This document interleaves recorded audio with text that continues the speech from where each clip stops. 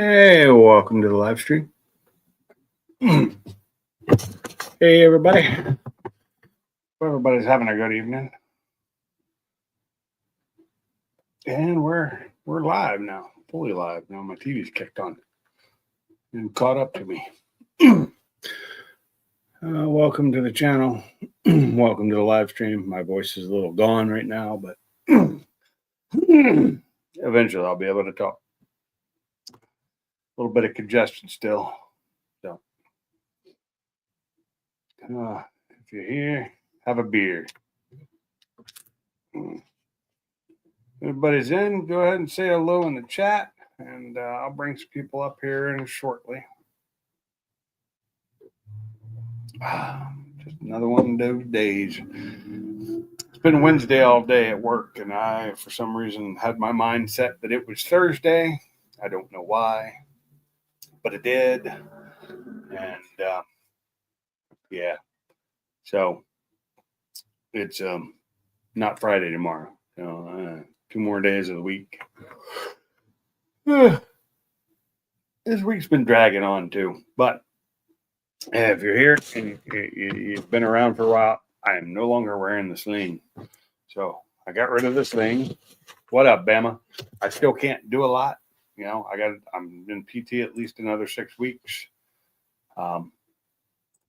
So hopefully in 6 weeks I'll be able to do some stuff, maybe start working on my cars again. But I was told by the doctor and by the physical therapist that if you have to ask yourself, should I do this or can I do this? You probably shouldn't do it yet. You know, so I'm going to wait until it doesn't hurt anymore to just do simple things. You know, yeah, I can still feel it, but yeah, it's getting better. Not having a sling on because it was really starting to irritate my neck right here and my elbow. I'm just so happy to take it off. What up, Dale? Welcome to the chat. So it's just another day. Oh, I didn't even think I ate that much. Man, I am still full. A couple small pieces of chicken, some rice, and some of that veg-all mix, you know, vegetables. Filled me right up. But I'm sitting there getting a phone call that I'm not going to answer. And Woody, what's up?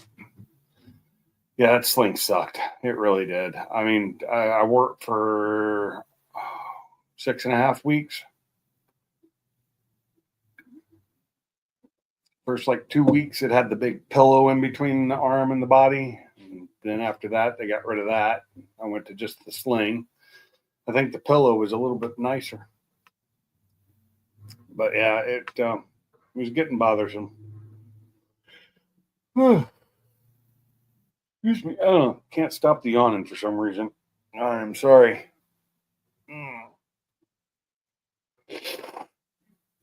So anyway, I'm figuring people will show up eventually. More people will show up. And you coming up on the panel, Bama, or are you busy?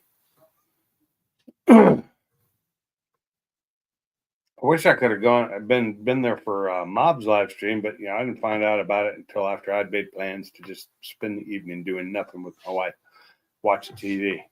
And so I was there at the beginning. I just never went up on the panel, and I left it on the whole time. I just had it silenced. Never gave me a pillow. Well, the pillow thing was kind of awkward because you had this big pillow, like in between the sling and your body with a ball at the end to hold on to, and then a strap that went around you and clicked it all together. So it kept you from moving it at all. So it put it in that a certain position that, held it really well where they wanted it for like the first 2 weeks. So it could start the initial healing. So I guess they told me that I had a level 3 tear, which is the highest level of tears from what they go by anyway. There's it was pretty bad. And so the doctor was kind of impressed when I could lift my arm up by myself. And when I held it like this and he pushed on it, it didn't move. So I guess he said I'm doing pretty good. Still hurts to do that though. I mean, it's like it's easier to do that than it is to move it myself. Man, I'm getting old. Oh man, it just makes me feel even older. Just having problems holding my arm up. This arm, no problem. This arm's got a rotator tear too, but I haven't had no surgery yet, and it's debatable whether I have it done in December again or not. If I want to go through this again, with my right hand, it'll be much worse because then I won't be able to do a lot of things I can still do. My left hand is not as good as my right hand, so I may have to push that one off because I won't be able to work. And if I can't work, I can't make money. I also don't think the right arm is near as bad as the left one was. It hurts and all, but it's not near as bad. It doesn't slow me down like the left arm was starting to slow me down when I couldn't use it for things. So, just like my back surgery, right before my back surgery, like a month or so before, I had to stop doing stuff because I could barely walk, much less do anything. That wasn't fun. And now I can do things again, but then I go and this started to get so bad that I was working on my car and it was just hurting so much. I couldn't do things. So I quit working on my cars and I got surgery done. So now I'm waiting. Maybe it's just I find any excuse not to work on my cars because I hate doing it. I mean, as much as I love to do it, I hate doing it at the same time because it is a pain. Just it's always a constant thing. That's one reason why I'm taking the Mustang back to stock. I just want to be able to enjoy it. I love the power it has and the speed, but I can't enjoy it. I mean, it was made for the track. And I could I will eventually possibly put a power adder back on it, but who knows? Maybe I won't. Maybe I'll just enjoy it. I mean, like some of the most fun I had in that car was at the road course and just running around the road course in it with stock power, and it's just that car was a blast to drive. But yeah, exactly, Woody. The car is a blast to drive and it handles corners really well. Right now it doesn't. It's a little too stiff. I've stiffened it up too much for that. It doesn't. Lost a little bit of the handling. I mean, some say that's better, but in some cases it's not. I don't know. So I've got a whole new rear subframe I can throw back in it to loosen it back up some. Keep it from making quite so much noise because it makes a lot of noise. Internal, you can hear everything. It sounds like it's braking. Just you hear the gears, you hear everything. Now, mind you, the gears in the transmission you're going to hear, they're helical cut, so they're not quite as loud as straight cut, but they make noise. So, well, I am all fuzzy. I'm looking at my camera again, and it's just all fuzzy. I'm wondering if it's dirty. Nope, not dirty. It's just a horrible camera. Although it's really not, because I've used it on other programs on this computer. It looks fine. It's a full 1080p. Here it looks almost 360. It just doesn't look good at all. It's okay. Oh, anyway, but it's just this week's been going slow. I'm just ready to get back to being able to do stuff again. I was in the middle of fixing some stuff upstairs, and then the AC and heat, the heat pump went out in my garage. So if I don't get that fixed before summer, I'm gonna die because it gets really hot in there, and I won't be able to enjoy the area that I'm creating upstairs or the garage at all. So I got to get that fixed. I don't know how, but I got to get it fixed. When I can do stuff, I can go and uncover and unwrap all the lines and see if I can find a leak in the lines, maybe. I'm hoping that's where the leak is because those are easy to replace and I can buy those. other parts of the Mr. Cool systems, especially older generations, not so easy to find parts for. So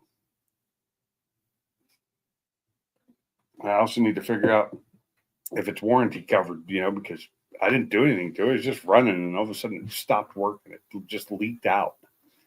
Didn't happen over time. It happened quickly. So I don't know what caused it. It was working fine one day, and the next day it wasn't. It's just weird, and it's not even quite 3 years old yet. So looking at the warranty, it's supposed to have a 5-year warranty. So if it's any of the parts in it like cracked open, that to me is a manufacturing defect, because nothing gets to it. It's fenced off, so the animals can't even get to it. So I don't know, just kind of irritating. And if it was weather related, then that's a manufacturing defect, because it's supposed to work all the way down to like -20. And yeah, it did not. So that's my rant anyway. I just need to get that fixed, but to get it fixed, I have to pay somebody to fix it, because I have no idea. I got no way to test anything. Already tried putting Freon in it once, or the R410. Tried doing that. That didn't fix it. In fact, it didn't help it one bit. Just wasted me over $100. So I think what I put in came right back out. So there's a leak somewhere, and it's not good, because I put 2 pounds in, like a full load for it, like the weight it needed, I put in it, and it didn't help. So maybe I did it wrong. I don't know how, but maybe I did it wrong. But you can't get it to come on right now because it's got low pressure. With low pressure, it won't come on. So it saves itself by not letting it run, not letting the compressor run when there's no pressure in there, because it's bad for it, supposedly. I don't know HVAC, so I have no freaking clue. I just need to get it fixed. That's all. I'll have to call somebody to come look at it, and hope they don't charge me too damn much. See if I can get somebody, my boss's brother, to come look at it. He doesn't do HVAC. He's still licensed and does HVAC in his spare time, but it's not his job anymore. But see if he can help me out and cut me a deal. I don't want to have to replace the unit, because that's like $3,000 or more, and I don't really have that money for that. No. Just need to pay the roof off that I put on the garage. So anyway. I just really need to get it fixed in there so that I have temperature control. I just don't have the money or the want to have to buy a whole new system and put it all up. That was a lot of work. It was. I mean, getting the lines all the way up to the second floor, and then hanging the 2 inside units. For a young guy, it's not so much work, but for me, it was a lot of work. And actually, 3 years ago, it wasn't too bad, but I've aged a lot in 3 years for some reason. I don't know. The older you get, the faster it goes downhill when you don't take care of yourself. And apparently, I don't. So, anybody in here watch that Super Bowl last Sunday? I know Bama did. What up, Bama? Hey, what were you saying about your AC? It's not working. Which one? The heat pump in the garage. I hate them damn things. Yeah, I don't mind. It worked great for 3 years, and then just one day it was working. The next day it stopped. It lost pressure. And Did it stop completely? Just not run at all? It tried to run, but it couldn't get enough pressure up, and it gave me a P3 error code and shut down. Which I looked it up. The error code is low pressure, low coolant pressure, whatever. But and so now I've got it completely shut off. I turned the breaker off to it because if it tries to run, it still used power, not a lot. It still used power just sitting there, but that was just running communication stuff. Yeah, a heat pump, it cools one way and then the heat it reverses. Yeah, I know how they work. I know how they work. I've actually seen a diagram recently on exactly how they work. But my house has got a heat pump. It's a central air heat pump. Yeah, I don't like them. You don't like them? No, I don't like them. I'm in maintenance at work. I didn't. I'd rather go with a damn coil anytime. Well, That's just me. I've done it. I've done it long enough to where I don't like damn heat pump because hell, you gotta have the heating coils for emergency heating anyway. You do if it gets too low, but I know some of the newer stuff. It takes a lot more cold air for it to not be able to heat. Like they can heat down to like -20 even without the electric coils, but they still have those in there. Yeah. Now, mine does too. Mine has electric. When it gets really cold here, it has to use those, and it tells me about it if they've been on for too long. It's like your emergency heat's been on too long. And I'm like, yeah, well, it's negative, or it's like 14 degrees outside. I don't know what to tell you. So was it running for just a little while and it shut off or what? Oh, well, this is the one in my garage. It's the mini split, the dual. Yeah. It was running. It was running for 3 years.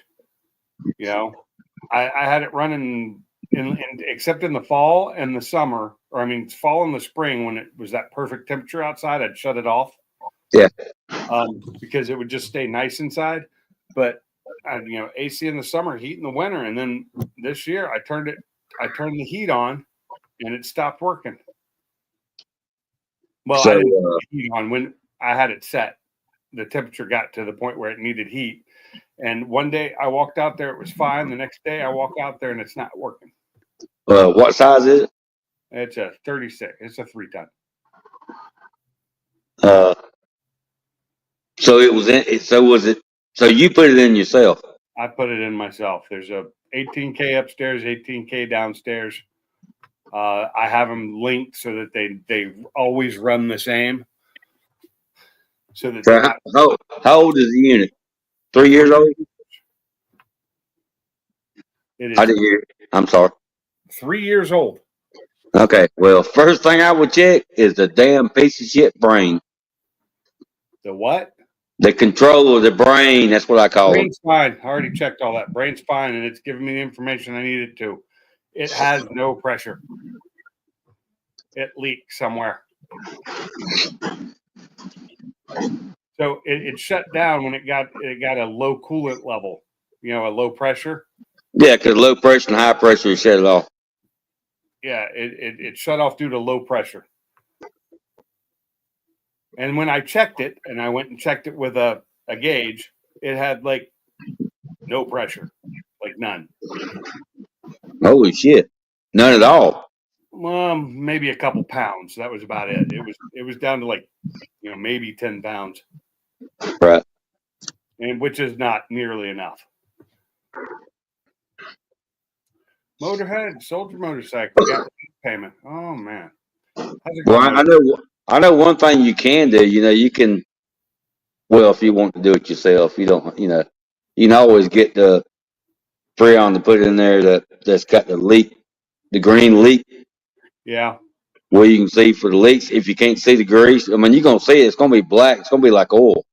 You know how hard it is for me to buy that stuff? It's R410A. Okay. My bad. Yeah. You don't have a friend? It's not the new stuff, luckily, which is what they're about to be going. Everything will be in a couple months. Yeah, and you don't put it on. You don't want to. We had to swap them over at work, and we didn't do it, but we have a contractor that does it because I work on them, but I'm not certified. So he has to come in and do certain things because of the government. So yeah, changed over to the new shit. Guess what?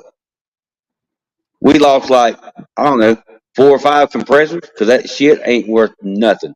Hold on. They have to change over the compressors and everything to do that. Well, they were supposed to have a certain Freon that you didn't have to do that. Yeah, no. Approved by the government. And guess what? It does not work. It does not work. I have the pressure. I have another set of pressurized lines, Dale, if I really need.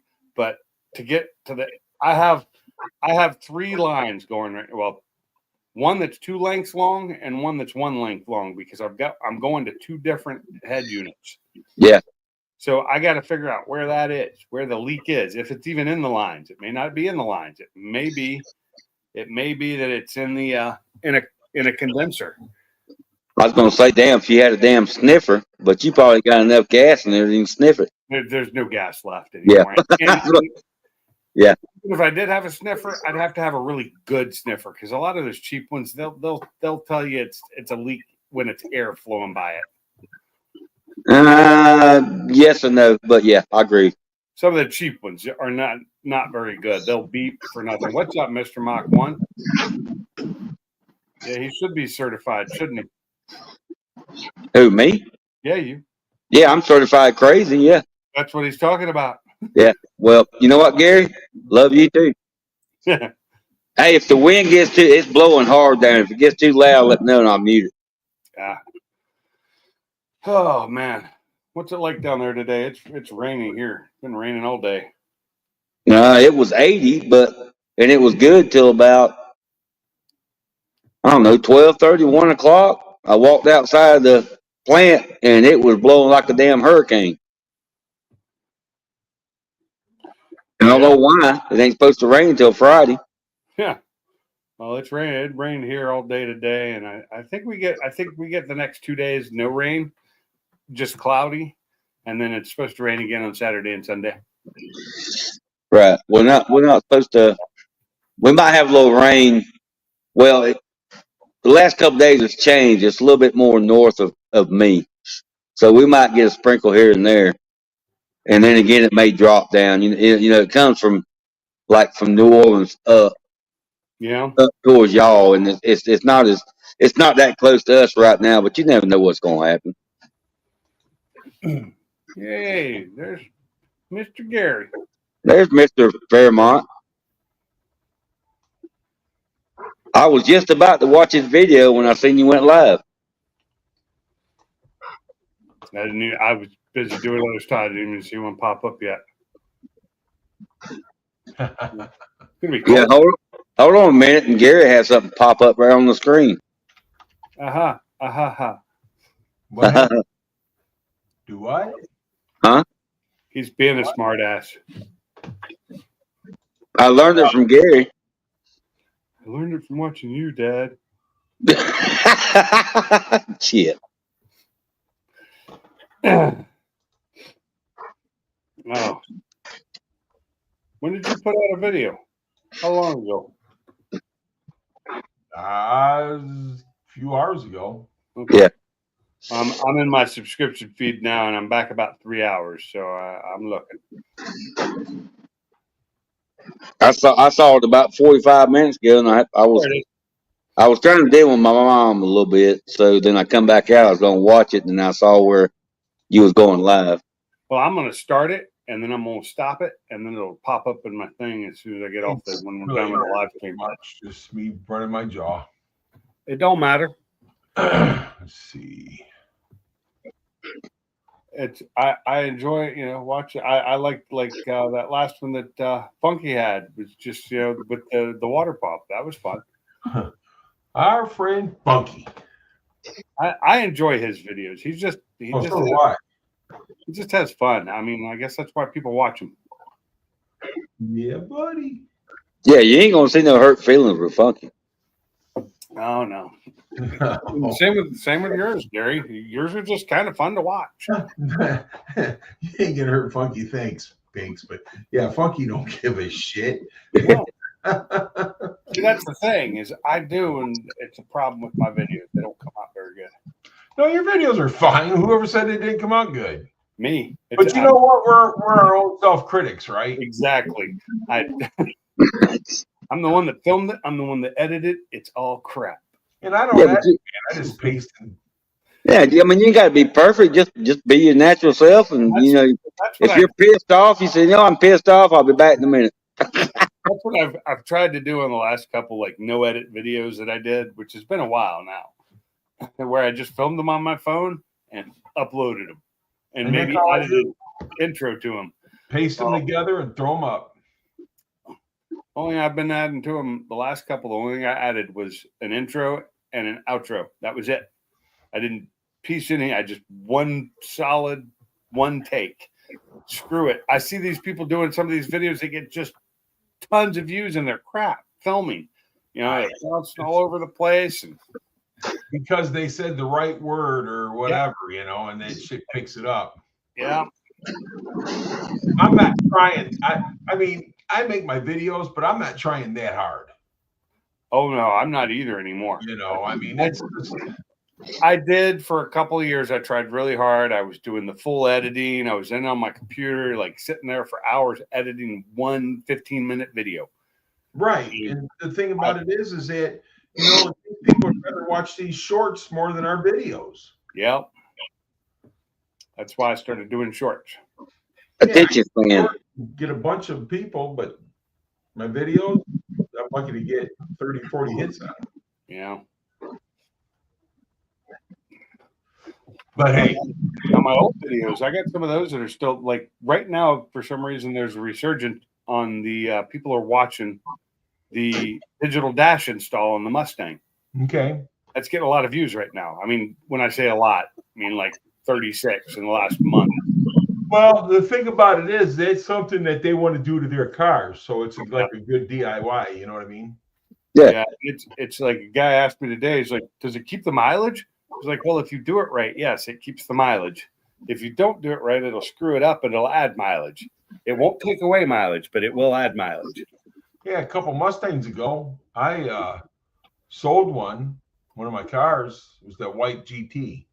And people was emailing me and leaving me comments. If you sell that car, I'm leaving your channel and blah, blah. Really? Really? Did you say see you later? No, I just said really. I know one person who's upset, at least one person who's upset I'm taking the Whipple off my Mustang. Who's that? This mob. Why is he upset? He's not upset with me. He's just upset that I'm getting rid of the power adder. He's not mad. He's just like, because I'm the one car that actually was able to take his car. And where's the video at? Did you get rid of that video? I have it. Man, I'd post that thing right back up. Yeah. Post it and tag car mob in it. I would post it. And then say, guess what? I'm taking the whiffle off because I kicked your ass and I'm done.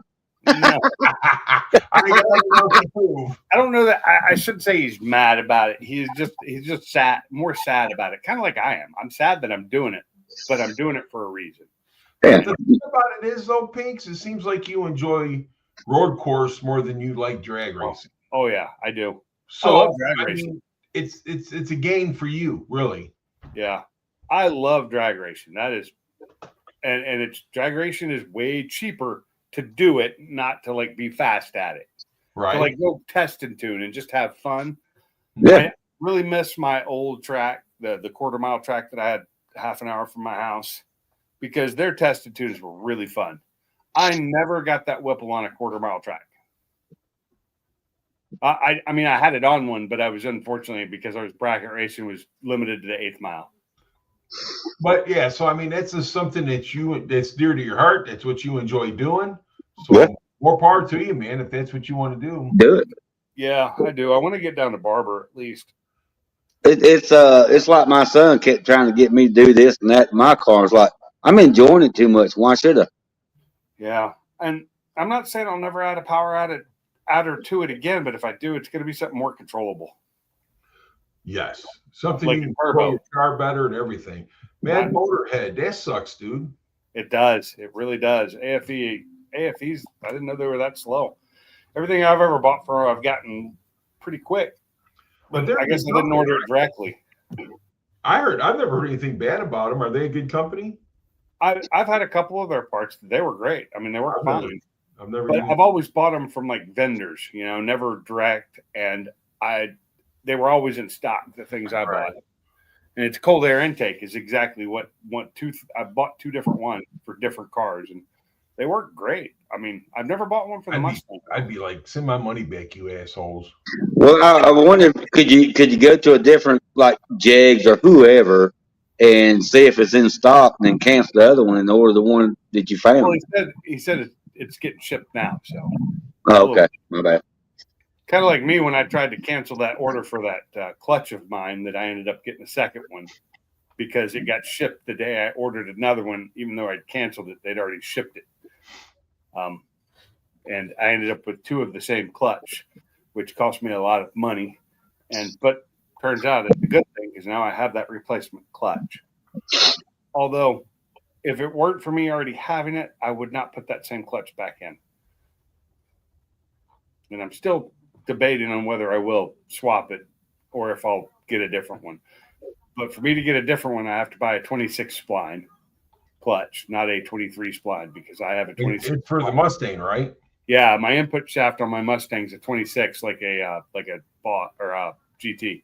Well, yeah, you didn't you get the upgraded trans or something? Yeah, and when I did it, I wanted the 23 spline, but they didn't have any at the time. They were out, so I had to get the 26 spline unless I wanted to wait like 6 months. Yeah. So the one you already paid for go right on there. It will, but it's because it's a twin disc. It's really deep, and it Oh, makes it twin disc. really hard to get that. I'm out on that one because I don't like them. Yeah, it makes it really hard to get the transmission back in. Plus, for daily driving, it's not the most fun clutch in the world. No, it's an RXT, so when you got to stand on it, they suck.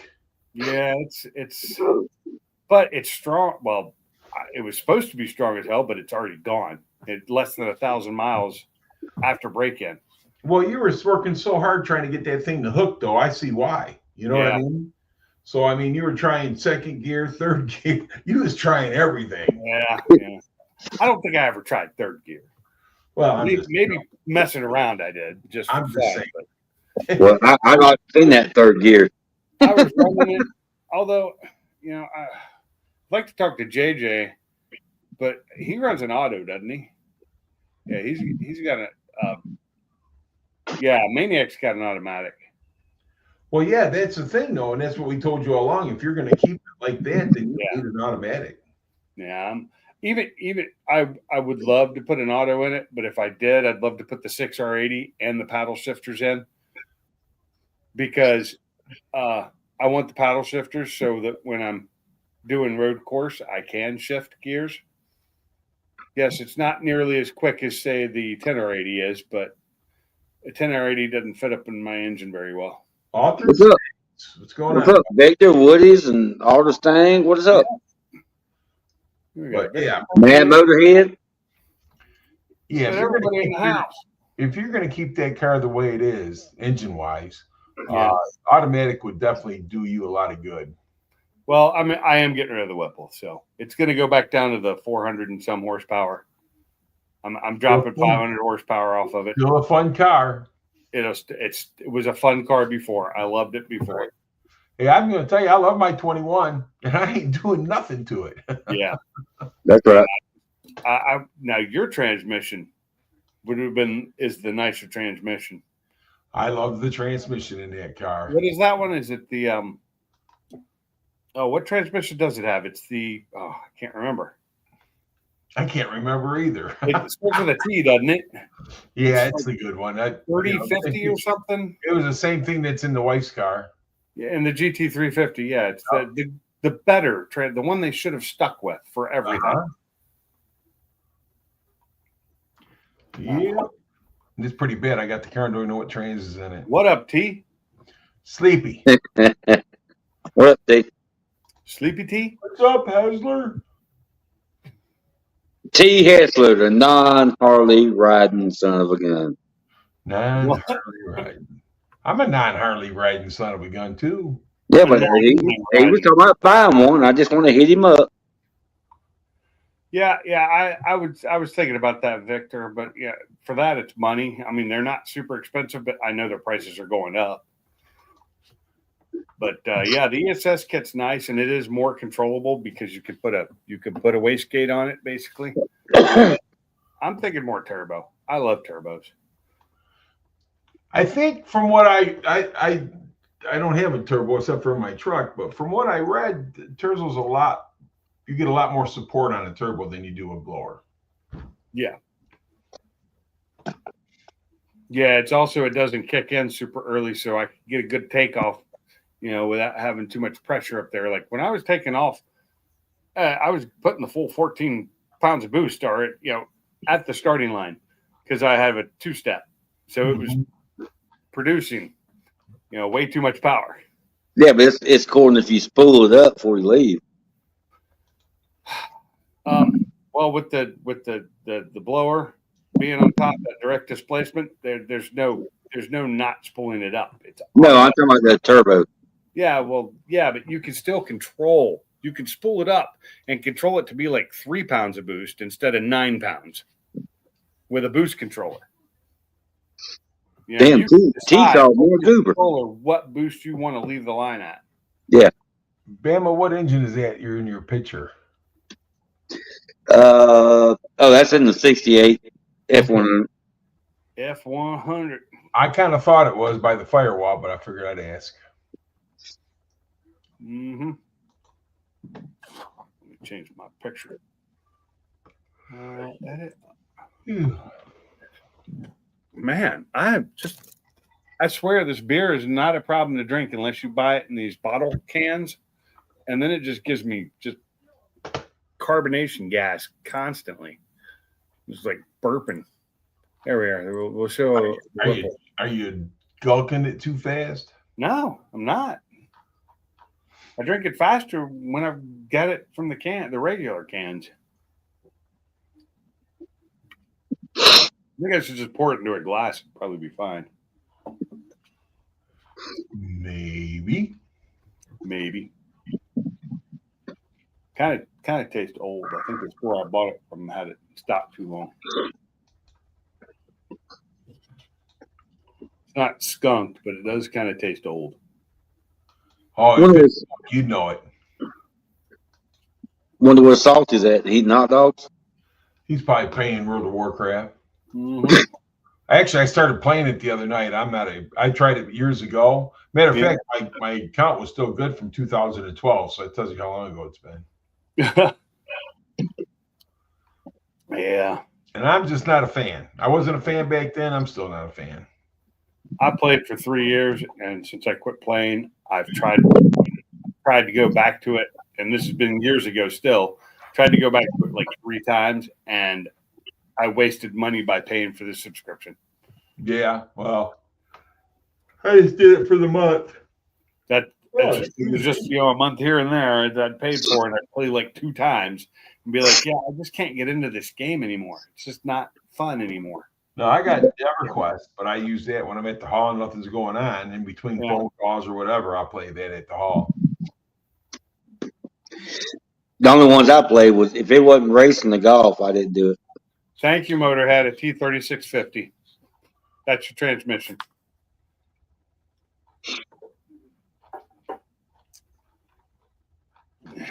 Original Red Faction. Yeah, I don't play much anything anymore other than stupid phone games.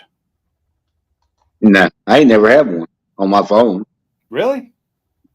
No, I've never had. I don't know, Wheel of Fortune or any kind of games whatsoever. I ain't never done anything.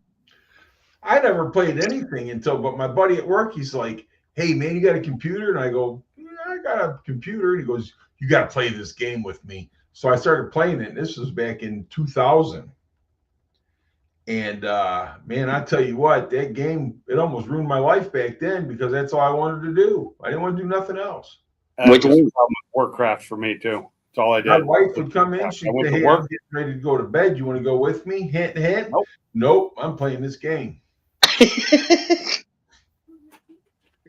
Well, when I had the Tiger Woods game, the golf, I would only play it like if it's raining, I couldn't be out in the shop or whatever. I'd just be in the house. I'd play it. And it got to a point to where finally the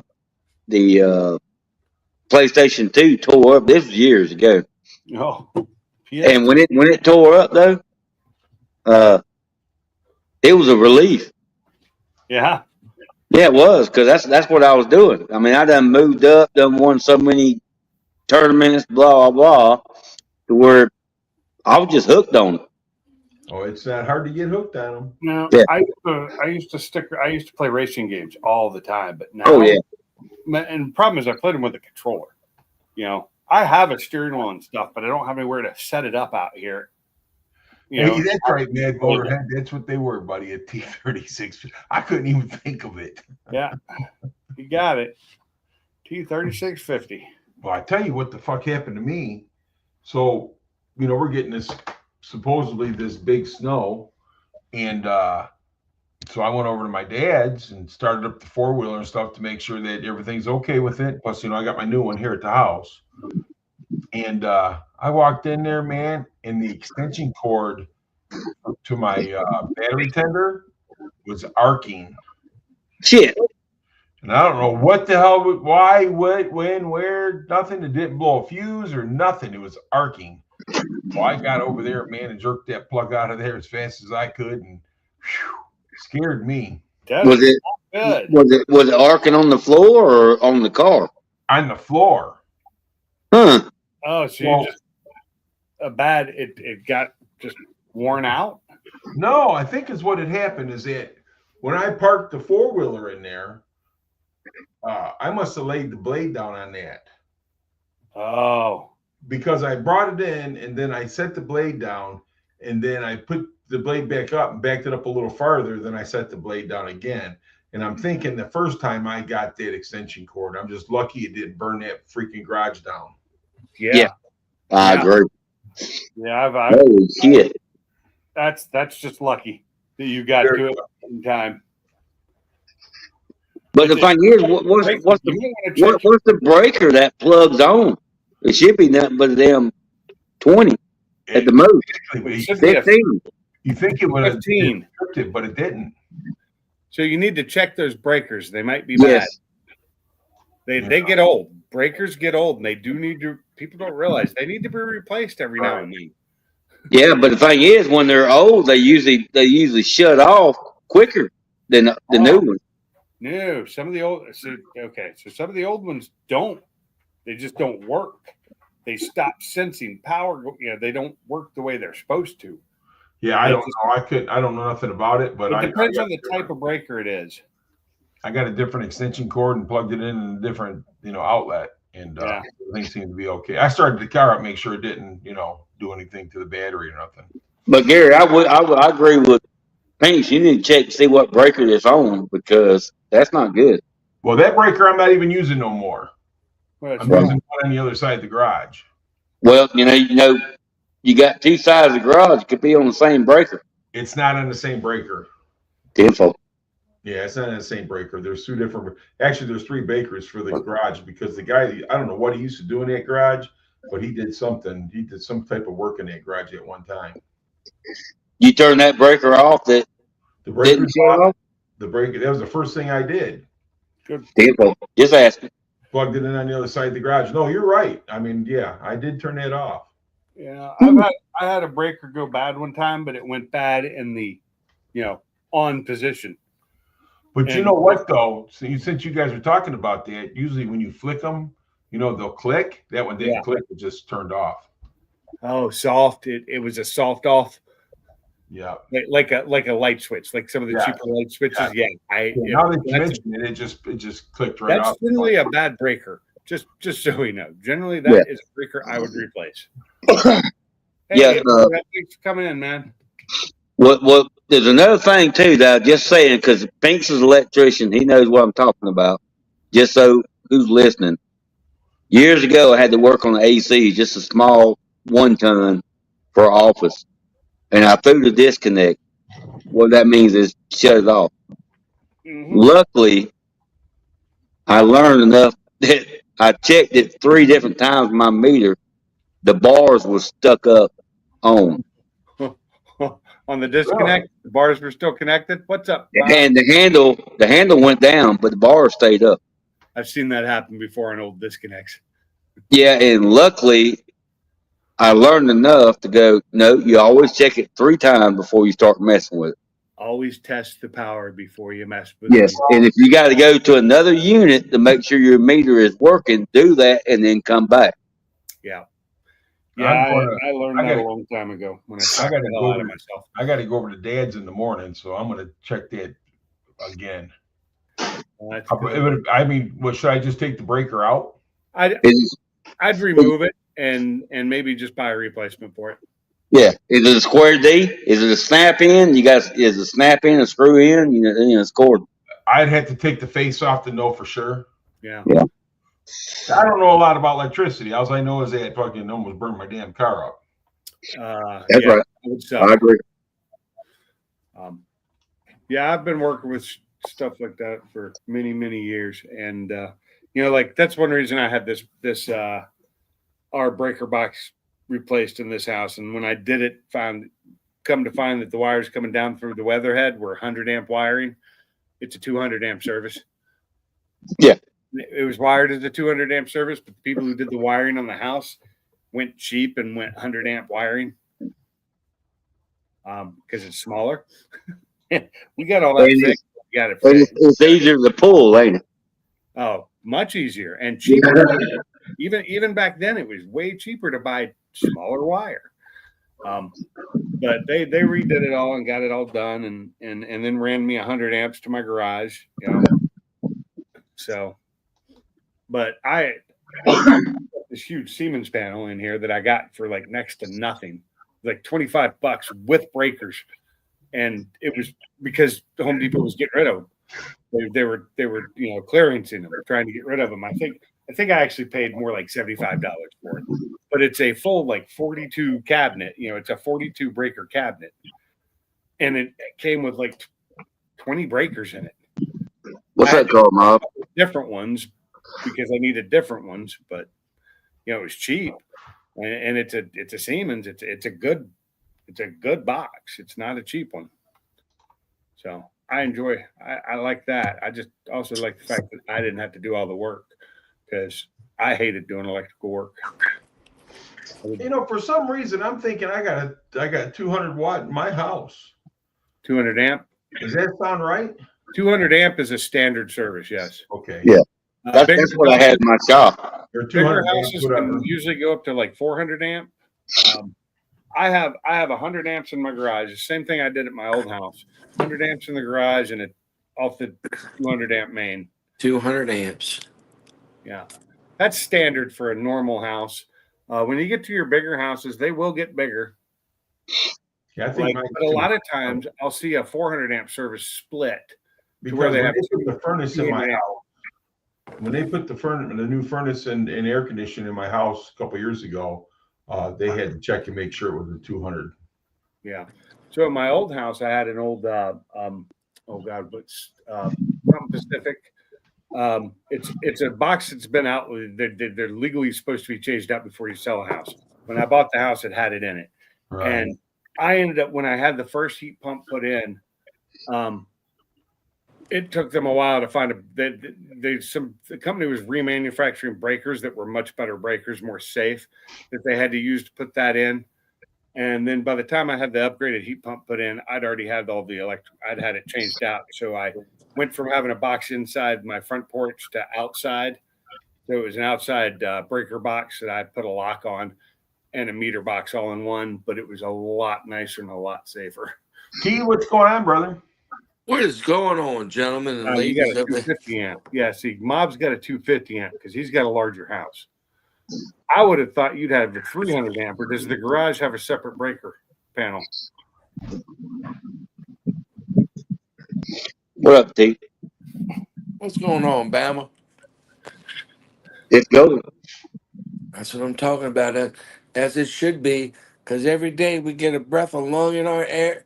We get to fill our lungs and talk to our friends. Is a blessed day, bro. That's right. Yeah, I- Carmine said the garage is separate. Yeah, garage is separate. Yeah. I was thinking it was. You know, like mine's not separate. It sub feeds off of my main panel, but it does not take much power to run this whole house because it's 1,200 square feet. Yeah. Yeah. Well, I So got 200. I got 260 car mob. 10 amps better, biatch. I got all the amperage I need. I'll just hook straight up to these wires in my backyard. I think they're 50,000 volt. Yeah, just grab a hold of it and hook it up. I got a substation right there. I can get any power I want. That's right. Yeah, Hey, go for it. Gary, anytime you work with electricity and you're not sure if it's live or not, if it's hot, just stick your tongue on it. Just take your Well, I time. do that with the 9-volt battery, so it'd be the same, right? Yeah, exactly. It's a Don't do little like stronger. salty and stick it on your butt on your ball section. Hey, When you- hey, Pinks, tell everybody probably the worst thing is biting a telephone wire Oh, and having it ring. because it's not gonna let go of your ass. Well, see, here's the thing: a telephone wire is fine as long as nobody's calling you. Yeah, that's right. I was actually stripping telephone wire one time Yeah. using my teeth because my strippers were 2 rooms away and I didn't feel like grabbing them. And somebody called. Oh my God! Luckily, it didn't last so long. I had a buddy of mine, dude, that was Bad he, bird. he was moving into a place and he was wanting to reconnect the telephone line by itself, and I was there, and I said, well, I think you want to unplug it anyway. So he's up on there. And he says, I ain't got time for this shit, and he bit the wire. And every time the phone, somebody was calling, every Yeah. time it start to ring, which it wasn't hooked to the phone, but you know what I'm talking about. Yeah. He started shaking, but every time it stopped ringing, he didn't pull the wire out of his mouth, so he was just hung to it. Oh Bama, yeah, it's 96 volts. Yeah. I did that one time. I cut out a whole floor of data and telephone. Shit is sparking, arcing everywhere. I'm like, I thought this system was down. They're like, yeah, so did we. Yeah, phone line is running at 90 or 96 volts. I can't I'll remember. be honest with you. I've touched many phone lines and never got shocked, so I didn't No, know. That's because nobody was calling you. Yeah. If Yeah. you are touching the tip and the ring at the same time, and it rings, it's going to shock you. It's going to Yeah. shock you. I didn't know that. Yeah. But the thing is, it won't let go. If it was 240, it'd knock you back. Right. Yeah, Yeah. it's 90. It's like 90 or 96. I think it's 96 volt. Yeah. It's But the amperage funny. that kills you. Is I knew that it could shock me, and this is when I was a teenager. I already knew enough about electrical and telephone line, and I already studied stuff like that. I was in electronics in school. I knew about it, and I was like, but nobody ever calls my house. You know, nobody ever calls, and I need to redo this phone connection because it's messed up. And if I just grabbed my strippers, I'd have been fine. Car mob loves strippers. The day you go to mess with it, you got it, huh? I got about 5 strippers out in my garage right now, at least 5. Well, cut your camera on. They're out in my garage. I'm not in my garage. Well, walk out there. Are you selfish? No, I've got them locked up in a toolbox. I'm not letting them out. Well, the thing about it is, Obama, he don't have no male strippers, so it's not going to help you any. You know, Gary, I said a while ago I liked you, but I think I changed my mind. Sorry. That's all right. It's all right. But you know what? As soon as you said Sublime that text yesterday, man, he called me right away. Blocked. I'm blocking you. Yeah, and that's what he told me. He said, I'm blocking Gary, and you keep it up, you're blocked next. Oh my lord! I missed that one. So I called his ass yesterday, right? Yeah. And he's like, I got balls in my mouth. I said, you got balls in your mouth? No, balls in my mouth. I said, balls? Yeah. So he had gauze in his mouth, eh? He had Yeah. balls. And I Yeah, said, so then Gary called me and said, ask Sublime if he's got balls in his Balls mouth. in his- So I did. He's like, you're next. Nice. I called everybody. I'll tell He you. said, call Sublime, ask him about the balls in his mouth. But I just, Only I'd known. I'd definitely ask him about the balls in his mouth. Now, oh, back in the day when I was with the United States Border Patrol, people would either get so hyped up on the radio or they would eat the fucking microphone. Oh One yeah. time, one time I got a little excited. I had the mic real close. Next thing I know, I came in, Hetzler. Don't talk with your mouth full of balls, because that's just that blah, blah, blah, blah, blah, blah. You got up on Bro, the microphone really too hard. These people that I'm working with these days, and they get up on the net, I'm like, in the words of the Virgin Mary, come again. They just talk so fast. I'm like, there's nothing going on. Relax. Yeah. And quit screaming into the microphone and don't Yeah. hold it half an inch from your face. Please It's put it away. it's a microphone, not a megaphone. It'll pick up from a good like half Bro, foot away. I had a fucking major looking at me funny. I was checking his ID, and this shit comes over the net, and I'm like, I immediately reach back and turn it down. I'm like, they know no radio etiquette. And he's like, God. what? I'm like, they think it's a megaphone, not a microphone, or their mouth is full of gumballs. He laughed. He goes, oh, you saved yourself there, son. Yeah. Oh, man. Everybody been doing good, though? Everybody doing? Victor coming down here to the Palm Coast. Guess what, you goober? I am actually headed that way, not next Friday, but the following Friday. So you better be prepared to have a visit and to have a drink with your old friend Ted Hetzler. Because if not, we're gonna have to have, there's gonna be a problem. I'm gonna be upset. Where are you heading? I'm going to Daytona Beach, Florida for Bike Week. Oh, Oh hell. Yep. Somebody's gonna get arrested. I'm taking I got my moped. I got my cooler on the back for my what do they call them things? What do you drink on what is salty drink? don't know. Beer? No, what are them pansy ass drinks everybody drinks these days? Them like tonic water thingies. Seltzer? Seltzer waters, yeah. I have my cooler. I'll drink some of those. It'll be a good time. See, I just drink tea and ice water. Hell yeah. Hey, do you know what though? I lost Bosses- 20 pounds. Was ist das?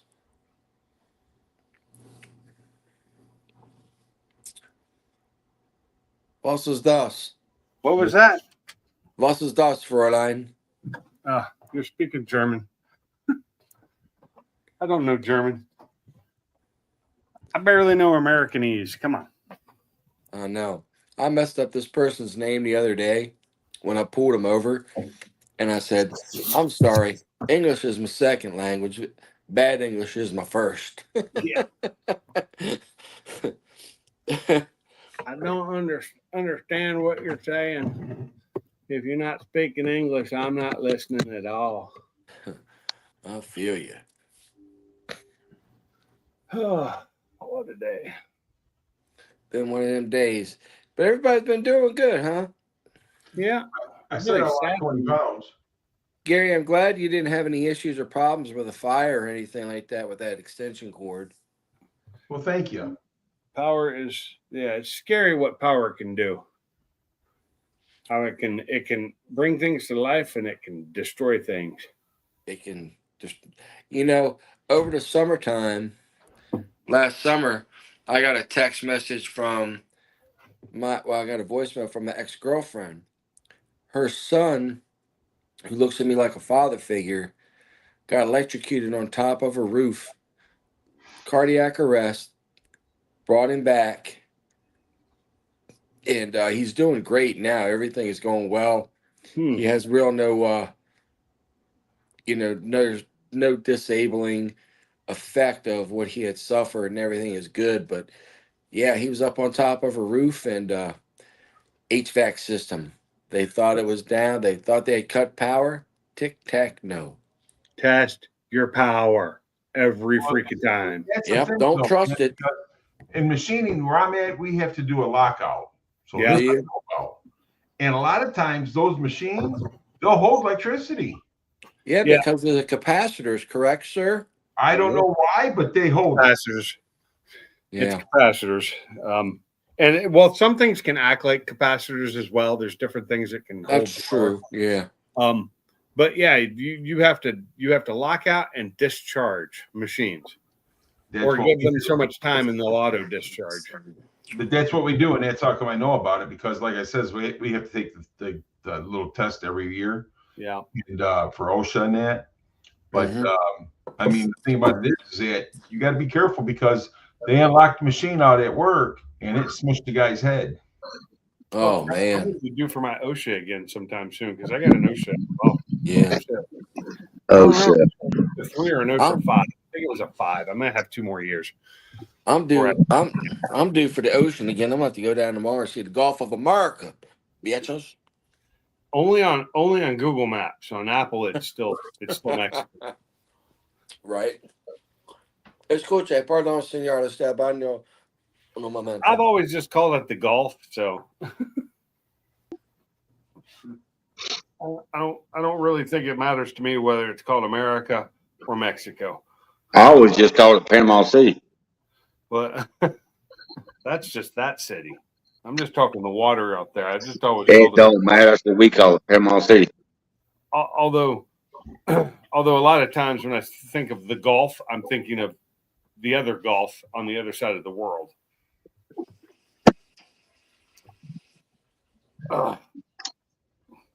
Over there by Saudi and all them places, that Gulf is the dangerous one. You know, I just don't. You guys got to get me. I shouldn't be talking about political bullshit, but you guys just got to answer me this: how in the world can no one care that billions and billions of dollars are being stolen from us every But year? I do care, and I'm really Because they're idiots. But I'm saying, how could they not care? And they Oh, want to hide this shit. And when our veterans have no place to live, and I know. you know, so many Bullshit. things that they could use that money for the United States. People that Yep. A lady died in here the other day because she couldn't get no help. Her kids died in the fucking van. They froze to death. Wow. Gary, that is because that money is getting kicked back to them in some form or fashion. Oh yeah. And that's why this whole thing is blowing up. And half of America, as we already know, and anybody who's done the research, they don't pay fucking taxes anyway. But see, this is the thing, though. Like you said, it's money laundering, is what it is. Yes. And you know, you got Eli Musk in there and this and that. Man, he's ripping these guys' heads off, and these courts and stuff are putting a stop to it. What's Sure. them? Did you see the judge today that said, "Yeah, we can't stop you. You have the legal right to do this." Well, I didn't see that one. Yeah, I was reading that earlier. One of the Well, federal somebody, judges, they lifted their ban on what he was doing because they're like, "We're wrong. You have the legal right. We looked it up." Did you see what South Carolina and about 9 other states did? No, I did not. They're all bringing state charges against a certain doctor. Oh, yeah. Yeah. Now he's pardoned, but that's federal. That's not states. Oh, really? And Yes. did you hear what Russia wants? No. Russia wants Fauci. He said they will put him on a world trial. Yeah, that's fine with me.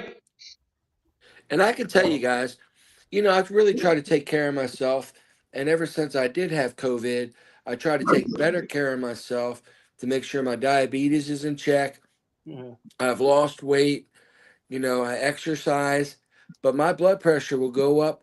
It went up to 223 or 24 over 117. They thought I was having a stroke. And then it went back down into 180, 140, back up to 160, back to 135. They're like, what is going on with your body? They can't figure it out. The doctor says, all I can do is treat it, Mr. Hetzler. It's that damn shot. Yeah. So I don't know if you guys heard me. I said it twice, but I've lost 20 pounds. Yeah, I I've heard had you say that. diabetes. Huh? I heard you say that. I thought you said 40 though when I heard it. No, it was 20. I wish I lost 40, but it's coming So up. you got to buy new pants.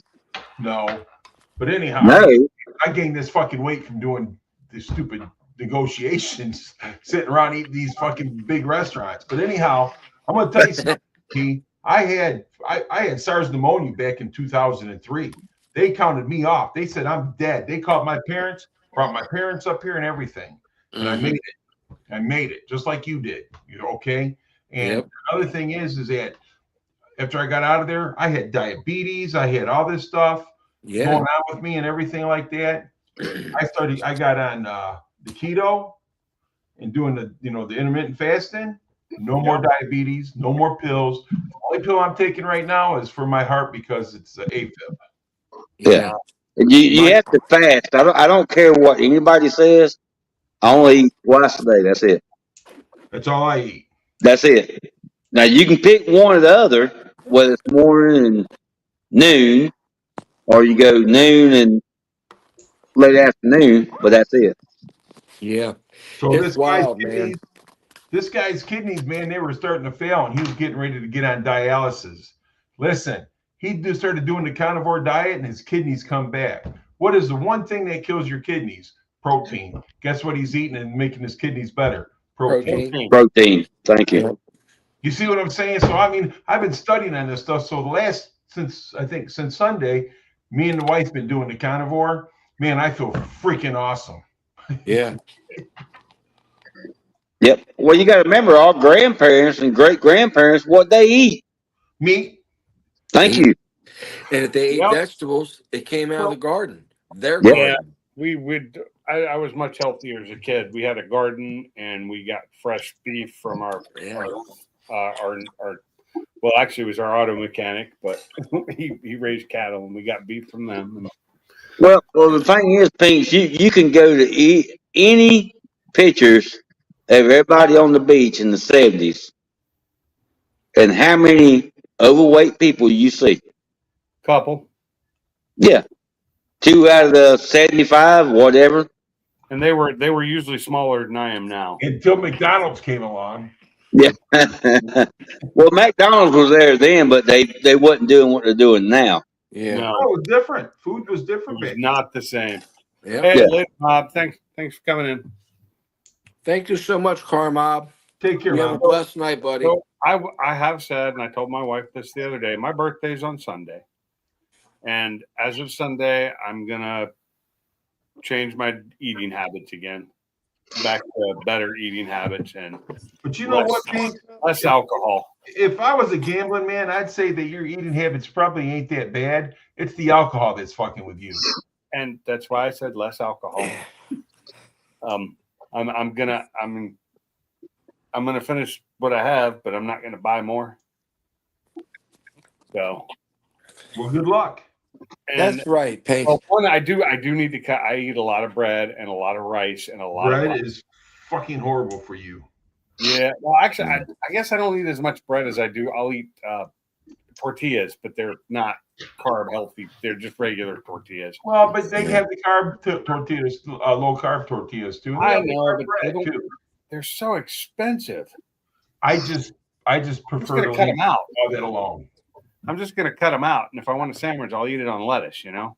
Look at Right. Aldi. Look at Aldi's, bud. I think I I ate just picked up some from I ate Aldi's. 12 o'clock for lunch, and I ate at 5 or 5:30. I don't eat nothing else after 7 o'clock. Period. Yeah, see, I've got a problem with that. I do, and I've got to stop all that. I need to basically go back on the keto diet like I was on before, or more of a carnivore diet I could handle. Even a dirty keto is better for you than, you know what I mean? When I was doing keto, it was dirty because I ate bananas and oranges. And that was my bad thing. Was every morning I'd have either an orange or a banana. But people, I mean, and we don't realize that these fruits and stuff, they got sugar in them too. They say good sugar, but still sugar. Yeah, Still does the same it's thing. better sugar for you, but like a banana is a ton of carbs. Yeah. I didn't Yeah. realize. Yeah, banana to me is not good for you. Banana? Unless you grind up the damn peelings and all, and you make a shake out of it. I don't do the peels. I love bananas. I will eat But the bananas. potassium, I haven't had a banana potassium and in the so long, magnesium do help out with the heart. but I can get. I I have my potassium and magnesium levels are fine. Well, that's good. But I just need to quit eating the junk that I eat. I need to quit eating as much as I do eat a little too much sometimes. My portions are getting better now. Like what I ate tonight didn't seem that much. Oh my god, I fell over full Yeah, but how many times did you eat today? twice. And how much was the first one? How much? About the Yeah. same as the second. My lunch and dinner are approximately the same meal. Yeah, well, okay. That's why I was asking. Yeah, I've been doing 2 of those metric bars a day and then eating dinner. If I eat breakfast, I don't need lunch. If I usually don't have time for breakfast. Like on the weekends, I'll eat like at I don't know 10 o'clock in the morning. I'll make a breakfast or something at like 10, and I'll eat again at like 6. Yeah, see, I watch these things. They say, eat, the intermittent fasting is the best for you. And if you need to snack, eat boiled eggs or eat peanuts. They're full of. I just bought more peanuts because I was out of Yeah. peanuts. Yeah. And What- boiled eggs, I got tired of boiled eggs. I was eating for a while there. That's what I was doing. I was eating 2 boiled eggs every morning, and I was skipping lunch sometimes, and then just eating dinner, and I was fine with that. But I got really burnt out on boiled eggs, and now it's just too damn expensive. I love boiled eggs, but you know what I do? I smash them up with butter. Yeah, buddy. Yeah. I eat them with salt, pepper, and hot sauce. Yeah, Well- I do hot sauce too, and salt and pepper. But Well- I don't eat salt. I use the no salt. I use more pepper than anything. I use I should get some no salt too, but I've noticed that the sea It's all salt good for you. doesn't seem to do what the iodized salt does to me. The iodized salt is not good for you. Oh, we don't have. I don't even think we have any. Stuff like that, the sea salts and salts like that are good for you. You Yeah. know, What- guys, Well, the I'm thing is, this is the way I see it, and I promise you I'll be quiet. Back when our parents and grandparents and great grandparents, what was they doing all day? Working. Sweat. Working and on their feet and running, but they was eating 3 times a day. Guess what? We're not doing the same thing. There's a Well- difference. But you're right, Bama, you're right. But most of these farmers and stuff, they ate breakfast or they ate dinner. They didn't eat both.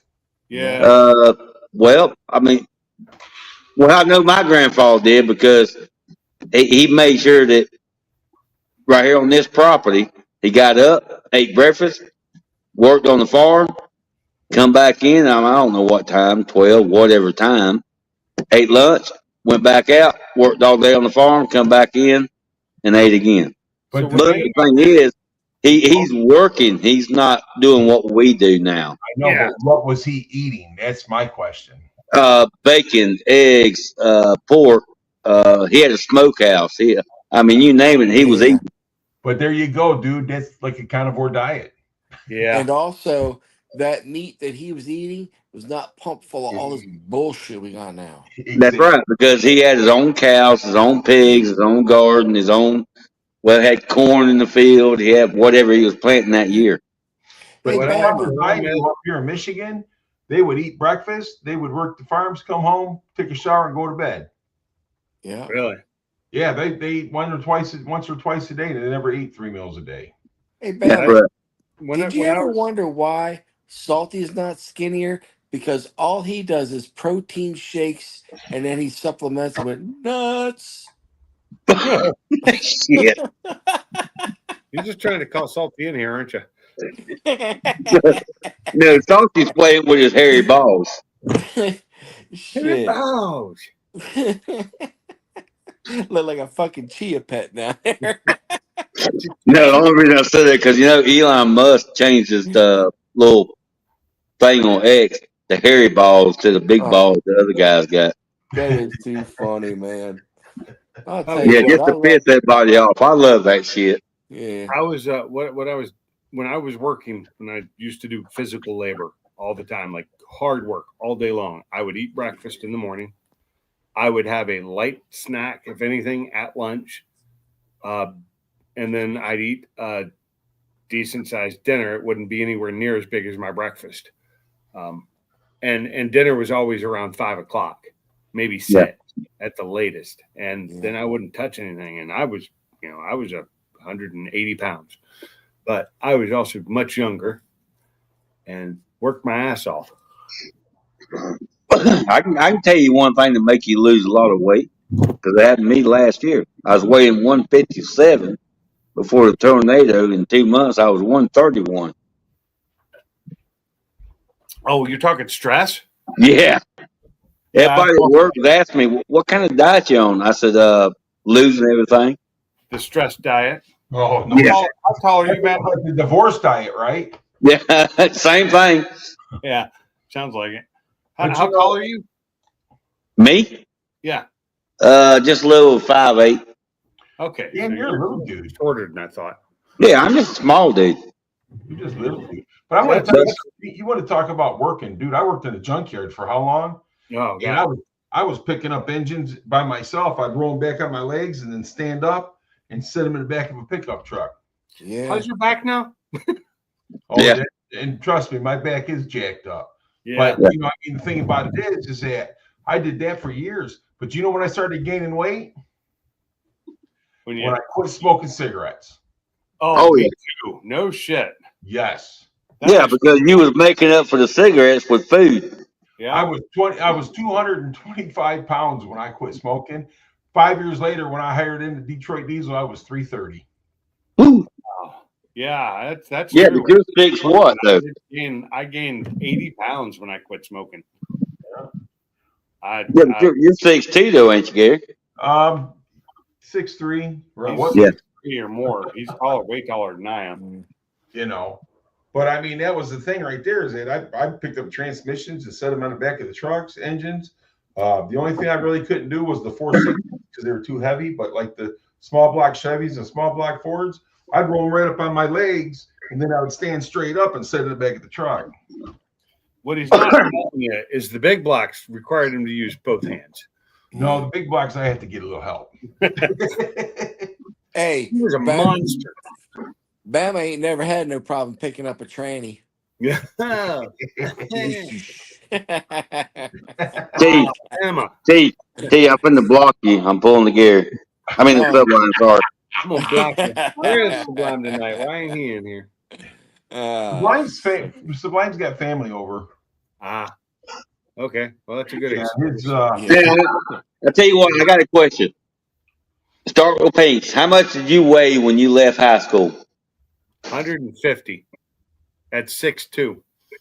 Gary, 165. T, 280. I weighed 131. Yeah, but I was 6'2". Yeah, I'm just asking. I'm just saying.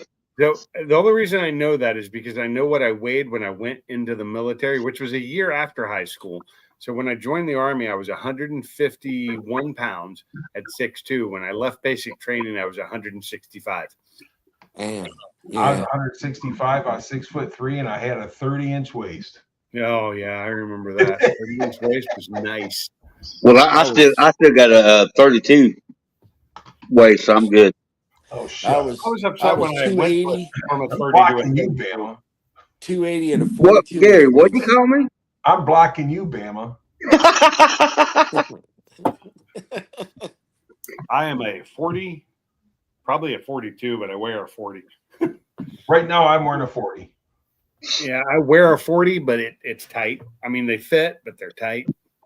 I'm almost down to a 34 at 220. Nice. Shit, I weighed 170 when I met my wife. She was like 100. How tall are you, T? You're like, what, 5'10"? 5'10, almost 5'11, really. Yeah. 5'11 all cock.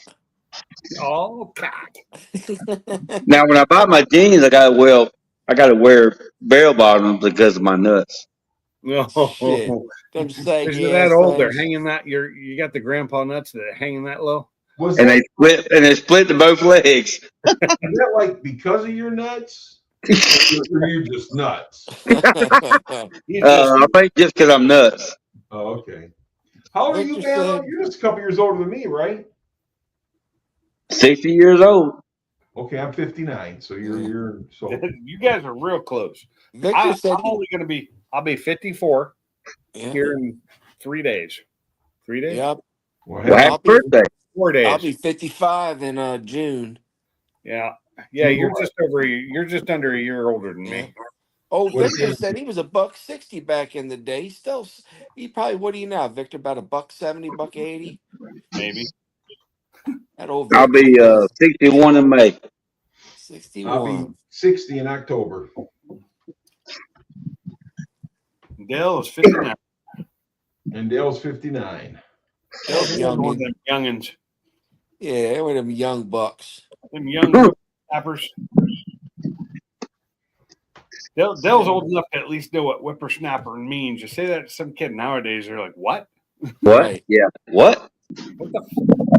I'm I told this. surprised how many kids actually do not want to drive nowadays. No Yeah, shit. they don't. It's strange, isn't it? You know why? It's strange. They're catered.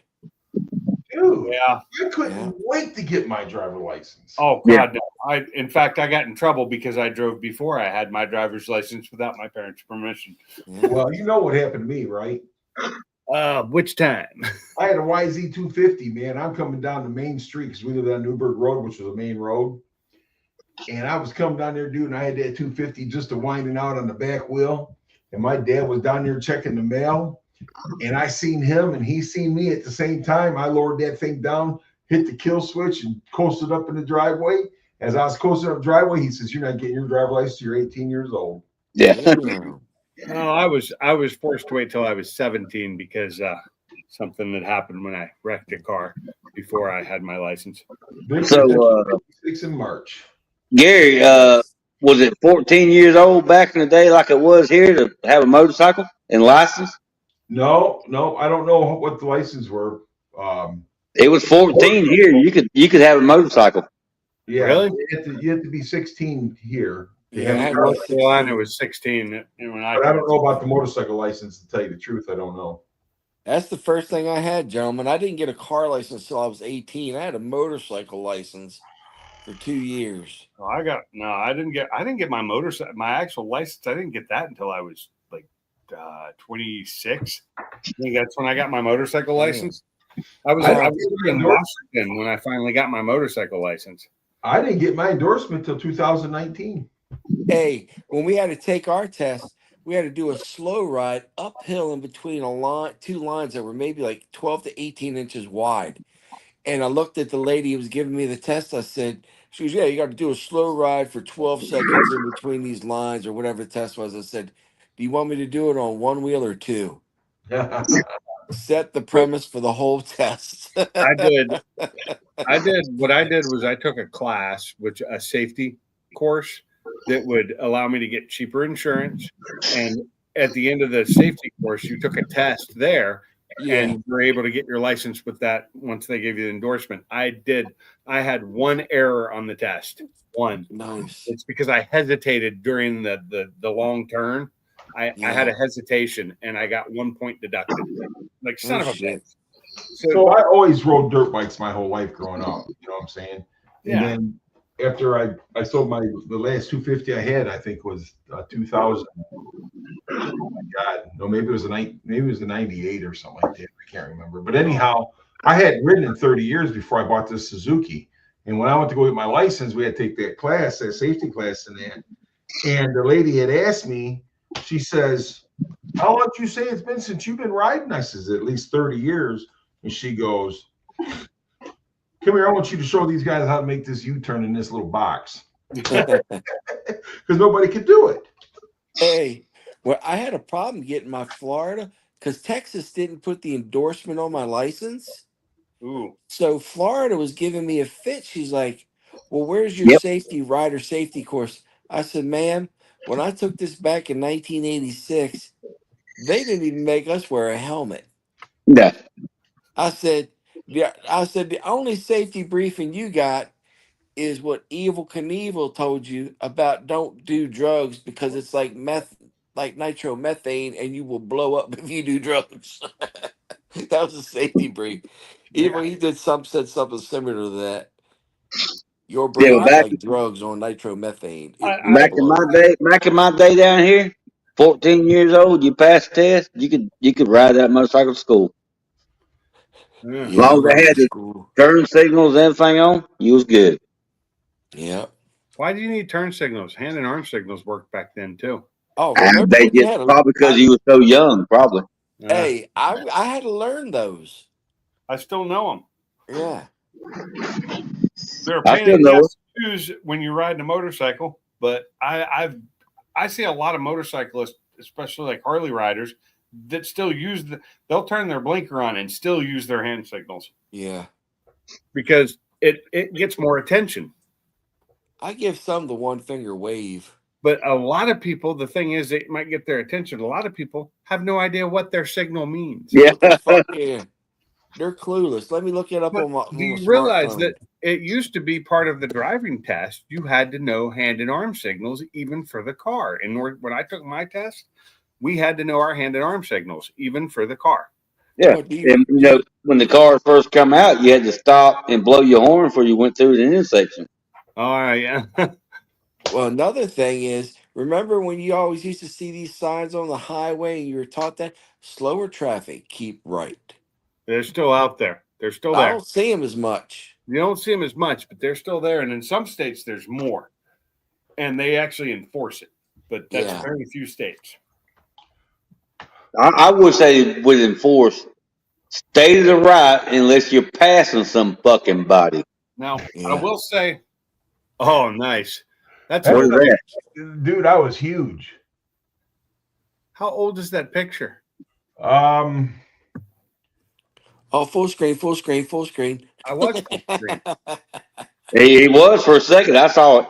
2009. Here. Wow. Look at that big Wow. feller. Look at that hair. Look at that hair. And look at Yeah. this right here. Oh, there you go. That was 19. Well, the first license was the hair that's on your balls now. No, I still got the hair. I just don't let it grow out anymore. That's No, I said the hair on your balls. Oh, that was his ass. I got the hair. I don't let it grow too much. I mean, I let it grow way too much last time before I got and it. this right here was Aggie. 2013 right here. So I mean, Yeah. And you know what's crazy, Gary? I had all my license in my chest drawer for the storm. I yeah. even had the one that had the staple in it when they got me doing 150 miles an hour and took my damn license away. Damn. Yeah, I got And it's everything. gone now. Had a staple or a punch hole? No, I had a stapler with a piece of paper on it because they took it for 6 months and $220. They That need was to back see in us. that was back in '83, I think it was. Hey, Bama. So you kind of live that Joe Walsh song. My Maserati does 185. I No, lost my license and now I No, don't I can't. drive. it wasn't a I Maserati. have It was a 442. parked in the back. Lock the doors Doors in locked case. in case I'm attacked. Boom, boom, boom, boom. I love that Ah, song. that's a great song. Yeah. Who's that? Joe Walsh, right? Joe Walsh. They don't Yep. make music like they used to, buddy. No. What? really What? don't. I know I It's told the sad. story one time, but if you remember, stop me. But I got the ticket right. I went home and so I told mom. I said, "Well, I got a ticket." She said, "You was speeding." I said, "Yeah, I was speeding." So I showed her the ticket, and he had to estimate. You remember back in the '80s, had to estimate what they was doing and what you was doing. Yeah. Right. So he Yeah. put 150. He said, "I'm gonna give you a break. I'm not gonna put 155 because of the law or whatever it was." I said, "Okay." So the whole time the cop was wanting to check my damn car out. He wanted to see the motor and blah blah. The 76 442. So I told my mom, she said, "Well, I'm calling your damn daddy." They was divorced. She called him, and she's bitching and raising hell, back and forth, back and forth. And finally, she said, "Well, he wants to talk to you." So we got on the phone. Of course, you're on just a regular phone. Yeah. And he says, well, what happened? I told him what happened. I said, I was racing a Mach 1. And he said, well, one question. Did you win? Why? And did you win? I said, yes, sir. He said, What okay, was but the I'm not Mach? helping you with the damn ticket. Uh, But you got to remember, my dad he drove race cars. So, I got a question. How did the cop catch you? oh, God. I pulled into a nightclub. Oh, you stopped. That's your. Yes, I stopped. Well, I didn't know he was behind me. Oh, he didn't have his lights on. The full story is the Mach 1 was sitting beside me at the red light, burning his tires. We called him Biscuit. Biscuit. Yeah, we called him Biscuit. And Bill was sitting in my passenger seat, and the guy Biscuit kept telling, "We're gonna race we're gonna race." I said, "No, we're not gonna race. We're right here in the middle of town." So anyway, he kept on and kept on, and he smoked his tires a little bit, and Bill looked across the intersection. There was a cop sitting there. There's a cop over there. So I told him, "No, we're not running. Sorry." So their light turned red or green first, and they went the opposite way we went. Well, we're sitting there, and I kept looking in the mirror, and the cop kept going. He left, and he kept talking shit. I tell you what. I said, the second billboard, we're running there. So we did. Blew his damn doors off. So what happened though was either I blew his doors off or he seen the cop coming back. And he slowed down. oh, So it's on 231 South, and I'm sure T just come up that road, I know that 4 lane. 231. Take you Yep, right up to your hometown there, Goober. yep. So Yep. anyway, so I put it back in drive, and we're going down, and a bright light hit the back of the car, Oh. and Bill said, "Well, Biscuit's coming back." I said, "Well, no hell they ain't." So I dropped back in a second and took off. And Cowboys, which is a club down the road from there, that's where we was going. I just left him. The damn when I shifted up back to drive, the speedometer was hitting D for drive. So anyway, we put up there. We was meeting some girls there, and we was sitting there for a minute. And I was smoking a cigarette. And so we were finna go inside by that time. I said, "What the hell?" So anyway, and so when I went to court, the only thing that helped me out was the cop actually admitted that he didn't turn his blue lights on till he pulled in the Cowboys. Yeah. But the thing is, I went to court. I saved the money up. I was working in a radio shop, and I saved the money up. The cop told me, he said, it's going to be about $200, no more than that. But I don't know what it's going to do about your license. So anyway, so I saved the money up, went to court. The judge charged me $202. All I had was $200. He said, "Can you get $2 more?" I said, "I had to call my mom, see if she'll bring it to me." So they gave me the phone. I called her at work. She said, "Y'all be there in a little bit. Give you $2." She waited till 5:15. I had to sit in a drunk tank until she burned the $2, and she made me go by the bank and give her the $2 back when I got home. Damn. $2. Now the best part of it. Now he took my license for 6 months. The judge did. Okay, so she had 3 jobs at the time. That's the way my mom was and still is right now. She ain't working, but she's here anyway. She worked with a guy at a restaurant. One of her 3 jobs. That his best friend was over the Department of Alabama Licensing Bureau. Right? He called her boss man called him and told him what happened. So I got my license back in 3 months, but he said if unless nobody asks you about the license, don't show your damn license. You see what I'm saying? No, I know what Yeah. you're saying. So then you had to go back to court after 6 months, and you had no tickets or warnings. Then you was free to go, and you got your license back. Well, if you didn't have a license to carry with you, you shouldn't have been driving anyway. I tell No, you you what, hey, we was out there one night, and so if you go down Telegraph Road, you stop at Warren. It's kind of like a downhill. Oh, I know where that is. And when you hit it, man, you hit it. So this guy in his Javelin, man, his AMX, he pulls up next to me.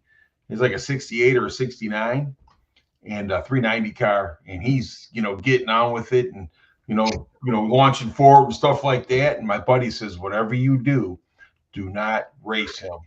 And I'm like, why? He goes, dude, look at your back window. And there was a cop sitting right behind him. Oh, Yeah. nice. That light turned green, man, and he took off, and the lights came on right away and went right after him and pulled his ass over. We drove back by there a little bit later on, and the tow truck was towing his car. Hey, Gary, I got a story. Like I was down at Ocean City, Maryland, and this guy in a Z28 revving it up next to me at the light. I look 2 cars back, there's a cop. The light turns green. I jump for it, went what? Right into second gear, and then right into third gear, right? Car's just blah. He goes, "Brrr," squealing wheels. Cop goes, whip, whip, whip, whip, and lights him up. Yep. It's funny, man. And then we had this other race, man. Works out. We were sitting across the street from 7-Eleven on Telegraph, and and these two kids were getting ready to race. This one kid had a GT Mustang, like an 86, and the other kid had this foreign little Honda with a fart can on it. So they pulled around and pulled it right in front of that 7-Eleven. Didn't even see the cop was inside the 7-Eleven. And these guys hit it, and that cop, he perked up, started running out the door with his coffee in his hand, slipped, spilt his coffee. He got back up, got in his car, and caught the Honda. Oh, Hey, wow. Pink's salty ass about the link. He's got I'm already on. He's I'm got already it. on the panel, buddy. Oh, Hey, I'm sorry. now I one night, wasn't looking at y'all, it. It's all, my it's all good, buddy. buddy's Mustang was lower than mine. Well, he was racing. State police are looking for him. We pull out on the road. I pull out, and he gets right beside me real quick. My car was higher than his. State cop goes rolling by me and rolling.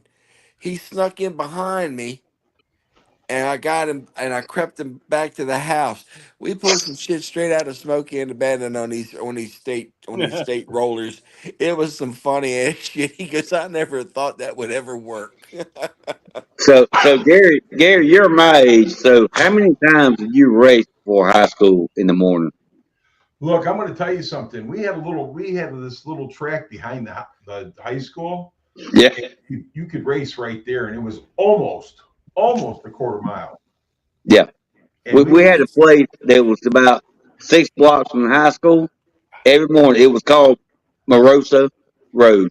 Really? And and it was only one house built at that time when I was in high school on that road, and it was just paved. Oh my God. That was It was almost every other morning. I had Hey. a Demon. I had a 72 Dodge Demon. It was Dodge Dart Demon. Had a 340 in it, man, automatic. I'm telling you, that car was fast as hell. And we was back there, and I was racing this guy in a O's 442, the older one, like the long body style ones. Yeah. Yep. And we was going back there, and here comes the principal running out the back door. You motherfuckers! Oh my God, dude. We had so much fun back in the day, but you could get away with that shit. Yeah. Oh yeah. That was who here remembers, hey man, is that Freedom Rock? Yeah, man, we'll turn it up. We'll Yeah. turn it up. Well, me and my buddy would time ourselves because every day MTV would have that damn commercial on. and I was on my 86 500 Interceptor. He was on his 700 Interceptor. And depending on how fast we got back during the commercial, we beat our time. Oh yeah, man, we beat it because the Hendrix song is coming up next. Bow, bow, bow. Purple Haze. Oh yeah. So I will What, have to what, say, I did not have a fast car in high school. that's the way we gauged it. I had a 4-cylinder. well, That's I, a, one, you were one so one of cool, the best, Meeks. yeah, one of the best, craziest. Well, it was the craziest thing on Dragon before high school. A buddy of mine, Donnie, his daddy he was a cop, and he had a Torino. Well, uh let his son drive it sometime to high school. So we're at Morosa. So anyway, we're gonna do a couple of drags before we go to school, and the car didn't sound right. So another buddy of mine, Martin, he got up there and said, "Well, let me check it out for you," because the transmission was slipping. He said, so he held the brake down and gunned it until the damn transmission just dumped all over the road, and everybody went to high school. And we're sitting Oh, in class, and the wrecker's pulling the damn car by. oh man. Yeah, Hey, But Martin, he didn't give a shit about nothing. He's the one that I said before his daddy had the uh, Canopy International, the 4-door that was yellow. right? You know what I'm talking about? You seen them, right? Yeah, the Yeah. international, yes. Yeah, Or but something. yeah, he didn't give a shit. He just blew the transmission out of him, got in his car, and left. well, how about y'all remember in '85 they finally put the 8.8 in the Mustangs. Before it was a 7.5. I Right. snatched second, blew the spider gear right out of the bitch in front of a bunch of chicks. That was Oh, easy. Clunk, Oh, clunk, That was clunk, easy to clunk, do clunk, too. clunk. late 85, 86 is when they put that 88 in there. You're right. 88, yeah. Before that, the 84 had a 7.5, and I replaced it with an 8.8. trying to remember. I'm pretty sure I had the Spitfire until my senior year. So I was rocking a 4-cylinder, which I replaced with another 4-cylinder in my senior year when the Spitfire gave up the ghost. I bought a Ford Pinto, and it Now, was sir, a little car, except the when you were rocking that 4-cylinder, did you have your scarf on and your little pipe? no, I wasn't like that, man. I had a stereo in there with like an amplifier and the MTX type speakers behind it. The big the 3-way like boxes in the back behind the seats because it's a two-seater. It it was a fun car that it was never mine. It was my stepdad's, and they just let me drive it. And the engine blew on me on my way home from my church youth group. I was on the way home, and I wasn't even going crazy. I was just driving normally, and the engine went. It just gave up the ghost. But it had been repaired before with a repair that was only supposed to last like a couple of weeks to get me Yeah. to a senior trip thing that I wanted to go to, and it lasted way long. It lasted like 6 months, and it just finally blew. Just driving home, I was actually doing the speed limit, which is crazy. But I replaced that with the '79 Pinto, and that had a 4-cylinder in it too. I think that was the 2.3 at the time, and that had a problem where I was going across traffic one time, and I hit the gas because out and came at me, and I tried to get out of their way, and the engine sputtered and died when I hit the gas, and so that's when it got replaced with the 302. Mm. And that 302 got built to about 600 horsepower. Nice. We had to replace so many parts. We ripped the rear end out of it. We broke Oh yeah. drive shafts. We had so much fun with that car. And then I sold it when I joined the Army because I didn't realize I could have it shipped to Hawaii with me. Well, gentlemen, that's before we all knew about supporting modifications to a car. We thought we were king ding-a-ling, knew everything about anything. We're going to bolt this on, and this car is going to let her rip, Tater Chip. And then guess what? There goes the clutch. Now you ain't got enough carb on it. You ain't got enough gas getting into it. You know. Oh God, so many problems. So Oh, many yeah. problems. But so much fun, and what a learning curve and experience that some of these children these Hey, days will never have I experienced. had a lot of fun. And, it was a carbureted engine. We didn't have injection back then. I mean, Yeah. there may have been, but not for my kind of car. I was running a Holly. Well, the Yep. I had bad a thing is most of the kids now can't even put a bicycle together. No dude. shit. Yeah. Well, They can't even change the damn tube. They can't even take the tire off or put a chain on or nothing. Oh They God, I've can't been change a so many tire in a times. car. look, I remember taking those old Quadrajets off there, man. I hated Oh, those yeah. things. Quadrajet Quadro sucked. bog. I'd throw a Holly carburetor on that thing, man, and I learned how to tune those carburetors and change the jets, and Yeah. yeah, Learn to fix the throw out the floats. metering block. And, oh yeah, Yeah, I them had Quadro. sticky floats. I had a lot of sticky floats in my day with old carburetors. Yeah. You'd get when you buy an engine and be like, oh, it runs like shit. And I'd go out there and I'd take it apart, clean it, and fucking thing would run great. Yeah, those carburetors and so on and so Oh, forth. carburet. Quadrajets, Hollies, you name it. Well, they didn't call them Quadro jets. It was Quadro bog. Shit, we a called quadra it jump. It was Quadro quadra jump bog. until my dad got a Quadra hold of junk. them because my dad could rebuild a piss out of those things and make them work. those He was good. Quadrajets were junk. Yeah, I, my dad I, was good with those things, man. I just What? replace them. For me, it was just easier to replace them, and I'd replace them with an Edelbrock even. Come on. I'd keep a damn I didn't do Quadrajet. that. I didn't Back do in the no day. Edelbrock. Mostly it was Holly Yeah. back in the day. Yeah. Like, Same. remember the old Carter carburetors on the Mopars? Yeah, old They were- Carters. That was a good working carburetor. I've Yeah. never messed with one of those. No. Well, I took mine. I had an 85 GT, so that was carbureted. First year the roller motor, and last year the carburation. But Mhm. I took mine. I had it because I had I shaved the heads, cam, did a lot of work to it, and I put a 650 double pumper. But I took it over to a guy who did ASA short track cars, and he set the distributor up and worked the carb. He goes, son, what you got here is a tire fryer. Yeah.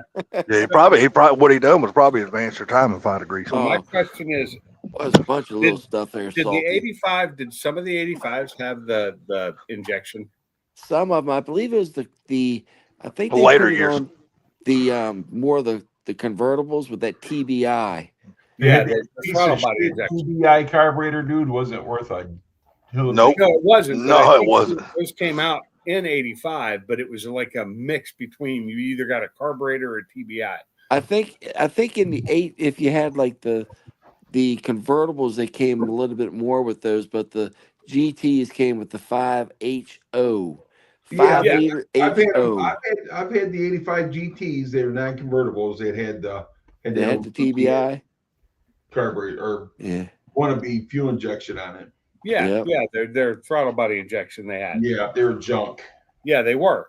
I've had them, but I couldn't remember. I was pretty sure that it was 85. It was 86 when that fully took over, but it was Yeah, that slightly was better more. That version. went to that MPI, multi-port injection. Yeah, that's when it got the Mhm. better version of it. Yeah. They were kind of trialing it in 85, and it did not work, and they revamped in 86. And then 87 or 88, that's when they went to they had the same, what was that? Air Math, mass, whatever. Yeah. Mass airflow. That's it. And mass then that way- airflow sensor. Yeah. that's when they started to be able to tune those cars right. I remember the math. That thing was amazing. What you could do with it with a math. Well, remember sticking like a needle into the one wire and doing something to it to see the voltage you could turn it and increase the voltage up, and that would give you more into it or some shit like that. So Mhm. there was a thing you could add on to them too that they came out with in like early 90s that you could change your math out with, which was it was a modified math basically that was tunable. It was a But you know tunable what? math. Again, I used to take those shit off there and put carburetors back on there. 100%, exactly what I did. I used to run those carburetors all the time because I knew how to do those carburetors. I've been doing it. Mm-hmm. And remember, you'd have to actually put like a piggyback chip on those modules that could. Yes. Yeah. My Like a last piggyback Mustang I chip. owned had a chip. What was it? hyper chip or something. I don't I want to. remember. I think you're right. I think it was a hyper chip. Well, that's Hyper what I chip. had on that red Mustang. Three. So my 89, my 89 Mustang was carbureted, Yeah. but it also wasn't a 302 either. It was a big block, but it was carbureted. It was fully redone under the hood when I bought it. But the people who owned it before me didn't take care of it, so it ran like shit. I got that thing running like a top. Nobody took care of their Mustangs back then, man. We dogged the shit out of them. That's what they were. That's what we did with them. I mean, they didn't take care of it. The thing was barely running. I would jet those fucking carburetors and drill out that metering block. And Mm-hmm. God, dude. Hey, man, it woke that damn car up, buddy. I remember. Back then, I didn't have the tools to do that stuff, so I was doing this. I didn't have the Like, tools either. borrowing tools. I'm gonna tell you the biggest upgrade you could do to your Fox body back in those days was a rear gear.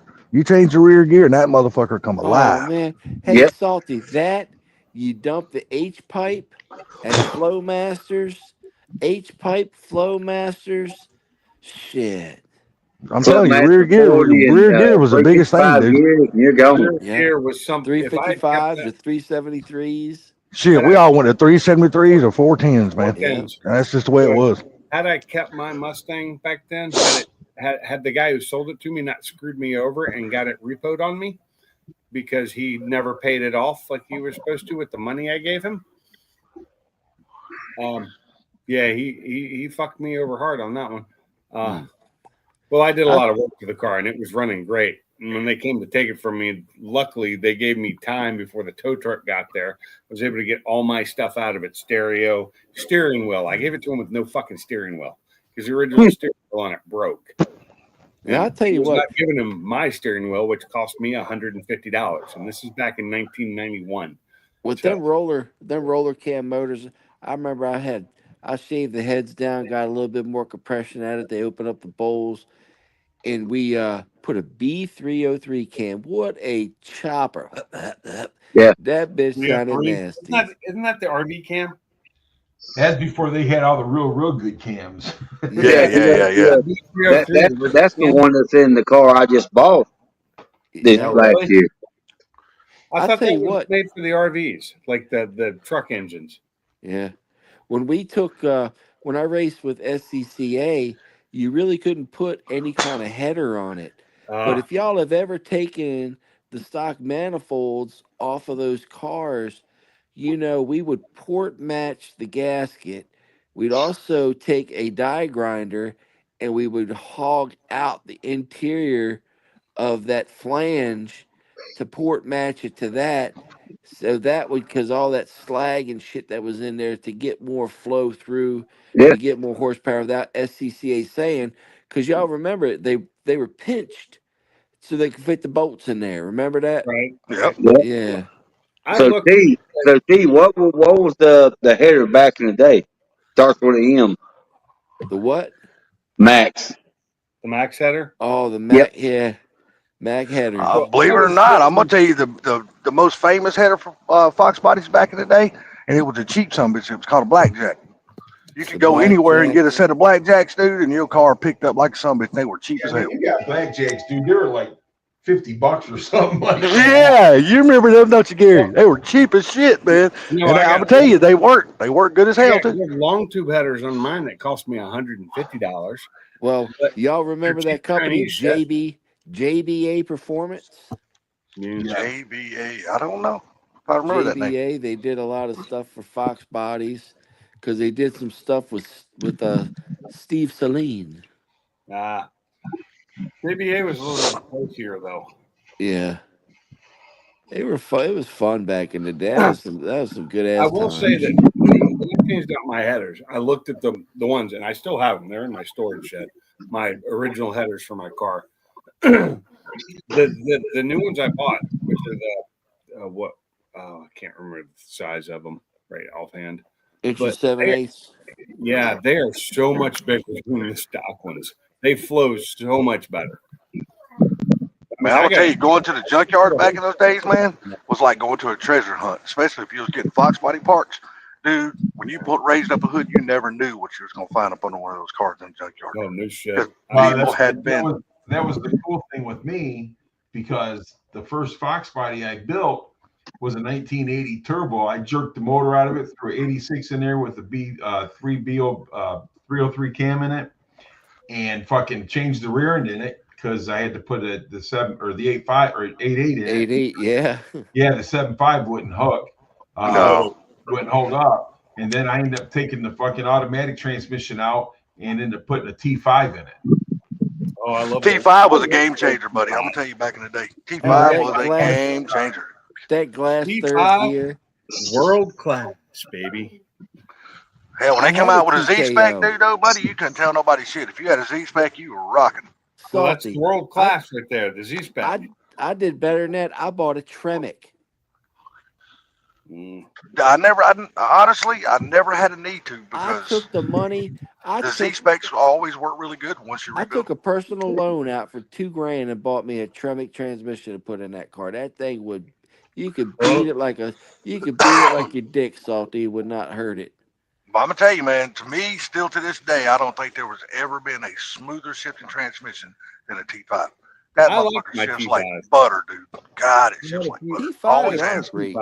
And I had a couple of Z's, the world class ones there, which were they were stronger. But that the last car that I was going to rebuild the engine on, that the engine ended up being trashed, and because of COVID, I couldn't get machine work done. That I ended up selling it all. That one came with a Z, a T5Z. No shit. Yeah, and how many of you welded your spider gears together? Because we used to do that No. shit all the time. I didn't like doing that. Actually, I tried that one time and snapped that fucker. Oh, I've snapped many of them. Because I've I like snapped to many take of them. turns. I can tell you, I went to this, my buddy, this guy still remembers this day, Tony's Exhaust in Glen Burnie. He just did some work for my pseudo daughter about 5 years ago, but I had bolted in a set of subframe connectors, but I wanted to get them welded in, and I also had an exhaust leak. So I took it over to his shop. It was my birthday. That guy fixed all of that and welded my subframe connectors in for free and told me, "Happy birthday, bud." Oh, that's sweet. Shit, we never bought subframe connectors. Hell, we used it back today. We just made our own. It was so much easier, man. Oh, yeah. It wasn't nothing to making All subframe. I know is that my buddy took angle iron and made me some. Yes, Oh, sir. yeah. Yes, sir. Yeah, Do it. that's Yes, it.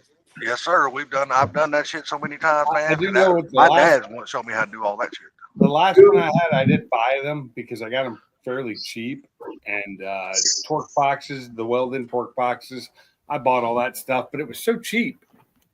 I just hated that the engine was trashed and I couldn't get it worked on. And I didn't, once, I decided I was going to move, I just got rid of all the stuff. I sold that was back in the day two before. Mustangs. 4. I sold 4. I had 4 Fox bodies at the time and I sold them all. Jeez. Yeah, that's back before we used to went to damn any Summits or Jigs. We always went to the super shops. That was the king place to go get your shit. I do miss the speed shops. What's up, Mike? Barbecue Mike? Barbecue 50, Hey. whatever you want to be called. I'll tell y'all what. I remember my starter solenoid went out on me Hey. going to the ocean. Got wrapped up in the power cord for my computer. Yeah. I went How'd to the you do that? ocean. My starter solenoid went out on me. The one down there, down on the starter. I Yeah. rolled that car out of the car up on a curb, bought like a 12 millimeter or 10 millimeter wrench, and I bought the solenoid and got underneath there and unbolted that bitch and bolted it back in. My friends were like, "How the fuck did you learn to do that? Where did you learn to do this from?" Oh, is that the starter Shit. solenoid that was on the side of the starter? Yep. Yeah. Oh, God, I hate But replacing you them. guys got to understand something between Bama and I. When we was young guys, dude, we had the 69 Camaros and Cougars and Mustangs. Uh-huh. All those cars were still out and about, man, running. Oh, Oh, yeah. hard. I still remember seeing those every day in people's yards, Gary. Every Those single were day. out and about when I was a youngin'. I'm Yeah. talking. These Not are when I was in high school, but my 70, right there, my 70, dude. Hey, listen, those guys, they wouldn't want to race. They'd send those guys to me to race, and then I had to race with this guy in this little white Falcon one time. We got out there, man, and hit Telegraph Road, and we had a $20 bet. We didn't bet for big money back then. We just bet what we had in our pocket. Yeah, that was it. And so this is back in the early 80s. Huh. And I raced this guy in this Falcon, dude, and I gave that car everything. Nobody's never beat me like that. And I couldn't keep up with that guy, and I fucking cracked the cylinder in my car. Oh, Yeah. So it's funny. I remember in high school, and it was about 87 or 88. And I'm helping a good friend of mine rebuild his 1968 Camaro. Or no, sorry, it was a 69. The thing wasn't even 10 years old, but at the time it was already kind of a classic car. Right. And because cars had changed so much from I'm sorry, not 10 years old, 20 years old. I've been It was only saying. like 20 years old, but it was already considered classic. And nowadays, I mean, think of how old they are now. That's 40 years ago. Oh, I know. Right? And I then, mean, you know, so that's a 60-year-old car now. You had those 80 IROC Zs and shit like that. Oh. You couldn't put your Man. on those cars back in the day. Dude, No. Man, we used to kick them damn IROCs' ass so easy back in I the day. so God. love- Though, man, they you just couldn't do it. Yeah, I didn't. But who can't love an IROC Z TPI 350 with some T-tops, Oh, I love rocking it. a little bit of Aerosmith, Sweet Emotion, Oh, I driving would down love the to own boulevard. one in good condition right now. I would. Although Yeah, I'd the have to thing- pull that engine out and rebuild it to make it actually get some power. But LS in it. the thing is, me and Gary went to school in high school when you had shotguns in the back of your window in your We truck. did too. We Hey, we those still did that when I shit in the went to high mid-80s. school. Hey, I'm telling Shit. you right now, dude. No bullshit. You could pull in my high school parking lot, and it's all you seen is old Chevelles and Camaros. And, That's right.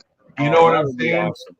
That's That right. was the days, but you know, like my buddy, he had a 1970 Chevelle, SS Chevelle 4-speed car. Come on, It compete. was a 455, and he had the shit built out of this car. Damn. And we was turning on off of the road from the high school, which was called Marquette, onto Wayne Road, and that dumbass punches it. That car, 396. it was a 454. Oh shit. Ooh. And he spun that car around, man, and couldn't get that. Finally got that thing straightened up. Pulled right up somebody's driveway and got out and lit a cigarette, dude. He was so shaken up. He could hardly. You know what? Come on. You know what? I've done something close to that. Just get out and say, you know what? Let me just smoke a cigarette and get back in. So, Hey, Oh, Here's yeah, the thing. dude. He's like, he goes, motherfucker, you're driving this to my house. And I said, Rob, I ain't got a driver license. He goes, I don't give a shit. I ain't driving this car no more. Hey. I drove it back to his house and pulled in the driveway. Actually, put it in the garage and shut the doors in case the police came out or anything. damn. But Hey, yeah, Very car, loud. No, it's not. But I graduated. car. Gary, back in the day, Huh? when we used to drive around and we would take turns on the weekends, who drove and who didn't drink Yep. and who didn't smoke dope, right? So Uh-huh.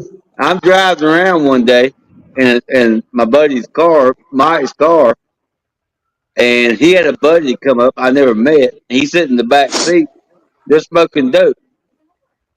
And I said, after a while, I said, well, the hell with that. Give me a Got toke. you a I took a buzz. toke. But the guy sitting in the back, he's flapping his arms like he's flying. And I said, Mike, you know what? I'm pulling over. He said, no, pull over. I said, no, I'm pulling over. I pulled over to the gas station. I said, you're fucking driving. You brung this guy, and he's flapping his arms in the back, and now I'm high. I cannot drive. I said, because all I see in the rearview mirror is him flapping his arms. Oh, So my goodness. you had when you were in high school, Gary, you had all kinds of awesome cars in the high school. So I remember my friends. Now I know there were other cars that were newer cars there, but my friends, I had one that drove an old Chevy Love from the 70s. Another one, a couple other ones they drove like late 70s, early 80s Ford and Chevy trucks. Most guys drew. I was driving, like I said, either the 71 Spitfire until my senior year, and then I was driving that 79 Pinto, which, it wasn't a muscle car when I first bought it. It was about six weeks later. But most guys, we just didn't. I had one good friend who drove a 71 Mach 1. And I helped him rebuild that thing, and that was just one of the best cars we had. Was it a Everybody else, 429 like, car? most people were driving the newer '80s, like late '80s cars that their parents bought them or Right. let them borrow. You know, it was, you know, they were crap. You know, like if I had to drive my mom's car because my car was down, I was driving a little 310 Datsun. I hated that thing. Dodge Aries K. But you said you had a little Spitfire, man. Weren't those things kind of quick for the car? They were quick, but not fast. How's that? Yeah. Okay. Didn't they have one with a V6 in it? Well, they did, but mine wasn't. Mine was a Spitfire. Okay. Mark Well, IV. I thought a buddy of mine had a Spitfire that had a damn V6, You're and I always thinking- thought that car was pretty damn Yeah. quick for what it was. You're thinking of a TR6. I did not. No, have I'm a- thinking of a Spitfire. No, That's the Triumph. Spitfire. They look very Spitfires came similar with though. 4 cylinders. The only thing a Yeah. Spitfire had was a 4-cylinder. If it had anything other than that, it was aftermarket. But I remember those Spitfires were kind of preppy though, peppy. Yeah, a 1.8 liter is what it was. A 1.8 liter with a Weber carburetor on it, and it was quick enough, but its top speed was 90. It would not go any faster than 90. But when you say a corner, it would handle a corner like you wouldn't believe because Yeah. its center of gravity was super low. maybe They I sat got the with cars 4 mixed up. Oh my god! They sat like 4 inches off the ground, if that. You know, they Yes. were low. Spunky little car, dude. They I'm trying to remember it what was fun- a Spitfire. Maybe I got it damn mixed up with the damn Pontiac. Triumph. Yeah, possibly because Triumph Spitfire came with a 4-cylinder, 1.8 liter. And Okay, that- like Like Oh, a okay. hard top convertible, right? yeah, it was. Mine was a convertible without the hard top. We didn't have the Okay. hard top for it. I might have had them mixed up because I was thinking of the damn little Pontiacs and the little Buicks back in those days. But No idea. remember the little Mazda Spiders? Yeah, I remember those. They had the little V8s in them. Yeah, those were crazy. Cool, man. Yeah. So the guy who bought my Spitfire actually put a 350 in it for drag racing. Jeez. Well, it had plenty of room up in front. It was one of the hoods that came up instead, came up forward. Yeah. But he had to redo the suspension so hard because that suspension would not handle it. But he Yeah, just made it same. because it's a rear wheel drive car. He just beefed it up and turned it into a drag car, and it worked really well for him. He did have to cut the hood up to be able to get the engine in because there wasn't enough room to close the hood over You a know V8. what though? So Barbecue Mike said that he remembers his uncle had a 302 and a Sunbird Tigers. And a That's what I was Sunbeam- thinking was a Sunbird. Didn't they the come with Sunbeam 302? Tiger. They came with a V6. I know that because they were fast as shit. I thought they came with a 302 as well. Yeah. The Sunbeam Sunbeam The Tiger. Sunbird. I thought the Sunbird was a Pontiac. No, Sunbeam. the Sunbeam. Okay, Sunbeam. Sunbeam. The Okay. Sunbeam Tiger, but didn't they come with like a V8, like a 302 or something in them? They Well, did. he said 302 in a Sunbeam. Yeah, but There that's what I'm was saying. ones That's that what they had in did. there. Because I was thinking I maybe don't he know. thought I his never uncle looked put that one up. I have no idea. I just know they were crazy little cars. Yeah. I Well, gentlemen, enjoyed my I got to car get off of because here. I love it y'all. handled. So I've always loved a car that could take the Later, Steve. curves, make T, it. take it easy, buddy. Night, Take y'all. your lane. See y'all. Oh, you out of here, T? Later, T. So the one thing I liked about my Spitfire was I could drive it to school and I had this back road that I had to go and it was a good, 20-minute drive. And it handled the curves so flawlessly. It on just regular tires, and these are skinny tires too. But it drove. It was a driver's car. It was a fun little car. I missed Shit. that. Shit, Fox bodies didn't handle it good till you put bigger I tires know on. it was. But right here it says a Bigger tires on 302. It's right here. It says a 302 and a Sunbeam Tiger engine refers to a 302 cubic inch V8, which is often used as a modification or replacement engine in the classic Sunbird Tigers. The original engine was a smaller Ford V8. So they did have a Ford V8, but it wasn't a 302. What, like a 289? 289? Be a 260, Oh, a 260. 260. Yeah, it okay. could have been a 260. Yeah. a 289. Easy to swap a 302 in. The blocks were almost the same size. Right. So that's what it says here on Google. Google. The Google. I don't know. I just thought that the Sunbeam did have a V8 Ford in it. I thought it was a 302. Yeah, I never had one of those cars. I never Still had to this one. day, I've still never had one. had one, and I don't think I've ever seen one in person. They were freaking cool though, man. Put goggles on when he drove it. Hey, Hello. enjoy their cars the way they want to. But I They- mean, the whole thing though, dude. I mean, when we were younger, all of us really, when we were younger, that's when the badass cars were out, man. You damn right. I mean, that's when we had so much variety. But Gary. the cars out nowadays are faster. I get it, but I like the old cars, man. They were drivers' cars. You had to drive those damn things. I'm sorry to say, but I remember my 79 Pinto, and I actually look back at it and go, man, that it had a muscle car look to it, even though it came stock four cylinder. But I liked it. I enjoyed it, and when I put the 302 in it, I really enjoyed it. Look at the Mavericks, man. The Mavericks. Oh, God, the Oh, Maverick. hell yeah. I'd love to have one. I had one. I had a Sam 71 back in the day. I love that damn car.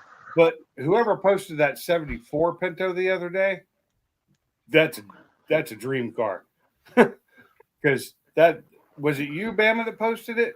Yeah, on Car Pete's, yeah. Yeah, that 74 with, and it was a trunk model, not the hatchback, which is what I had too.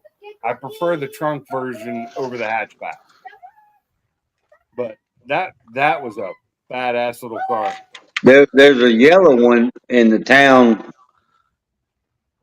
just off of me. There's a yellow one with black stripe for sale. But I ain't even going to ask what they want for it. Hell, I can't even afford to get doors. Yeah. Oh, did you go to your tax person there, Bama? Than I could afford. So Yeah, Did they bend you over? just a little bit. Okay, it wasn't as bad as you thought it was going to be, though, right? No, I have to admit it wasn't as bad as I thought it was going to be. So it's going to be That's fine. good. That's good.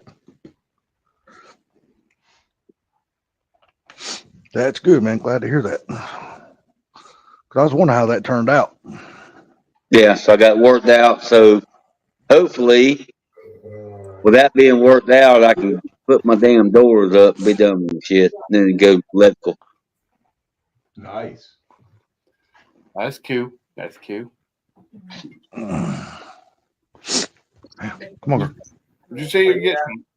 Are you getting doors for your shop? Is that what I heard? Yeah, the only thing I got left is the roll up doors and electrical. Yeah. So I've been waiting on because of the tax shit. So basically, that's going to be straightened out next week, and so I can move on. Cool. It'd be good to see that finished. I mean, you'll Yeah. be happy to have it finished. Are you insulating it this time or no? Do what? Are you going to insulate it this time or just leave it the way it was? No, I'm in basically Florida. No, Yeah, that's true. I do know it does get cold every now and then. This year has proven to you it gets cold. well that's true, but I can go in the house. Yeah, that's true. Hell yeah, it gets 2 games cold going to the house where the heat's Mike at. said. But it is what it is. So I deal with it and I move on.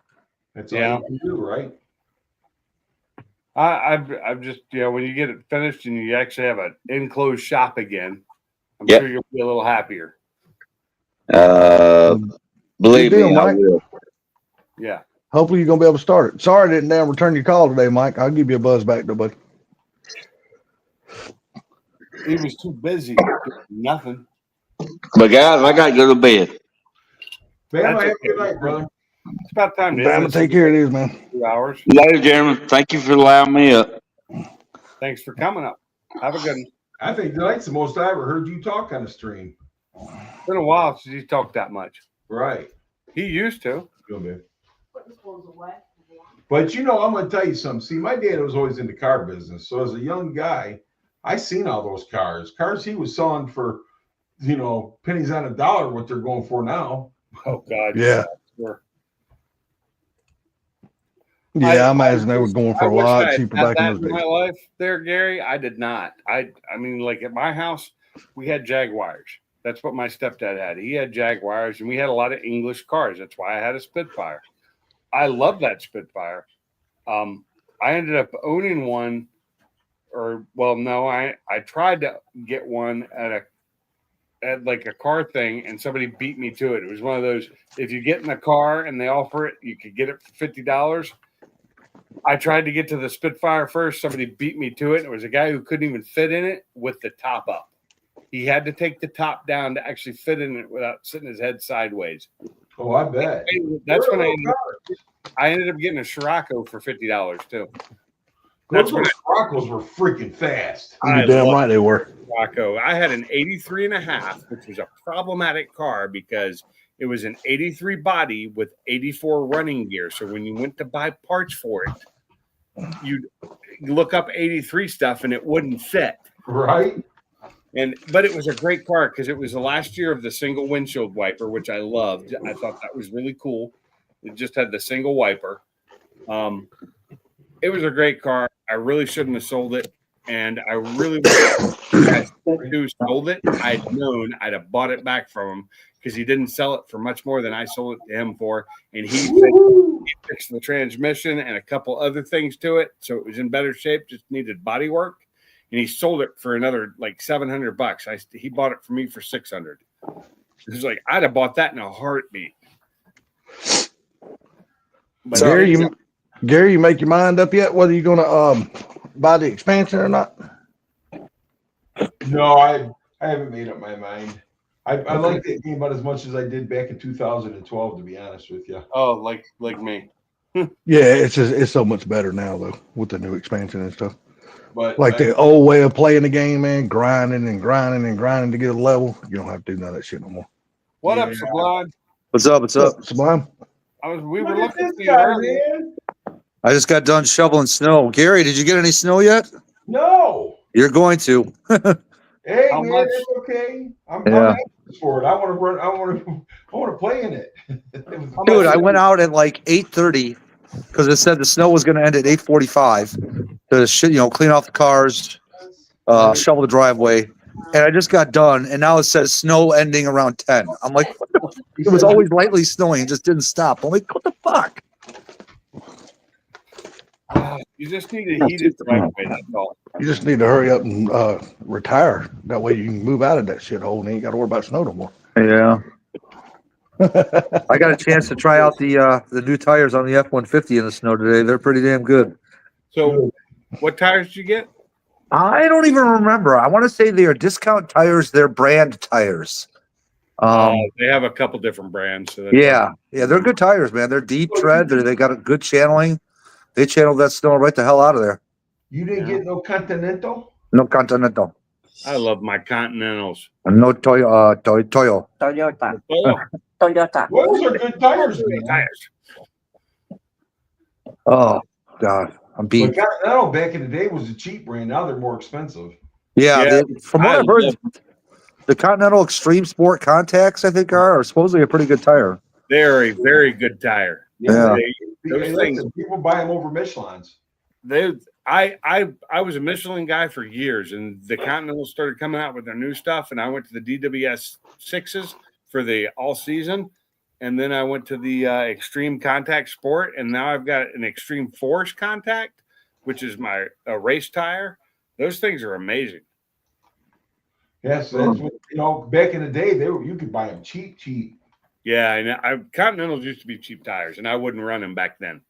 Hey, Frank, what's going on, buddy? I was doing up, Frank? Michelin and what's the other one? BF Goodrich at the time, back when Continentals were still cheap. Back in the 80s, BF Goodrich was the shit.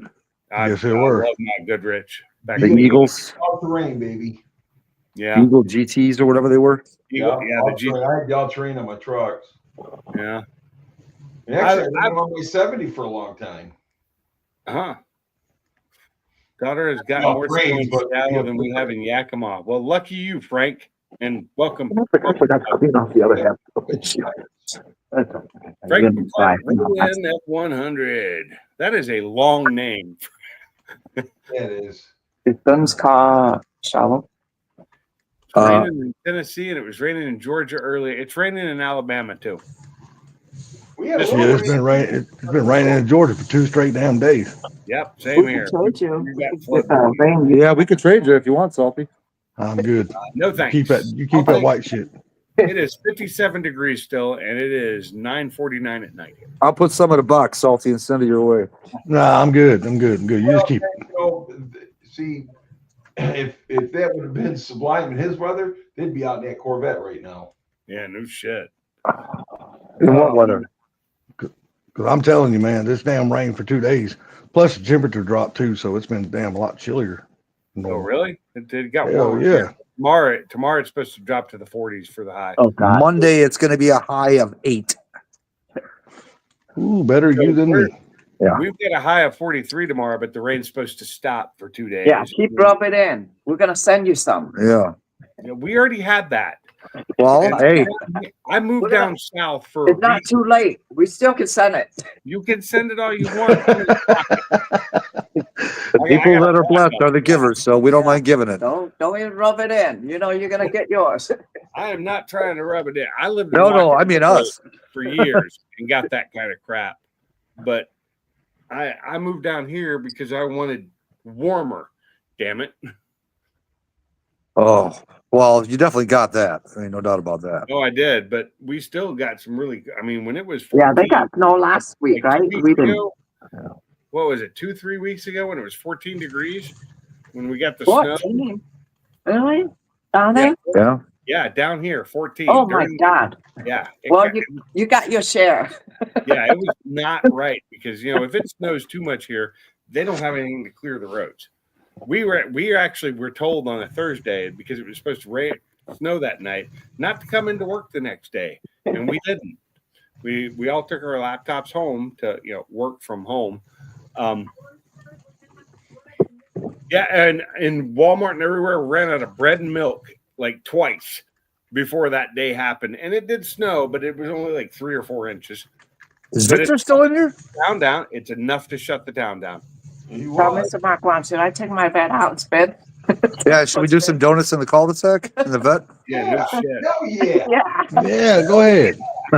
Video. We want to see that shit. Go right ahead. That'd be interesting tonight to see. Oh, too late. Here comes the plow truck. Oh my God. Oh, Oh, you guys ain't no fun. you ain't no fun. Yeah, there he is. You gotta go. You gotta go do donuts Oh around no. Oh. Sidewalk. That's the sidewalk guy. Never mind. the sidewalk guy. Oh, he's going to be mad because I'm blocking the sidewalk with my F-150. He's got to turn around. No, you're gonna get a fine from your HOA. Nope. After 10 p.m., it's okay to block the sidewalk legally. Okay. Yeah, Southern folks can't handle the snow. I loved it I don't love it anymore. When I was younger, I loved snow, but I loved the fact that it was in the mountains and I could go to it if I wanted to. Because in Seattle and Tacoma, it didn't usually snow very much. But Here, give me that up in my pocket. I've been getting pictures Yeah, lately, we're like 2017, when it was like 6 inches of snow on the ground. I couldn't I even mean, back. when the snow is not that cold, but when it's done. 2019, I could not back my Mustang out of the garage because the snow was above the exhaust. Oh my God. Jesus. I had no way to shovel it. I didn't have anything to do. I had no way to get rid of it. So my Mustang stayed in the garage, and I think at the time I had the Silverado. You mean those people don't have shovels? No, because they don't normally don't get snow. I'm talking in Tacoma, Washington. Oh, he's talking to one. Well, you should have had a shovel up there. Have a seat. Why? In the Puget Sound, snow was very seldom. Very In seldom. Washington? Yes. That's like Northwest, right? Yes. No. In the Massachusetts. Yeah. Northwest, between the mountain ranges, it did not snow that often at all. Oh. No, See, that's Washington, D.C. Massachusetts have a lot of snow more than I'm us. talking Washington, Washington State. D.C. He's on No. Washington's the other way. Yeah, that's what he's talking about. The Washington on the West Coast. Yeah. Right. Yeah. Does That's not north. get a lot of snow in the Puget Sound area, like in Northwest. Seattle, Tacoma. Where's That's- Massachusetts then? Northeast. Yeah, they have a lot of snow. They get Oh, yeah. more than Oh us. yeah, Northeast. They get yeah. nor'easters. Now, Yeah, they Washington get a lot gets a lot of rain.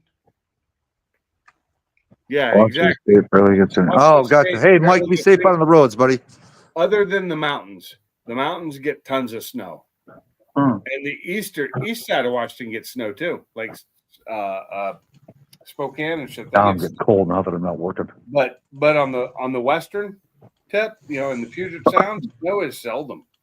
Like we went years without snow, and then we get one year where we'd get 6 inches and it would shut everything down. Because they just don't have the things to take care of it, because it's not because of the way the terrain is, it just didn't snow in that area. So I officially switched car insurances today. To Geico? It's funny that you say that. Kim said, "What about Geico?" I was like, "No, I'm not going with Geico."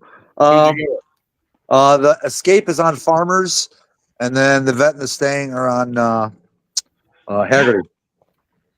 On what? Haggerty. Oh, Haggerty. How Yeah. much pay for the Haggerty for those two? Oh, I can tell you here in a second. It Mr. is Long time no see. $144 a month. Wow, that's cheap for full coverage. Wow, Yep. that's cheap. Yeah. Road coverage, road service, everything, dude. Haggerty's nice, but I went to try to do just my Mustang on Haggerty, and they wanted more than that. Yeah, it's because I'm getting a multi-car discount. How many miles did you tell them you're going to put on it a year?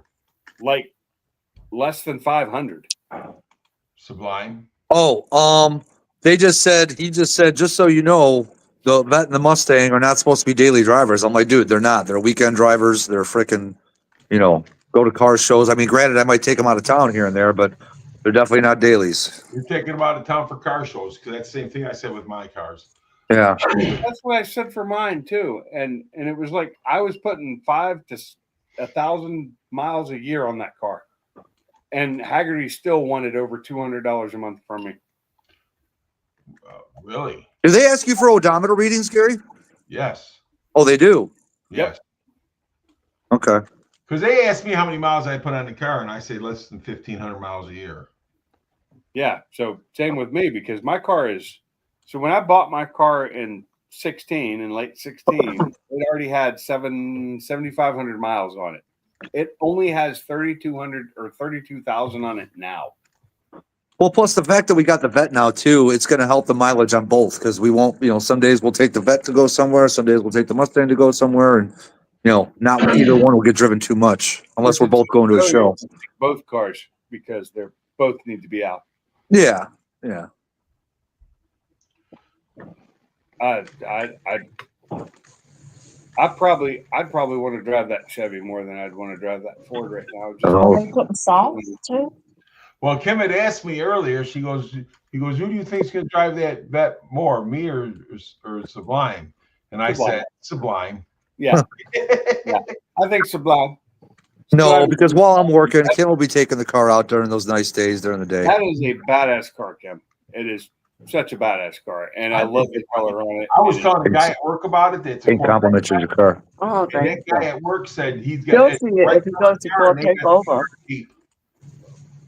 What was that, Gary? I missed that. He's a Corvette guy. Yeah. And I was telling him about Matt's car, and he said that's the right color. Yeah, I guess they're rare. Yeah. And, he said that car is he got a good deal on that car with only 3,000 miles on it. He got a great deal on that car, in my opinion, because it's got one of the better colors that, like you said, they're rare to find that color. That's a And it's beautiful, fully loaded. and it's fully loaded. It's an LT3, right? 3LZ, yeah. Or 3L, whatever they call Yeah. them. And it's a Z06, so fuck.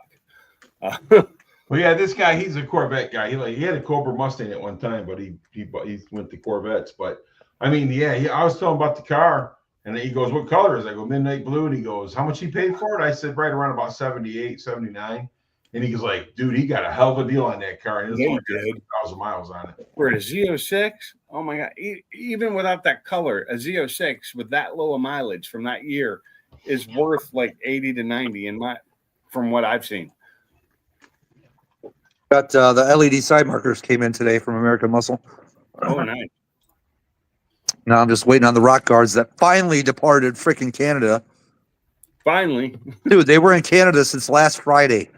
Well, we got to put some tariffs on those before they come down here, damn it. That's what I'm like, maybe they're holding it to wait to see if Trump puts his tariffs so they can fucking slap their tariffs before they come we're across only the getting border. Tariffs on it for steel now. So, Oh, which okay. I personally think we need to tariff steel this shit, and we need to Build Back American Steel. Well, Trump plans on doing that. He's investing in U.S. Steel. So Well, we should because since Biden blocked the Nippon buyout of U.S. Steel, which I had no problem with personally, and neither did most of the people there, because it's Japan and they're actually good. They were going to invest a lot of money into U.S. Steel because the place needs to be updated big time. It's Yeah. like still in the 70s. Well, But all US these Steel steel companies needs- are in bad shape. Look, remember McTall Steel? yeah, Yeah, that place they went under because they didn't want to put the money in it to update the building and stuff. exactly. And it's the problem with U.S. Steel is it's like their smelters are old. They're old. They're still running on 70s equipment. I mean, yes, it was built to last, but goddamn, it's time to upgrade. So Gary, on the heads-up display for the vet, the car was in touring mode when Kim drove it. So all she saw was the miles per hour. She didn't know that if it's in sport or track mode, you get the whole RPM, Oh yeah, the freaking what do they call it? The G meter gauge and all that stuff on there. Well, that's oh, cool. it does I the wouldn't meter know too. I didn't know that. That heads-up display is really cool though. It is. But when you when you got it in sport mode and stuff like that, it's all there. Yeah, it's just in touring mode or eco mode. It's not. And I thought she was in sport mode, so I thought she was getting the whole enchilada, but she was only getting a freaking. Yeah. He was only getting a taco. Without the meat. Yeah, exactly. Without the meat. Yeah. Meatless taco. That's I love me some taco. Oh. me too. Me too. Oh man, I'm gonna sleep good tonight. I got a good little workout. I had to shovel a neighbor's driveway too because she's let me park my son-in-law's car in her driveway so the streets can get plowed tonight. Cool. But she had already shoveled it earlier, so there was barely anything on it. Well, it's So so my nice. question for you, Sublime, is how long do we have until you're back to work again full time and you can't be on the live stream? Let's see, it's February 12th. Yeah, about a month, About a month. Okay. weather permitting. That's what I was figuring. It was about a Yeah. month. 3 to 4 weeks and you'll be busy. Yep. Because Yep. I've enjoyed the wintertime and you've been able to come into live streams. You know, it's nice. Yeah, I've been sleeping in, that's for sure. Well, my freaking the family that's visiting in from out of town, dude, they are early getter uppers, man. And I've had to get up at like 8 o'clock every day. It's fucking 8 o'clock is not early. yes, it is. When you're sleeping until 10, it is. I get up at 5:30, dude. So I don't know. cannot sleep until 10 o'clock on the weekends. Okay. 8 o'clock is like super late. Shit, you leave me alone. Shit, I can sleep till 12. Yeah, same. I can't do it. I Yeah, I mean, can't sleep like that. I either have to pee or it just when I get up in the morning, it hurts because I've been in bed too long. It hurts my body now. I don't enjoy sleep like I used to. It sucks. Only thing that hurts me is my feelings when I get woke up early. Yeah, I That's the thing, though. when I'm sick, I'll sleep till like 10 o'clock. If I'm like really sick. But that's the thing. When I sleep and I'll wake up, man, my shoulder would be hurting. Oh, God. My shoulder. I'm sleeping on my right side now, which is weird for me because I can't sleep on my left because of surgery.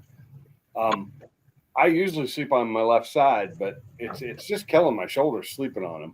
It's never good with as much weight as I have. Years ago, we'd be sleeping. I'd grab my wife and wrap my arms around her and throw my leg over her. And now I had to get me a body pillow because she gets too freaking hot at night. I get too hot tonight. I couldn't do that. I used to use a body pillow for that reason because I get too hot with other people on me. You get hot. When I put my leg on Matt's body, he said, too heavy. Too heavy. Too heavy. Yeah. Well, I'm I a know. mover, dude. I'm I a said, "You mover. wimp." When I sleep, I'm constantly shuffling back and forth. I wake myself up because I roll from my right side to my left, and it wakes Yeah. me because my left hurts bad if I do that, and I ended up having to flop myself really quick because I move in my sleep. When I sleep by myself, when nobody else is in the bed, the sheets are usually all wrapped up in one ball. Like it's a That's the thing, though, man. But Kim can't weigh over 90 freaking pounds. No, I never said you were too heavy. Yes, you said No. your leg is heavy. Yes. Well, you that's said- when she worked out, so she had more muscles on her leg. Oh, now it's I work out. Excuse that excuse. We're kind of like You know, thinking muscle over it. weighs more than fat, so Yeah, exactly. that's Yeah, my claim, and I'm sticking to it. I don't know. According to how much fat they got on their body. No, muscle weighs more than fat. Well, I've seen Kim. She ain't got a lot. Yeah. No. See. Yeah. Kill me See, like now, hell. there's- Muscle weighs like twice as much as fat. Yeah. See, I'm sticking to it. yeah. Well, Don't muscle believe Mr. Supply. He's full of shit. We know that, Kim. Yeah. Gary's like, what's the... Oh, Gary, did you see my comment on your video? No, I haven't even. I haven't watched it yet. I'm going to after this video. Take a quick look at it if you got your other phone by you. Well, I'm actually on my computer. Oh, too funny. Frying pan is coming, Duck Sublime. That's what Mike Hall said. Look out for that frying pan. And it's cast iron.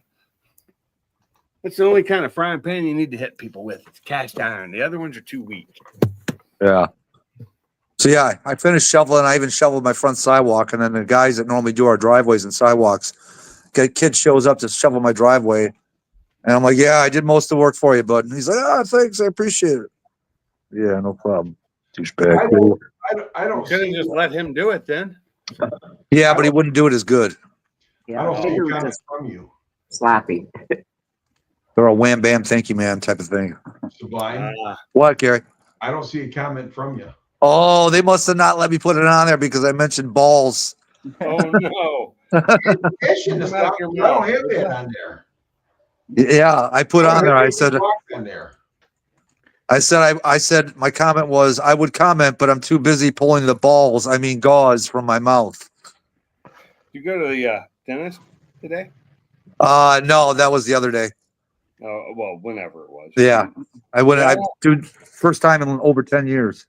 I don't Yeah. see it either, but generally I thought it was the account owner that got to stop that kind of stuff. No, if they deem that it's inappropriate, they'll remove it. And I noticed right after I posted it, it wasn't there. I was like, I get ones that are like that, and I can approve them myself. But that's Because I have it I set don't up. have any. I don't have any words or anything blocked on my channel. what's up, Yeah. Fortech? What's up, I Blitzkrieg? don't have any of them. I have it set for anything really bad to be, go to my approval. But that, and I've gotten one so far that was that bad that it came to my approval, and I actually did not approve it because it was that bad. Ford Tech, what's going on, brother? So Fortech, Maybe it's angry. Oh, I still got to take the dogs out. I'm sorry. I just took mine out a minute ago. Mine went out a little while ago. My wife took them out, but it's like let them out, bring them back in, dry them off because rain. And we have a lake out back again. Lake Pinkerton is open for business. If anybody wants to go fishing, it's $5. How much to swim? $2. All right. Now the only thing you'll catch out there is probably crawfish because that's the only thing we got out there. We do have that in our backyard and front yard. Yeah. The water's actually deeper in the front because that's where the ditch is, and they dug it out, and so it's like really deep. Why? All right. Love you night. So those light is gonna be light up the whole strip, right? Not like two bulb there. No, the whole. She's asking about the LED side markers. Oh, okay.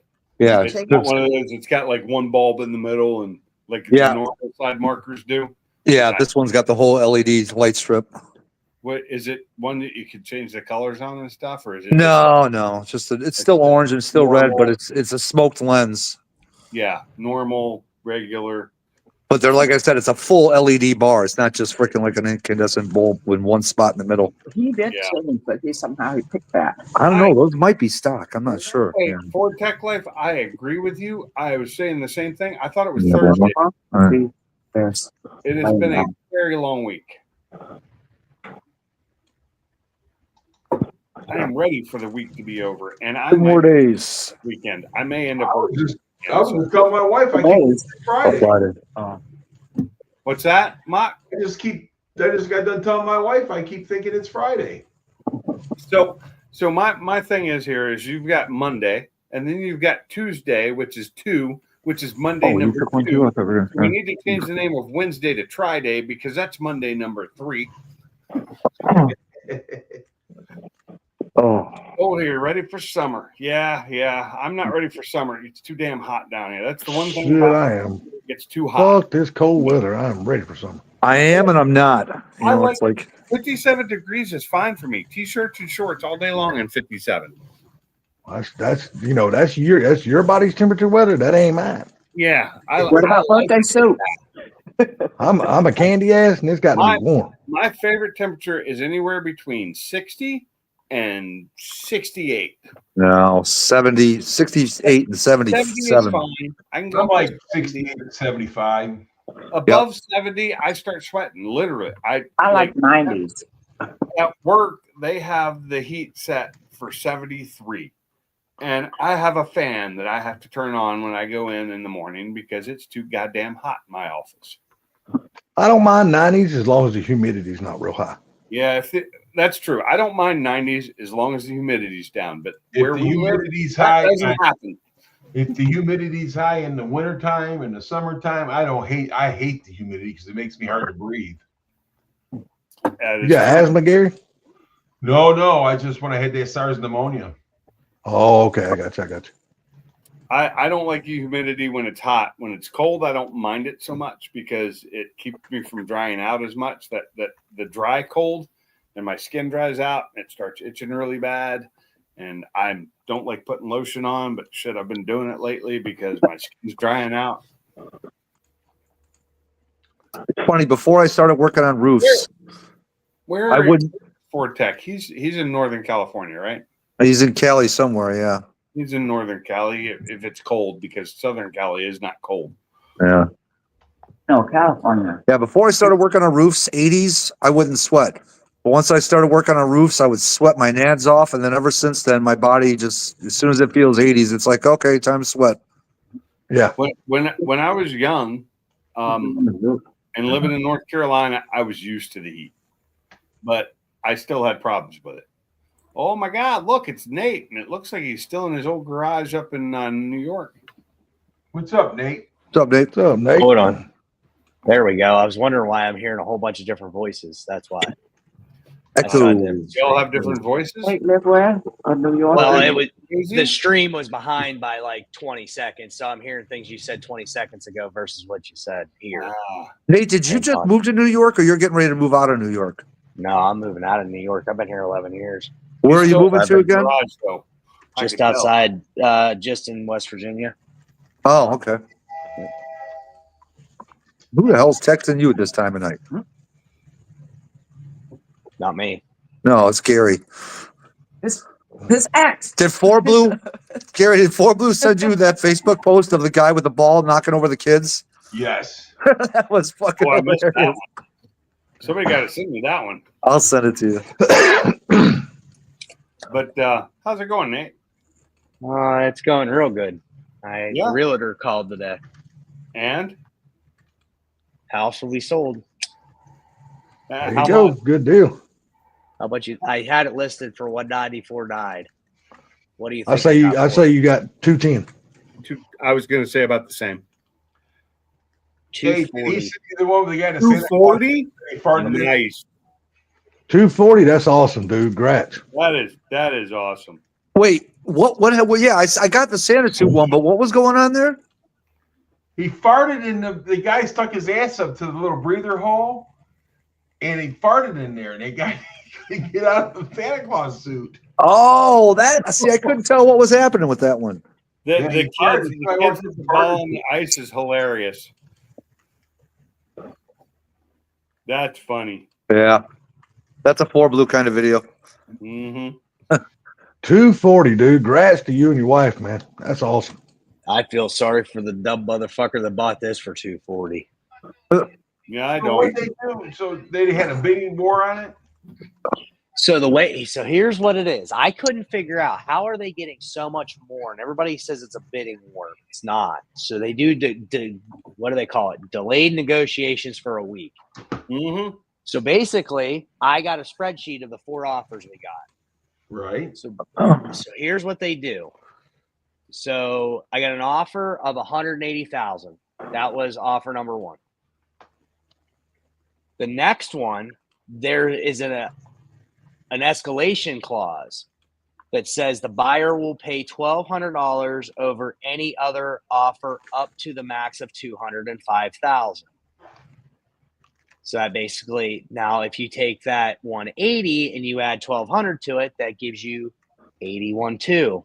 Nope. The real estate agents take it right straight to the $205,000. You get another offer. The next one, they say they will pay $2,000 over any other offer up to $240,000. They instantly take it to $240,000. Really? Whatever you're approved for is what you're going to get screwed for. That's what happened for me too, and I got the 380,000. That, my friend, is called a bidding war. It Yeah. is. That is a bidding war. I'm like, that's just real estate agents being assholes. Because in theory, if you do this correctly, I definitely shouldn't have got that. That's not. That's just the way they all do it. They all way do it it is. that way. Way it is up here, down south, out west.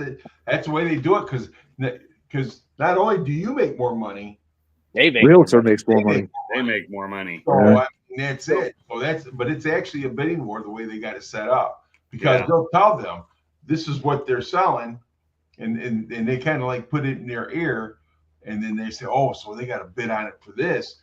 Yeah, but if you do this, and then oh, okay. That's how I lost the house I wanted here, because we bid a certain amount and we bid above asking, but somebody else had bid with a 2,000 over up to 250,000 because they only wanted like 210 for it, and we bid like 220, and somebody had done that and they ended up getting 250 for it because they were paying cash. So fuck that. I wish I could have done that. Well, see, that's what with my house right here. When I bought it, none of that shit was going on. If you put a offer in, then that was the offer you put in. It didn't jack up the price or anything. Yeah. So for me, the only good thing about it is that was over 45 minutes away from here. It was a long drive, but oh my God, it was such a nice house, and it had a brand new 30 by 50 shop. So I pay the real estate agents their 6% total. They split it up however they want to. You pay the fees for the titling and then deed shit and whatnot with the lawyers. I got to pay this place off. And when I'm all said and done, I will walk away with a $127,000 check. Nice. There you go. About what I got for my house. I went, wow. I was like, actually, the real estate agent, he said, actually, I'm a little bit surprised you got that much. He says, I figured maybe 220. Said, I never imagined you'd get 240 for it. So I got 383,000, and I think it was up for like 375. I paid when I bought my house was 150. If I had not refinanced it to pay other things off, I'd have made a killing. But I had refinanced and paid a bunch of other stuff off, like all my cars. I made like 120. I think it was about 120,000 all said and done when I sold it. But I mean, like, what was your house? It was probably like a 3-bedroom, 2-bath. It was a 2-bedroom, 1-bath, 900 square foot. 100 square foot smaller than this one. What are yours? 1,000? 1,017. Okay, mine With was a 2-car 912, but that's because they included the enclosed porch. Because it And was in the town too. that did not include that didn't include the garage, which was actually not attached. I had a what was it, 36 by 24 foot garage, and then I had the 10 by 20 with 13 foot high storage shed. It was a slightly bigger one than I have here because it was taller.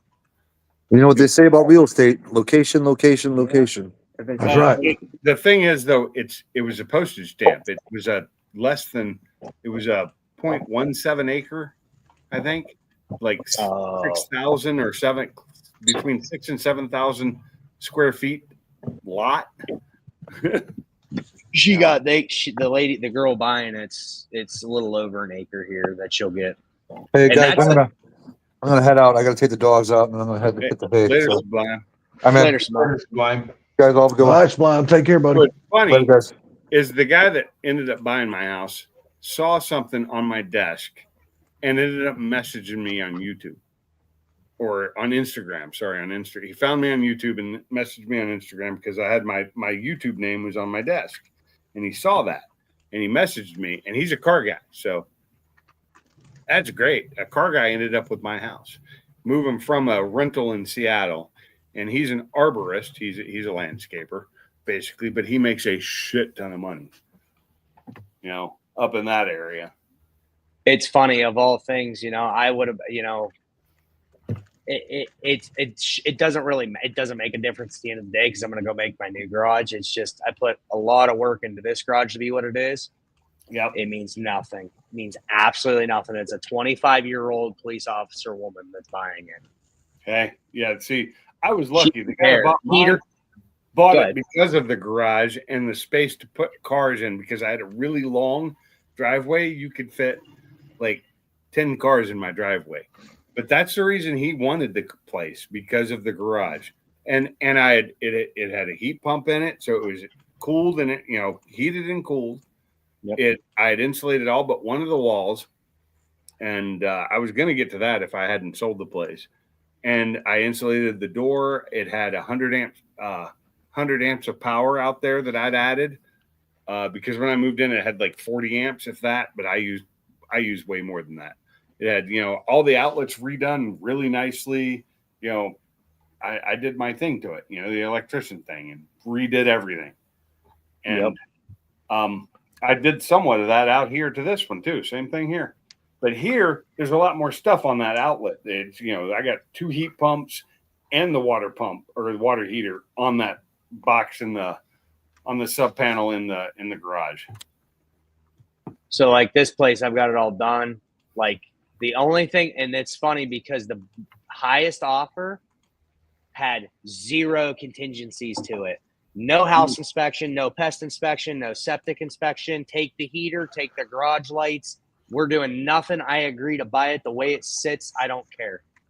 Yeah. Buying it as is, baby. I went, fuck yeah. There was the offer at $180,000. They wanted every inspection possibly done. They wanted me to pay for it. I'm like, you're a fucking bunch of idiots. Oh, and you're going to include everything in the garage. You're going to include the heater, the washer and dryer, and the garage lights. I was like, that's the when I walked in on Monday, there was 4 showings. I couldn't get in here until 9 o'clock. Yeah. I come in and there was a pen laying on the floor, and it said 2 Point Property Management. I guarantee you that offer was up from a property management company. Yes, it was. So They thought they were going to scoop it right up. We had a low ball offer too that was lower than what we were asking, and they wanted everything. Whereas the guy who ended up buying it didn't want anything done. Because I'd had all these inspections done in the last couple of years and had so much stuff fixed, like all the plumbing was redone, the electrical was redone, all that was redone by me, thinking I was going to stay there. I had no plans on moving when I had all that stuff redone. Like when I seen, like I got her name because I got the paperwork and it had her name on it. So I was like, I'm going to do a quick Google search. So I started looking. Girl's 25, works for the police department here in town. Well, next town over. And I'm just like, her monthly payments with escrow and everything is over $2,000 a month. And I went, Jesus. holy fuck. Mine with escrow is $900. I hate that mine's almost $900 a month. My new house is 13. Oh, that's not too bad though. But That's I mean, I've got a big garage. I've got a second building. I've got a 1,900 square foot home with 2 acres with a paved driveway. I mean, I kind of got my money's worth. You got 2 acres. That's pretty sweet. $1,300. That's not bad at all. Like I was paying for my last house, I was paying over $15 a month, because they kept raising the fucking property taxes. I was paying. How many square foot you got in your house? 1,017. Okay. So It's a two-bedroom, one bath. My first house, I bought that house in 92. I paid $65,000 for it. Sold it in 2006 or 2005. 2005 for $137,000.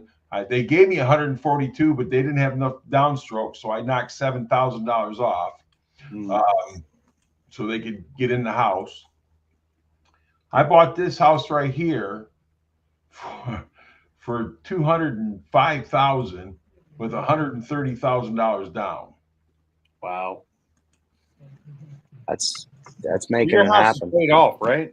Huh? Is your house paid off? Is my house paid off? No, because I did refinance it to do some work on it. Okay, you did like I did, refinanced, because I Yeah, did I did I refinance did some to do work some on the on it. house, and I paid off every bill and all my cars when I did that. But I'm going to retire in 3 years, and the house will be paid off in 7. Nice. Yeah, I mean it's just when I moved in here in 2016, like I look back at the pictures, like I've got pictures of this place from whenever I bought it, like this garage, and it's just Autumn looked at him and she's like, Jesus Christ. She said the place was trashed. I'm like, yeah, 9 it was years ago, studded right? walls and it was used as storage. I said, I put everything you see in this place other than the doors and windows. I said, I Man, turned it you know into what what? it is. But that girl being a cop, 25 years old, moving in a house, she might be in the cars. Could I, be. was I might figured be if she would want the heater out here in the fucking March. Yeah. So you're guy taking thinks- your garage lights are going with you? Yep. I don't know what lights you have up there. I think you got what, 8-footers or 4-footers? 4-foot 4 bulb. Okay. So what day y'all got closing set for? LED? What's that, Pigs? Are you LED? Yeah. I bought these lights Yeah, same in 3 my years garage. ago. My garage is all my lights. It was my old house. It came with the fluorescents. Like I think there were 13 fluorescent fixtures in there, and I replaced them all with LED lights.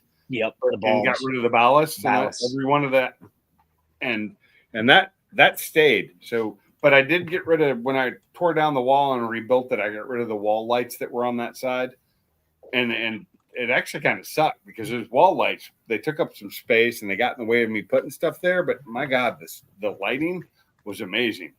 Like for doing, any detail work or anything, the lighting was phenomenal because the guy that I bought the house from was a car guy. The guy I sold the house to was a car guy. That house was meant for car people. It's a little teeny house with a garage that's almost as big as the fucking house. Yep, this is 650 square feet. The house is 1,000. So I mean, it's a 2-car garage and change, but they have like the closet for the living room sticks out into the garage, so it makes wasted space for that half. But I you didn't have have a that place for problem a because sink. mine was detached. Yeah, but the closing date, Salty, is looking like the 28th of March or earlier. All depends. Oh, well, you still got a little time then to work on Okay. your trucks a little So bit more before I had- you have to move it. I had a 912 square foot house. That's what they called it because they added that small porch space. And then my garage was 864 square feet. My new house, that's pretty much what my new garage is. And My that's new something garage else. My new garage is a little bit bigger. It is basically 1,000 square feet of the lower level, but there's a stairwell that gets in the way and takes up and knocks it back down to actually 900 and some. Never mind. My old garage, I had the wrong measurement. It's 38 by 24, so it was 912. It was the same size as my house. So I think I said when I was selling this place and I was waiting this time, I said, if I can get $100,000 out of it, I'll put it towards the new house, and then we'll just get a small payment or maybe just eat some cash out of our own pocket, buy me a daily. At this point, with that profit, I think I'm going to pay the Mustang off. That'll be done. That will leave us with no car payments. hey, I think I'm going to put in the new garage. I talked to a lot of them and my buddy and my dad. I think we're going to put in we're going to take out the 2 9-foot doors that are kind of a pain in the ass to get into because Autumn's already bitched about trying to get in the garage because of its location to the house. Right. You got to kind of, just to get in the middle bay, you got to kind of be offset and come up the hill and miss the pillars. Now the end bay is almost useless. Somebody put a door on there, but they used it as a dead area, even though there's a garage door on it. I think I'm going to put in an 8 by 20 foot and take those 2 out in the center. You're going to put a 20-foot door in? Yep. So that means you've got to reinforce where they've got. Yes. I got to put a new header in. Yeah, that's an expensive header. That's, well, Just I mean, saying. I Shit, said you can build that header. You don't have to buy one. You can build it. So how big Hey, is your new garage? Ain't hard. it's 35 by 20. The actual usable space is 35 by 22. That's nice. Yeah. Nice. So, but the way they built the garage, my buddy was like, whoever built that place was very smart. There's drains in every bay. I mean, they were smart. All paved in front of it. It needs a little bit of work, but it's all concrete in front of it. Like But they that's laid the it out house really garage. nice. Yes. How big is your other building? That's 24 by 24. Okay, it's smaller now. Yeah, I swear Yeah. from the pictures it looks bigger than that. No, it's not. It's 24 by 24. I do believe. I think I took it. I think 480? Yeah. It's big enough to put my truck and my car in. So what I'm going to do is I'm going to put the 8 by 20 door in. That'll eliminate any issues. I'm going to start a detail business like I've been wanting to do. Then I can get big trucks and SUVs in sideways, and I don't have a problem with depth. But I realized real quick. 526. So But are either of them large or tall enough to put a lift in? no, Ah, I don't personally care if I can put a lift in. My dad's got a lift, and I never used the thing. Really? No, I still worked on the floor because it was faster to me. I mean, pulling transmissions, yeah, it's really nice. Yeah, you don't have to bend over to do brakes, but it was such a pain to get on that lift at his house. It was just like, I'll just do it on the floor. He was like, just use the lift. I'm like, I got to move half your trash out of my way. I'm not moving it. Well, see, that's because he's got trash in the way. If it were my lift, there would not be anything in the way. But that's so. I mean, the lift's it's one of those things that doesn't really matter to me If I right could now. have I've a worked lift in underground my for so garage, long. I would have a fucking lift in my garage, but I've got an 8-foot ceiling. A lift is useless. I got a 9-foot 3 ceiling. I Yeah, think you is need what I have. 11-foot minimum to have a So, lift. but the thing about it is that those little hoists that go underneath your car. The quick jacks, Yeah, I mean they're good for like if you're doing brakes and stuff like that. oh, they're great for brakes, but they are not good for pulling a transmission out because they don't go high enough. No, I get that, but I'm just saying though, how many transmissions are you going to do? Yeah, there you go. For me, That's the way thing. more than I wanted to. Yeah, but you're losing all that horsepower. You don't need his transmissions. I will say that the quick jack True. on the Focus is great because the transmission comes up out of the hood. Right. But yeah, I I mean, imagine it's- even with the quick jacks, I imagine you could still get a damn AOD or a T5 out from under that car. Not on a transmission lift or Because the bell housings are not that big, so I don't think you'll have a problem. on a transmission jack. You cannot. No, It because doesn't go high enough. It just doesn't go high enough they because don't go high enough. But the thing about it is that don't it got something in the way where you wouldn't be the trans out anyhow? well, you can move it to the rear or the front. You just can't go out the side. Okay. Yeah, so the quick jacks are on the sides, and they work great. And like I said, I pulled my Mustang transmission out on the quick jack, and I couldn't get it out, so I had to take it off the transmission jack and I put it on one of my moving blankets and drug it out, and it was able to come out that way. But it wouldn't come out on the jack. But I'm more or less talking for his detailing. You know what I'm Yeah, saying? for detailing, oh god, those things are perfect. I mean, that would be perfect for detail. Because Yeah. back Oh, in the they day are. when I used to detail, I used to drive them up on blocks so I could get out the whole tire and everything. You know what Yeah. I mean? Yeah, exactly. I will Yes. say a set of quick jacks for detailing is almost a must. Those things lift that car up to the perfect height for that. And that's kind of what I was thinking about, for They- detailing. I mean, it's perfect because then you can get the bottom of the doors And better. they're- You ain't bending over and trying to look underneath it. You know what I'm saying? You're damn right. Damn right. There's a lot of things that would be good for when it comes to detailing. They are good for a lot of things. I love them for what I use them for, and detailing was one of them at one time. But I still use them. They're great. They're awesome. But for my transmission, I got to go to the 6-ton jack stands on the Mustang. So I think what I'm going to do is I'll probably take that smaller building up above. I got to do a little bit. I think whoever owned that property and put these buildings on it don't make a whole lot of sense. Like the garage down below, that's the main garage. They cut out of the bank and leveled and graded everything the way it needed to be. The other buildings, they didn't cut into the bank. What they did is build it up and then filled it full of dirt and built on top of it. Yeah. I'm like, that's kind of a shitty way of doing it. Why didn't you just cut out the bank? You have another building in the back behind that, don't you? It's a shed. It's kind of the same problem. It's up on blocks because they didn't cut out the bank to make it sit on the ground or Well, even mine- lift it up off the ground a little bit. My shed's up on blocks too. I had to build a ramp into it. How many blocks? I don't know. It depends on the end. One end, it's got a couple of blocks. On the other end, it's one block because it's on a hill.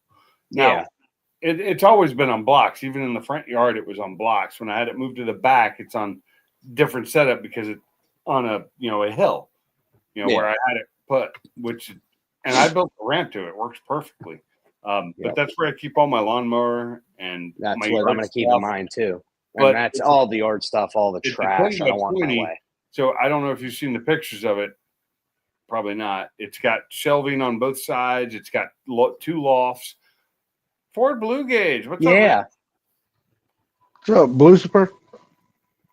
But it's a lot of car parts are in there too.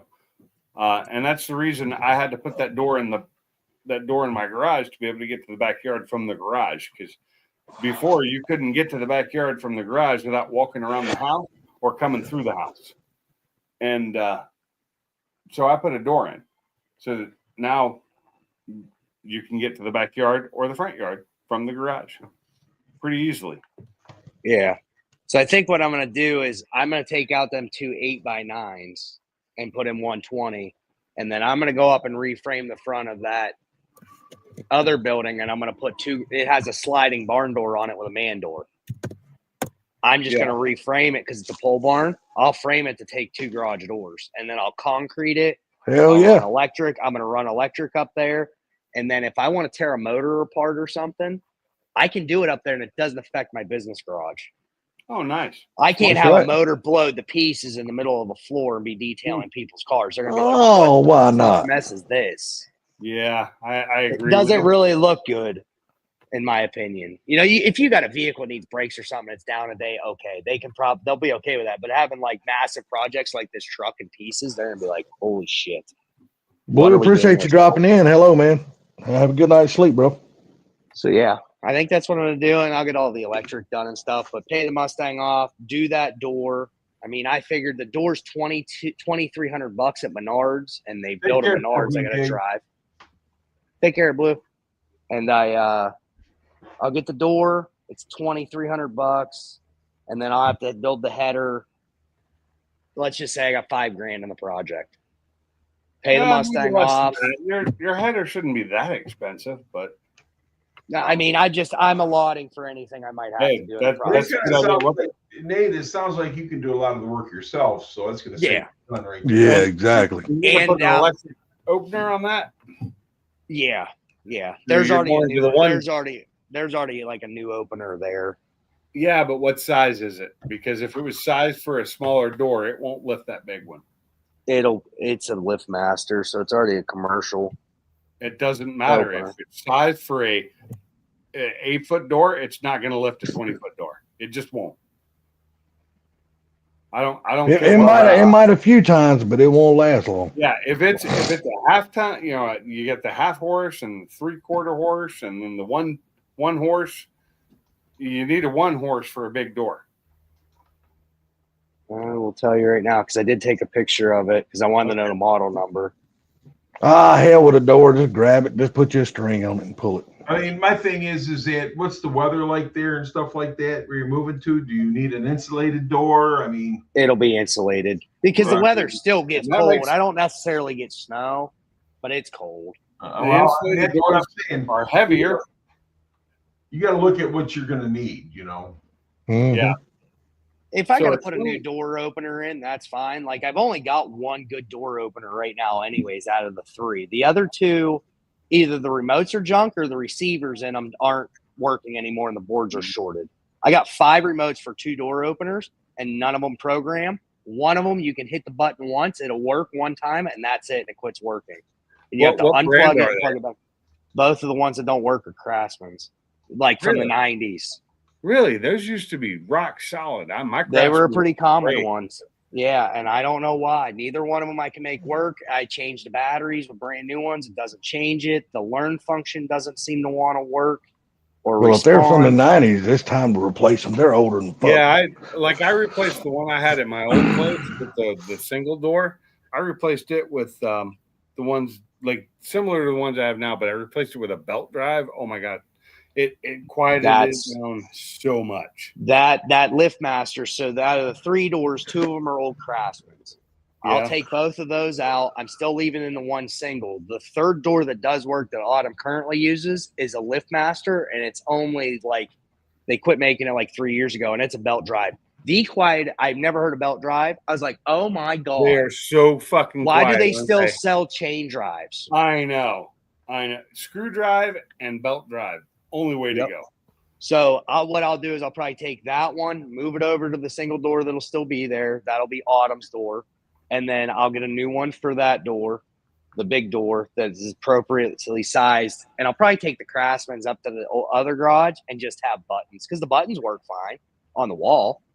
And I'm not going to be in and out of there all the time with cars. So it won't really matter. Just walk in and hit the button. So I have Chamberlain, but mine are older ones that they were in this house when I got here, and they're chain drives. They're Chamberlains. They didn't have any of the electronics that could communicate. So I added the little pucks onto the doors themselves and a receiver so that I can control them from my phone.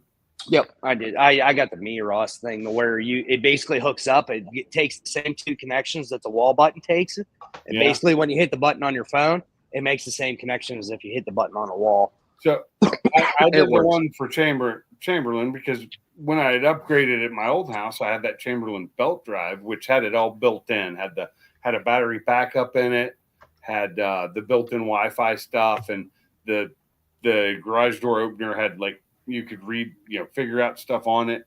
It wasn't just the button, and it worked great. So when I moved here and it didn't have that, but they were already Chamberlain, I decided I wasn't going to upgrade them because they're working fine. So I just added the hub and the 2 little door pucks so it knew which door was which, because I got as you look behind me in you see I have 2 small doors instead of one big one. And so, but I can open them and close them from my phone.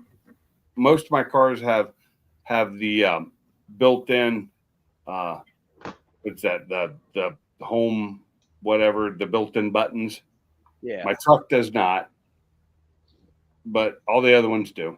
My truck and my Focus don't. So those 2 have buttons. I have the remotes. The other ones can open both doors. And if not, and I need to, and I'm outside without my car keys or anything, I have my phone and it can open either door. So I've got a Chamberlain here. It is the biggest piece of shit I've ever seen. The fucking thing has never functioned correctly. I've dicked with the sprigs. I have never fucked had a with the problem with rails. I have fucked with the chain. I have played with the connections. I have replaced wires. That's weird. And this thing still gives me problems. Not I as have much as never- it used to. Never had a problem with any of my Chamberlains. They're like, to me, top. LiftMaster and Chamberlain are the same company. Same right? company, yeah. LiftMasters is the commercial side of Chamberlain. That's their commercial side. And I would love to have one of those LiftMaster side mounts that mount right up there and just the turn jack shaft, yeah. Yeah, those things are awesome. But god damn, They're like price $700-800. No, they're over $1,000 now. Last I looked. I was looking at them because I was looking for that garage down there. I was like, man, it'd be nice to get the garage door openers. I was like, well, if I got to replace them, maybe I'll go all the way. And I think it was like some places you can get them for $600 to $700 for their new model. So that's the thing is, it depends on where in the country you're. What's up? I got What's up, one Gary? say that back in 1969, Ford built a one-off prototype that flipped the script on the classic Boss 429. It was a rear engine car. Oh, I was just reading about that the other day. I saw that and it was awesome. And fucking, that is so cool. But there was only one of them. But anyhow, you guys have a great night. Thanks for having me up. Yeah, I'm gonna do the same thing. I'm gonna bail too, guys. Yeah, Y'all have a good one, man. I'm about ready to take off anyway. It's I'm tired. Love All it. right. Gary, have a good night, buddy. You guys have a good night, you two. And I'm Nate, Pinks, y'all have a good one, man. We'll talk to y'all later. Night, Salter. Hey, Nate, What's up? you Bye. still working your job, or Yeah, as of right now, for the so time being. are you looking for a new job yet? Or I've applied so far, counting with the jobs I applied to today, so far 20, how many jobs up? and 22. you did those online, right? Yes, a lot of them were actually on the Oh my- websites for the companies. Oh my God, I remember when I was looking for a job, I applied that way so many freaking times and never got a thing back. Never I heard do. from any of them. I do. At least I do for you know. some of them. So when I was looking for this job, I was lucky. This job I actually wasn't looking for that I have now. I had a recruiter basically message, get me about another job that was in Huntsville or Huntsville area, and I didn't get that job. And it sucked, but the same guy got me this job, same recruiter. Found me this job. I came and interviewed for it and I got the job. So but yeah, I've many years I applied for jobs online over and over again, and never so many people. You don't even get a message saying sorry, we're going another direction. Yep. I've gotten some of those from the real jobs that I was really looking at. Yeah, Like big companies like Marathon, FedEx, Fuck FedEx. McKesson. Hey, But like fuck these FedEx. smaller companies, like some of these smaller companies, I don't get Yeah. jack shit back. Oh, yeah, And the jobs are actually, still posted. I'd hear stuff from smaller companies before I would the bigger ones, which really sucks. But even the bigger ones and the smaller, it was all automated messages. There was no interaction. It's all computer Correct. done. Yep. It sucks. You really need to find a fucking a job scout, basically. Well, Yeah. that's the thing is like I talked to Autumn today about it. And the great thing is the companies that are hiring pay them, not you. Yeah. And I talked to Autumn today and she said, I'll tell you what. She says, if you can't, because she's begged me to quit this job and start my own detailing business 2 years ago. Oh, if that's what And- you're going to do, that'd be awesome.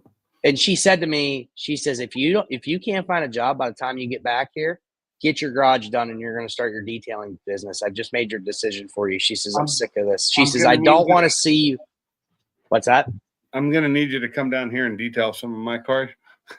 Everybody I'm not wants to pay this you stuff though. done. I'm gonna do it on YouTube and give you, I'm gonna pay. I'm gonna do that. I'm gonna do that influencer thing. I'm gonna pay you in views. Yeah. I don't care. I just like I- doing it. Like I've done my buddy's vehicles for free, and they've given me money. I I'm would like, dude, never I just ask like. anybody. I would never ask anybody to do my ship for free. I know how hard it is. I know how much work it is because I've done it before. I have all the stuff to do it with. I'm just lazy and my arms hurt. Yep, I have everything to do it. Like I bought the pressure washer. I've got the reels. I've got most everything I need. I've just got small quantities of stuff. So now, like you start a business, you're probably gonna need a slightly bigger quantity of stuff. I have gallons of stuff. The problem is it's gotten so old now. Some of it I'm not sure still works. I've had it for 4 or 5 years now.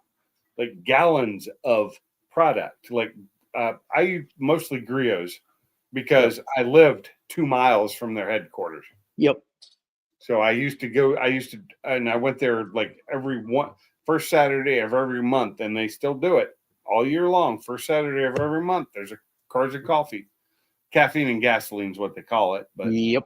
in fact, I almost had my punch card filled before I moved to be able to get, I don't remember what it was, but they had free coffee and they had free donuts, and they got their donuts from a place that was a donut place local there that was phenomenal donuts.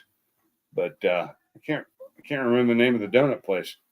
That's right. House of Donuts. It was really fucking good donuts.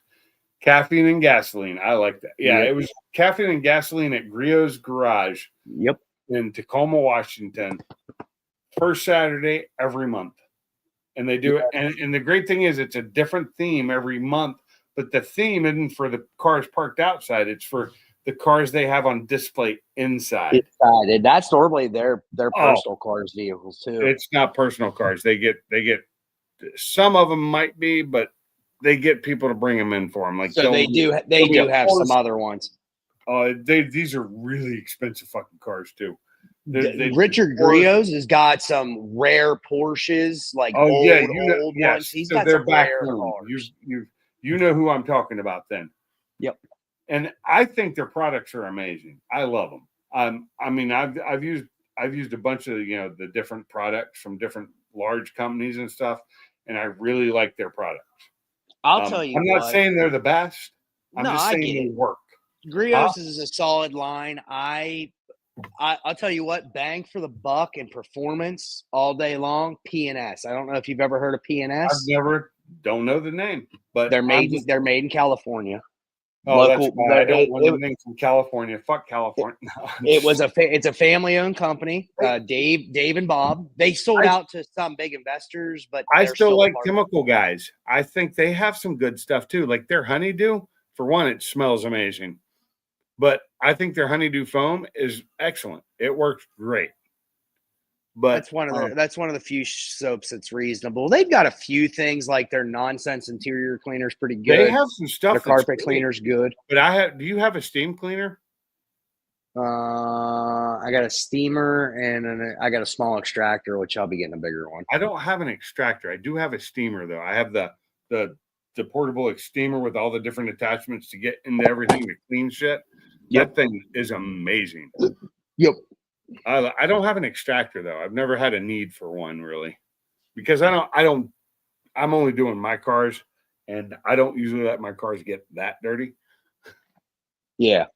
Yeah, their P&S is really good bang for the buck. Like you can buy their soaps are okay. I'm not impressed with them. They're known for being. I really do like the Griot soaps. I have loved their soaps, and I love their bucket. I have 2 of their buckets with which have the bottom that has the grate, so it lets the dirt fall through. Yeah. The dirt lock. I mean, there's a couple. The main people that came out with that originally was not detail guards. Oh, I know who Detail you're guards talking about for the buckets though. That's for the 5-gallon bucket. Grit guard. Yeah, Grit guard. But, the one from Griot's is like a square bucket, and then they're big rectangular. They're rectangular buckets, and I got one with wheels and one without. Yeah. I love those things. Those things are awesome. Yeah, so like I've got a bunch of wheel brushes. I have a bunch of tire brushes, which I'm probably going to eliminate half of them, because half of them, like I buy one and it's like I want one set of tools that I can use on everything. And there was like, as I started to get into this, they didn't have it at the time. They developed it a year later. I'm like, shit, well, I need that now. I'm gonna change my style. Hold on, we're gonna do this. Don't go away. If anybody's still, there's like 2 people left in here, but anyway. I'm going to go into my garage real quick. I'm going to show you all something. Let me show you something. I did not know that P&S had a buffer. Yeah, they do. Most people do. I don't know of any major company like that does not have their own bucket. No, buffer. Ford Tech said he had the buffer from P&S. He has a P&S buffer. I didn't know they had a buffer either. I have a buffer from Griot's, but it's just not the like big expensive one. Okay, I have the same one. You have the G9. I have the G8, the G9. It's a 3-inch and a 5-inch, like 9mm DA. Okay, so style. See this cabinet here that I can't even open all the way. See that? See all the stuff I have? You're like me. But if you look in the back there, you'll see that I've got the gallons, but it's old. I don't use it anymore, Yeah. I've got like, Chemical Guys. I've got some ceramic speed detailer here that I picked up while I was in Michigan. Their I've ceramic got 3-in-1 is some of the best this- stuff. I mean, professionals still This use stuff it. works great. This machine polish is awesome. So is, I've got some Sud Factory stuff. I've got some of the Boss, fast correcting cream. Yep, a lot of detailers love that. This stuff works awesome. Engine dressing, Yeah, engine bay dressing. I'm sorry. So I've got all that. I've got this foamer here that I bought on Amazon that works fucking amazing. To complement that, I've got a handle now. I've got one of the handles. It's just like the trigger handle, like a pistol handle for it. But look at all these bottles I have. Just bottles of shit that I never touch anymore, hardly ever. I've got Speed Shine. I've got a ton of Speed Shine. I should sell all this stuff, but then you got rags. You got all the different rags. You got the dusters. You've got drying cloths. You've got these, which are for washing, the washing mats, which all this stuff, is all kept clean and neat. And, I've got wax spreaders. I've got the sponges for doing any kind of little thing. I've got a couple of those. I've got squeegees.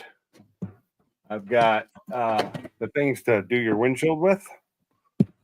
The inside. I've got here you go. The detailing Q-tips, Q-tips, which are like flat. They're not round, they're flat. Yep. They work great. Another thing I've got is Goo Gun. You have to have Goo Gun. But if you ever use Plastidip and you want to get rid of it, you need this. This takes it off better than anything I have ever tried. Is their actual dip dissolver. Nothing else took it off as well as that. I've got and down below here we've just got oils and everything else. This is just my detailing cab, one of my detailing cabinets. These are cabinets from my old job. It's hard to get to things because I have a car right here that's kind of in my way. This cabinet is also more rags. This is a mixed cabinet. So this is where I keep most of my cheap rags. The really cheap ones. Yeah. Up here is where I keep gloves and just your general basic stuff. Let's see, we got sandpaper and paints of all sorts, but that little thing right there, that McCullough. That's what I have. You have the McCullough? I have the bigger one, so that's probably. I didn't need a bigger one. That thing works so great. I wanted a bigger tank was my only thing because I didn't want to because how much I use it. Do you have one of these?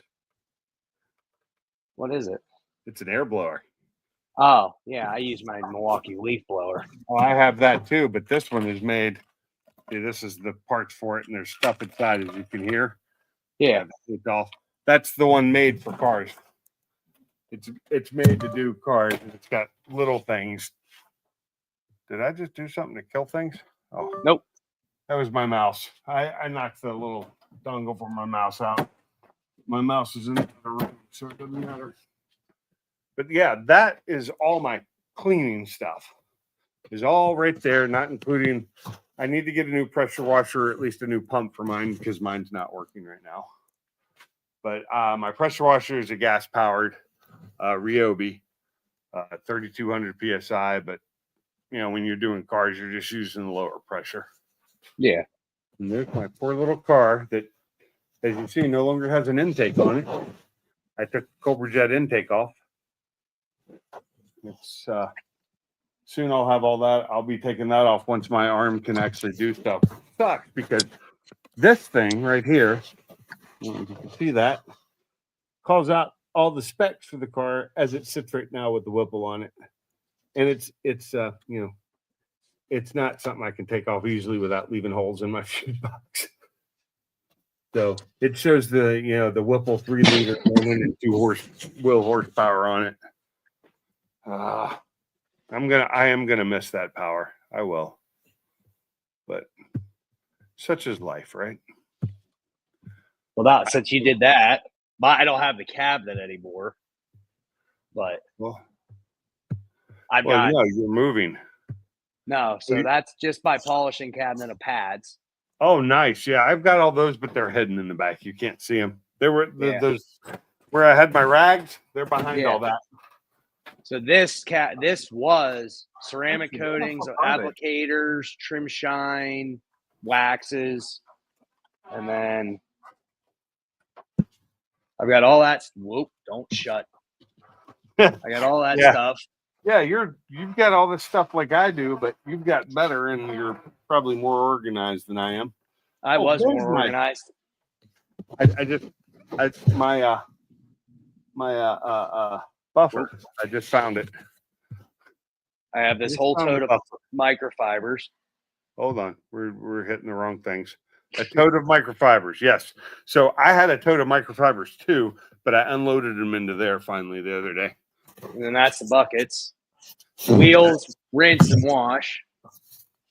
Yeah. And we come over to here. It's parts for work. That's the pressure washer. You got a little electric? It's an AR Blue. It's a commercial one. Yeah, but it's you're nice. You got the reel on the wall. Yep. And then I have a portable Krensla DI system. Nice One. handle there. So, and then I think some of the stuff made it home somehow. Like I only kept some of the stuff. I think most of it stayed, but I want to say a couple boxes ended up going home. Right. So I've got everything I need. Like that pump for like both of those pressure washers are rebuildable, which is nice. If you look up here, that's where my buckets are. My buckets are not quite like yours. You have the round buckets. I have the big rectangular buckets. Yeah. And I've got my portable, carry-alls. So I got a lot of stuff in this one too. It's actually kind of heavy. I can't lift it with that arm. It's got a lot of that's actually a Grio's bag right there with their stuff in it. Most of their stuff. Ford Tech, yeah, this is the house I'm selling. So let me turn this off. Everything you see in this garage, I've done. This was nothing more than studs and a mouse nest whenever I moved in. Oh, I built it up to be what it is. So you guys probably nobody here, I think, ever saw what I had in this house. So in this house, you see where these wood things are here? There was a wall right here. There was a wall right there that came here, down, or I'm sorry, went that way to that pole, and then went across. And that whole end of the garage was separated from this end.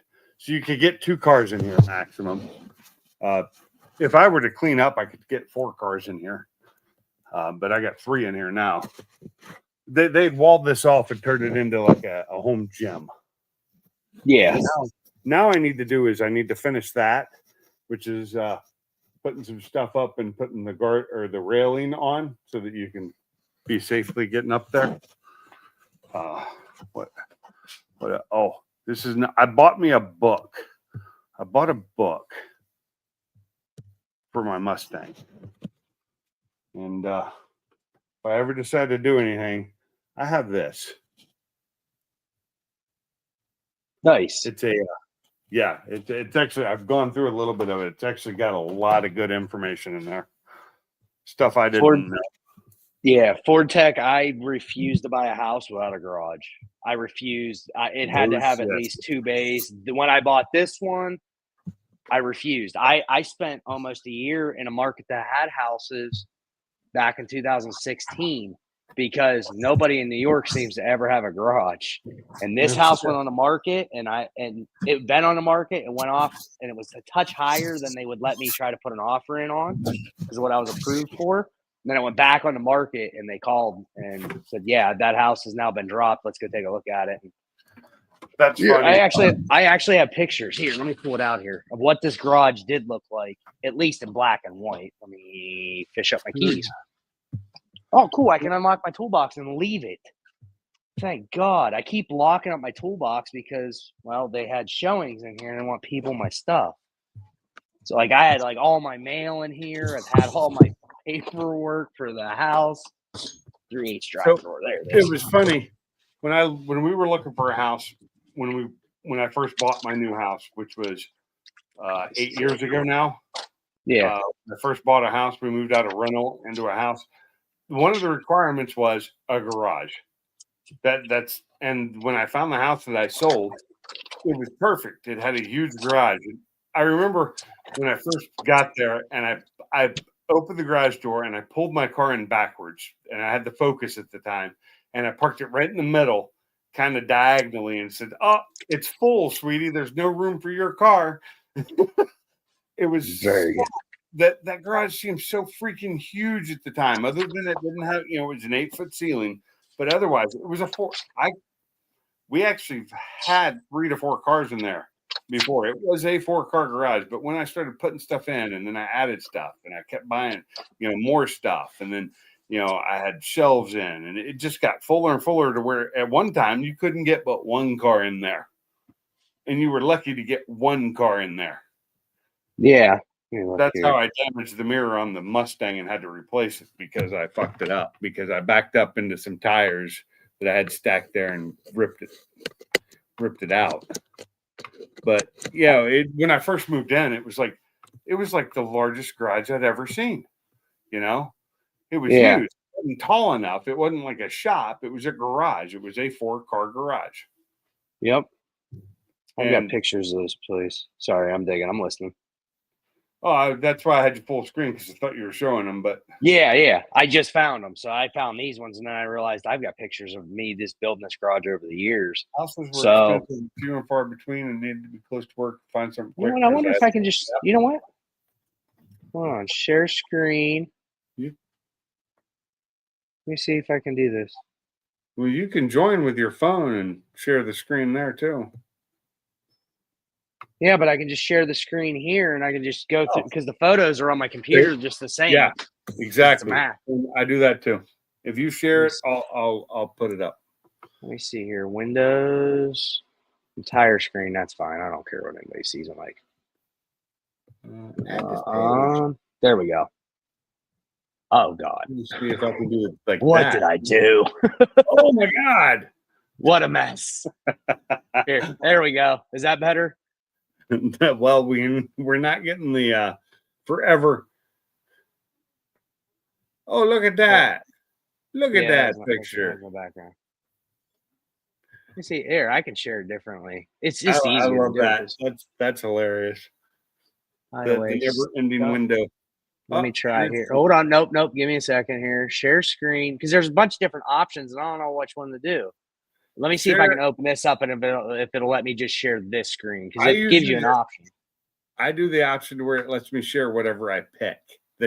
Either the tab I pick or the window I pick. Yeah, which I didn't have it open. I just got it open. Let me see if it's an option now. Window photos. There we go. Merry Christmas to me. All right. No, you can't show that. Yeah, there we go. So now you can see everything. Oh yeah. Let's see. Let's go to the library. Yeah. So let me go to years. Just make sure you're not showing anything you're not supposed. Oh, get that foot out of there. Yeah, you like that? My foot was. Yeah, that was bad. That was not good. No, that was my foot after I rolled it. See my ankle? It's so swollen. So swollen. Hey, it was bad. That was like 2 weeks after I did it. That makes and I didn't break it. It hurt bad. I missed a step. I did that when I was a teenager. I had 50 twisted pounds my ankle.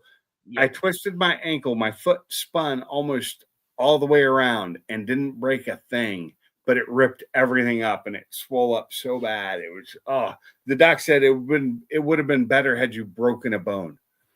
The doctor told me that. He's like, it would have been better had you broken a bone. There's some good videos there. But I think YouTube will have them tore down. Yeah. They'll have you, let's see here. Scroll through. Just had the pictures. They're right here somewhere. And August. We're scrolling. Yeah, okay. So this is that's the outside of the house. That's the deck after I was done pressure washing it. Hey, look, there's the truck when I got it here. Oh, nice. It looks much better now. Yes, it looks way better.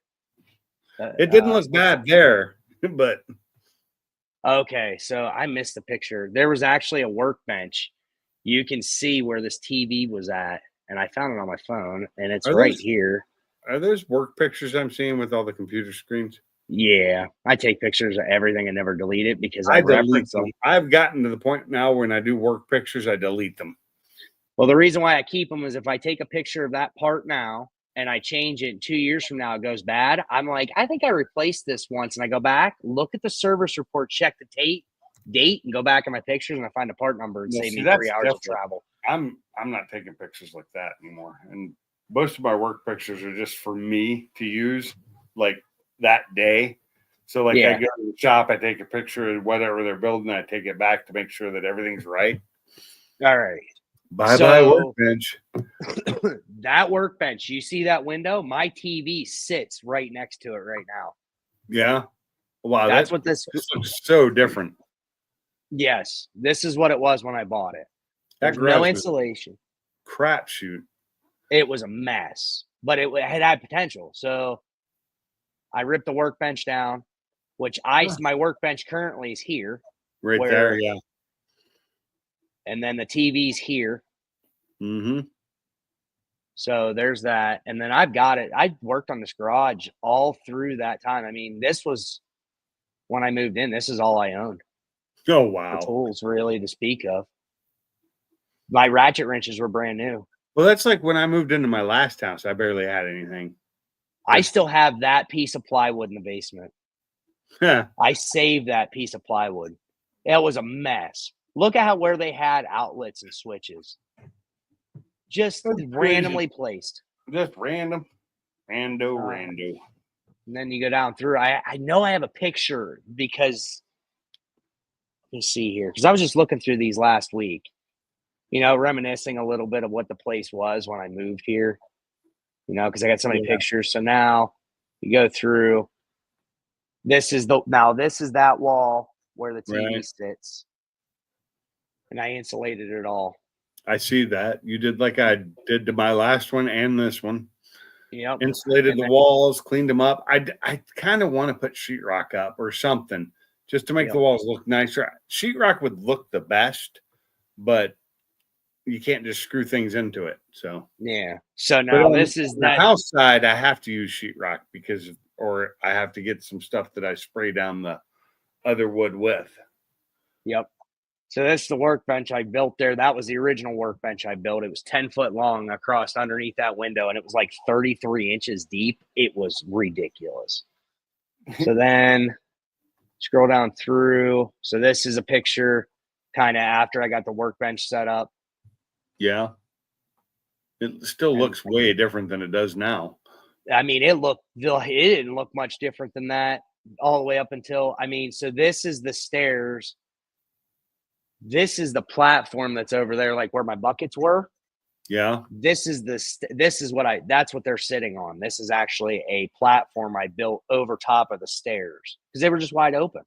You see this false wall here? Yeah. They made them put a railing up in order for me to purchase this place. Had to have a So- railing. I got so if you put a platform there, how do you get down and up those stairs? I put them on hinges. You can see it there. Oh, okay. There. And there's a handle here, and I lift it up and I prop it up with a board. So what's down there? It's my basement, the house. Oh, see. I'm not And used to basement, so I don't have one. I've never. Yeah, so you can access it from the garage because this garage was added on in '95, Okay. or it was Belco doors, or you could get through it through the stairs in the house. Either Okay. way, So originally it was like a storm cellar. with yes, The outside, the outside it had doors. the outside doors that went in. So yes. Yeah. So now this is the platform here. This is probably the best picture of it. Oh no, here it is right here. So my There it man is. door going in, look at this platform they built over top of the concrete. Okay. So now I will find a picture. It's not too long after this right here. The lighting sucked in this garage. Yeah. So you can see what, a course and a Wow. half a block. That floor had fallen a full block and a half. from Yeah. here. That floor sits here now, and I have one step right here to go into the house. That's horrible. We cut it out. You see the crack here? The floor had fallen. So what we had figured out when we cut it out, that the drain, you can see it here. Here's the crack right through here. And it goes all the way to the garage door. What it was is the drain had a T on it that's right about where the quad's sitting, right underneath of it was the old metal drain. They had a T on it. One went out and the other one had a foot stub on it and dumped out right about where that crack is under the floor. So it So it's pressurized settled. under the floor.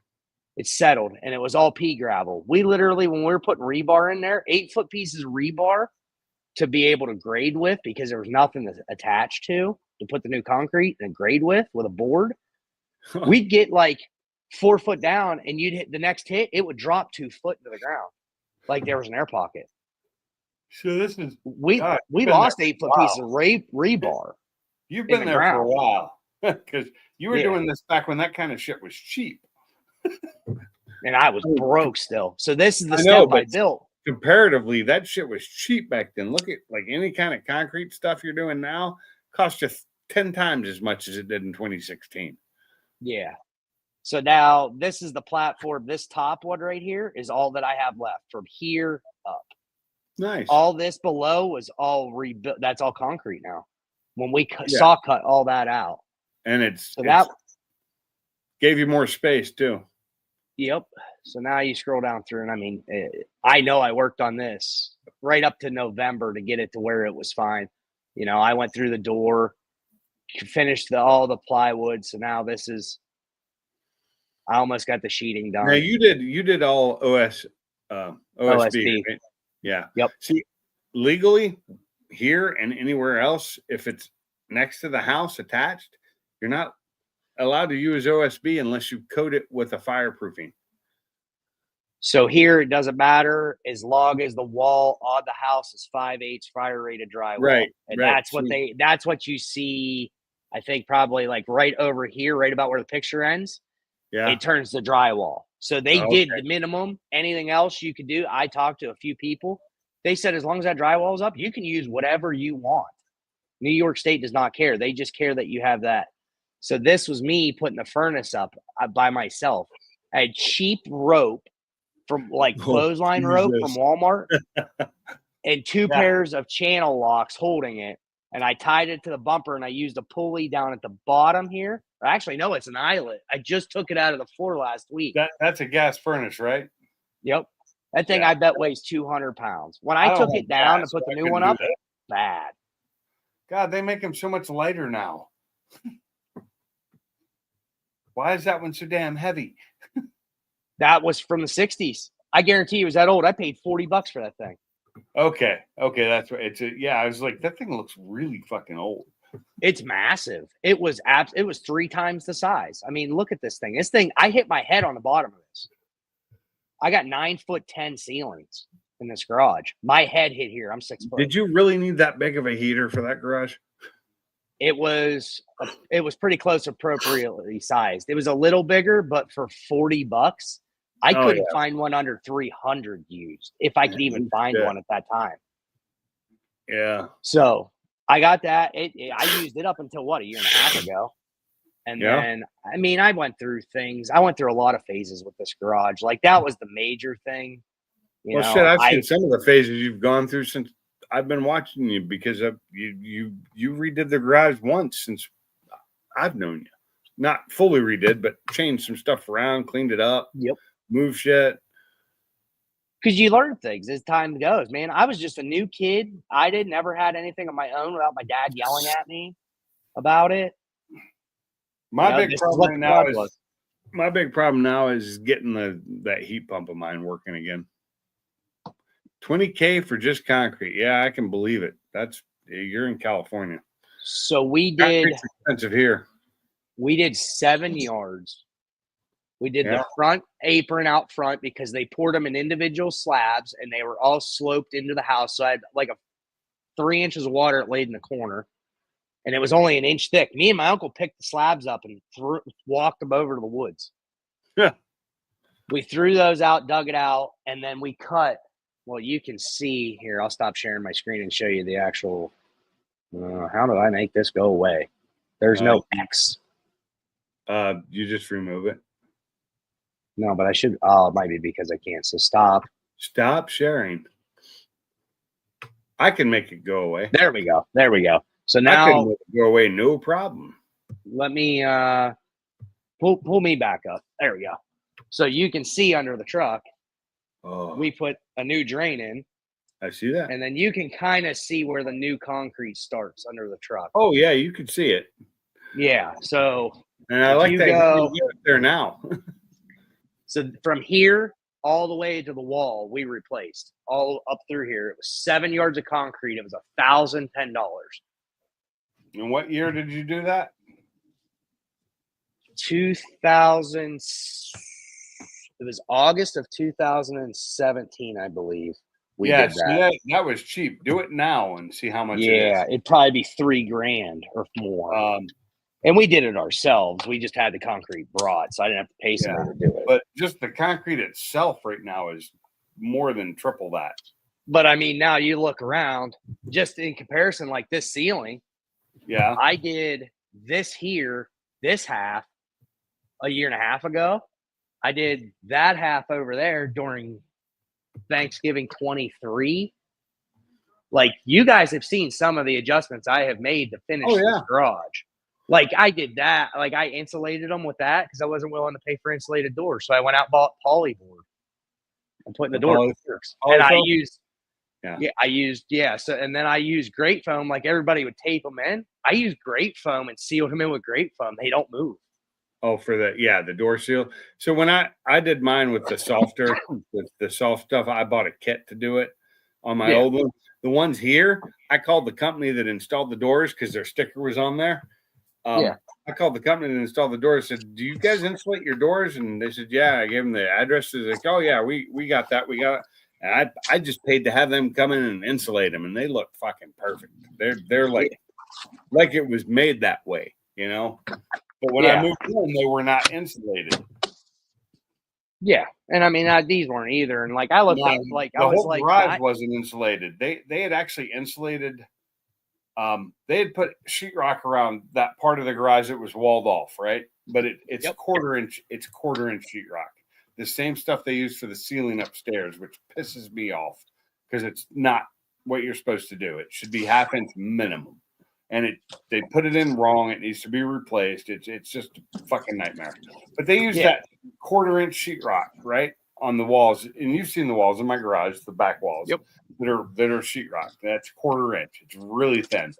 There was no insulation behind them down below. I insulated all that. Up above, when I got into the stairwell and went up above, so the upper part is insulated. So I was lucky there. I didn't have to re-insulate that because they insulated the whole upstairs. You know, but I had to do all the stuff down below, the roof, or the floor, whatever you want to call it. The dividing sector, everything from there down had to be insulated.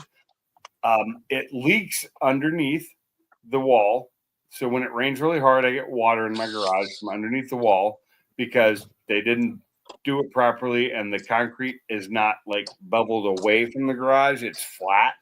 So it just comes right up underneath there. They didn't put any kind of seals under it when they built it. I needed, what I need to do is just put a roof over the back of my garage, like a little link, a roof up above to keep the water from landing on that concrete. That's the only thing I can think of to fix it. Because because I can see where they tried using silicone and all that. Doesn't help because it's just going to come through. I helped it a little bit. I sealed it up a little bit more. It doesn't come through as much as it used to, but it still comes through. That pisses me off. But I raised the sheetrock up so it's not killing the sheetrock, but it is damaging the wood. The grass has been here for like 20 plus years. It's not new. Yeah. But Just like this garage. Now I just want to sheetrock the rest of it, but I am not using that quarter inch that they use. So I took all the See- sheetrock off the one wall where the electrical box is. It doesn't have any sheetrock on it anymore because that used to be sheetrocked all the way to the door, and I got rid of it because it was just too thin. You know, that's not what I would use on the wall to the house. It needs something thicker. Personally, I want to put like 1/2 inch to 3/4 OSB or paneling up so that I can hang anything anywhere and just paint it white.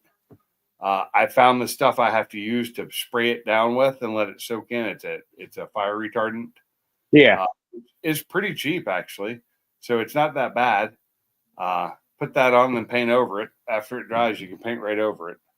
And just paint it white. The only nice thing about sheetrock is you do the mud and tape and it becomes a smooth, seamless wall. You know, Yeah.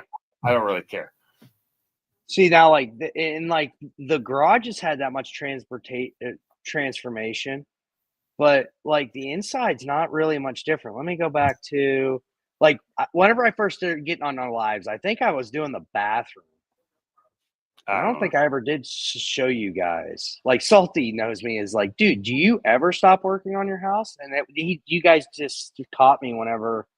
Oh, I stopped working on this one a long time ago because I can't do it. And like this garage or this living room was redone by Colleen and Carolyn. I didn't do anything. They did the painting. They put this wainscoting in. I mean, I bought this stuff. That was about it. I bought the stuff and brought it home to them. And then I went to work and I came home and it was done. Problem is the wainscoting's never been painted. It's been painted in like one spot. It all needs painted, but it just clicked because of the dogs coming in. It collects so much dust and dirt. It's just filthy looking, you know, because So it's that off whitish, non-painted color. yeah. Here, let me In my see. bathroom, I need to completely redo my bathroom. I So- wanted to originally, but people like I did it in Washington, and it cost me $13,000 to have a walk-in shower put in. Yeah. Here they wanted more than that for it, and I was like, I'm not paying that. I'm just not. You know, but these are the guys that come in and do it in one fucking day. You know, which is nice, but It is. So like my bathroom took me $6. And Yeah. my bathroom. So I like, only have one bathroom, so I can't take the time to do that. I only had one bathroom too. Yeah. See. We just lived. So there's the old tub. Yeah. It's around. Hold on, And then I'll that's flip like through the that. old faucets. Yeah. Yeah. Terribly green walls, no exhaust fan, Uh-huh. toilet, the big Well, window. baby toilet. Yep. I hate round toilets. If they're not elongated, I don't like them. Little teeny. To see your bathroom is huge compared to what I have here. No, this bathroom. I'm standing in the back of the tub as far as I can get to take that Just so picture. you know, that's still bigger than what I have here. The only person I know that had a bigger bathroom or smaller bathroom than me was my Uncle Jim. This my is bathroom's dimensionally probably 6 smaller by than yours. 6. 6 by 6, including the bathtub. Yeah, Yeah. that's the whole room. Okay, mine's a little bit. It's like a 6 A little by bit. 8. Yeah, that's more of a normal size. Mine, you But, could you like, had I've to got- literally. I've got a sink. I got a 30-inch sink right next to a toilet, right next to a tub. Yeah, so this was the bathroom after I gutted it. You see the hole in the Yeah. floor? Yep, I think they had a wood stove, I would bet. possibly. But I shrunk the window. That's what all that is on the wall there. I shrunk it way down because that was all wow, window. That was a huge window. No, it wasn't. It was a standard size window. That's just how small the bathroom is. Like the door barely, when the door swung in, it missed the vanity by 1/4 inch. Okay, so yours is more narrow than mine is, but it's longer, I think. Yeah, so let me Because see my bathtub is at the end, going left to right, not in line with. Yours is like Oh, yeah. So let me see here. This was us shrinking the window. That's the original hole with the new window up top. Yeah, I see what you. Yeah, ours was So- never that big, so we didn't have to do that. So this was the linen closet. It was just somebody built it within the space between the tub. That's actually shares the wall with the tub and the hallway. That looks a lot like my old bathroom for my old house. Yeah. So now that was the very beginning of November.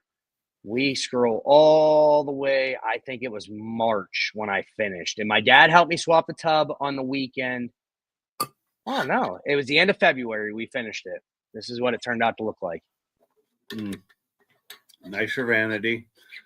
Did you leave the same toilet in there? Same toilet.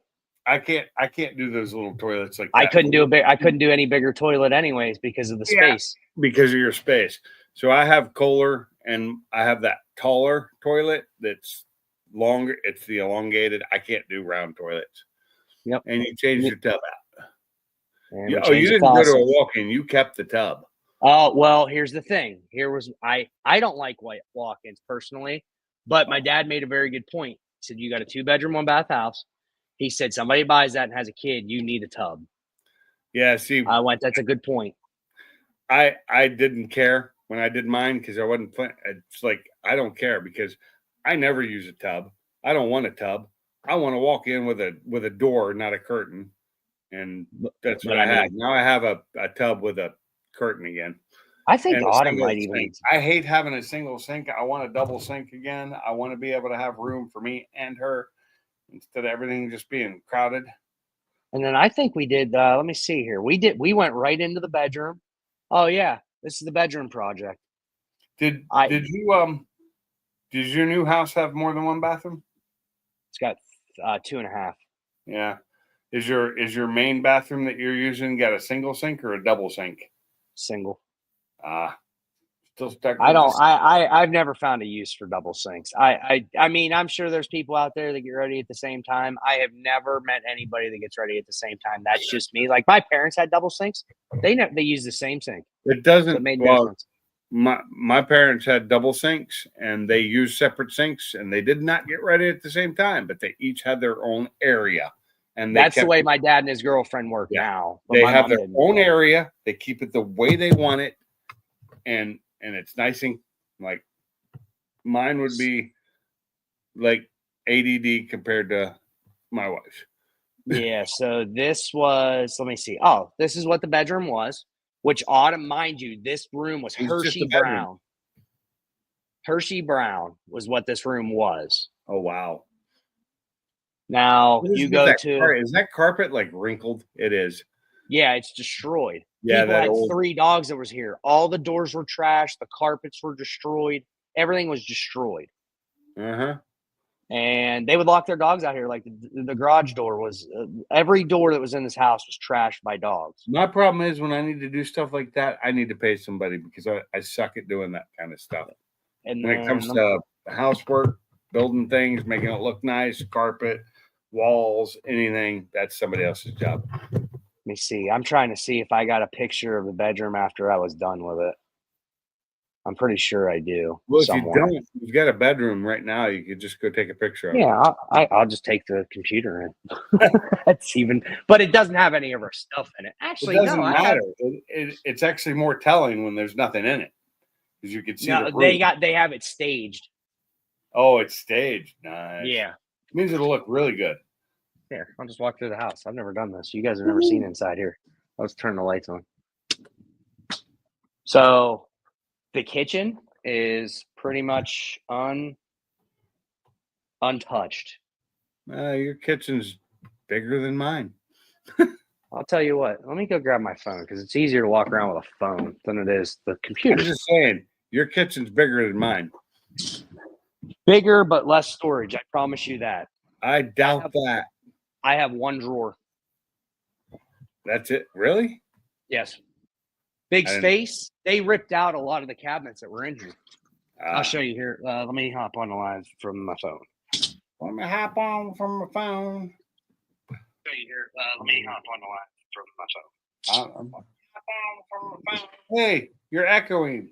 Yeah, I know. It's because it's playing. I got to find where the link is here. I know I just passed it. I swear I did. Is it? No, I did not. You want to repost it? You want to repost the link? Because it's gone. Hold on. 1 sec.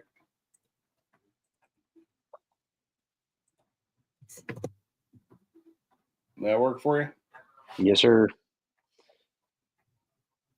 Yeah, I was scrolling up too. I couldn't find it. It's too far back. Holy crap! It's been 4 hours now. What time is it? 11:30. Jeez. We'll wrap this up after this. I promise. I'm Yeah, already it- in here now. It's totally cool. I can't believe how many people are still on here. There's 8 people watching. So I go in settings. You're change probably the- one of them. Yes. All right. Cool. All right. So let me get it turned sideways. All right. So let me turn the lights on. I'm That just turns waiting that one for it off. to come into the basement so I can add you. It didn't come into the bait. Oh, I didn't actually click. No, you didn't click. There you go. There Now I'll full screen this one. you There go. you go. So Oh, Dad. why do I have an echo? Okay, you gotta mute somebody there. There we go. Aha! There, I fixed it. I muted your computer. Oh, that's what it is. I'm like, why is it muting? Okay. That was me muting you on your Thank you. computer because I was you trying were to figure out why is there an echo. I'm thinking I got something else. So here's the kitchen. So and Okay. this Oh is yeah, I see that backwards. you have tall cabinets with no drawers on top of them. Yeah. So like this is unfinished plywood Yeah. that they put in replacement of nice. What do they call that glass on the frosted glass on stains? They I've had seen what these frosted were. glass and they got rid of it and put plywood and up. put Why? Don't know. The people Yeah. that were here were absolute morons because I fixed a lot of their mess ups in 4 years. Oh yeah, you kind of looking like mine. Hold on, what's under the microwave? The stove. That's weird though. There's no fan over the stove. Yeah. Because these cabinets are hand built by somebody that had no clue. So like Like my old here house. is all one continuous piece all the way through. Wow. Like this place is kind of a mess. This kitchen was Yeah. getting done. It was next on the list when we made our decision to move, and we said we're not doing it. So there's the one drawer I have. I and will. the silverware drawer. I will say one thing. You've got the sink I want. You've got the big single sink. I put that in. This was the cheapest, like 50s, Yeah. 60s double shallow basin. And they're not cheap. No, At this all. was. I think this was. I'd say that it was like $400 for this, and it came with the That's faucet. what I'm saying. That's not cheap. Cheap would be $200. Yeah. So now I fixed all the plumbing. This ran like a double S and went down in the middle of this shit show, and it leaked. So I put it in with a vent. PEX came up. I put all new PEX in the house. Reverse osmosis Oh, system. you put the PEX in? Yeah. Oh, nice. Reverse. Oh, you put it. That's nice too. I put that in, so that's what that second faucet's for. It's the drinking faucet from the there. drinking water. Yep. Dishwasher picked up for $25 at a yard sale. We don't have a dishwasher. There's no room for it. There was one from literally it was original. I swear, they had 60s dishwashers. It What was a vent what's that? in the front of the cabinet there. Yep. Is that ducted? Yep. Wow. So what's the hole up top then? Don't know. It's always been there. Oh, it was a drawer. That was a small drawer, I bet. Doesn't fit no. past the sink. Well, you It can't. kind of looks like one of those small drawers because I have 2 drawers almost that size. I question if they didn't have like a garbage disposal and that was where they had to switch. Could be. Because there's an outlet down there they pull power from. So That then, kind of looks switch size too. So, yeah. so now I you do see like this the counter. gas stove. I miss gas stoves. Yep. Now you see this. This goes to half depth. Why? Because you see these stupid posts they have. There used to be a complete set of counters with uppers and lowers here. And there was 2. This was an entrance, and that was an entrance over there. Why And this would was they all get rid cabinets of on the that? wall. Oh, we need the open floor plan. No, Exactly. you don't. We need the goddamn counters. Damn it. You know why these still exist here? Because of these 2 switches and that outlet and switch. Because they couldn't unwire the fan and make it run off the stupid chains, tear these dumb things out. That eliminated these 2 switches. And then that switch is just a 3-way for this one. Oh, Take it out. I thought maybe they had those up still because that was a supporting Nope. wall. And they There's your needed- load-bearing wall right there. I see it now. This is just here because they couldn't figure out how to do wiring. So they just put them in. They're 2x4s behind there, and then they wrapped them in 1x. So they're idiots. They were Um, complete. It was they were they complete. they wanted that open floor plan instead of what they had, which was a closed off kitchen, which was fine because you had counters. Exactly, and they had the nice frosted glass on the top of those Oh cabinets. man, those people need to be shot. They really do. How do you know they had frosted glass? Did you have pictures of it? So when the house was for sale and I bought it, it wasn't done pending. If you Google search the address, the original listing from the people they bought it from in 2011 came Had up. all that stuff. This place was hideous outside of like the kitchen.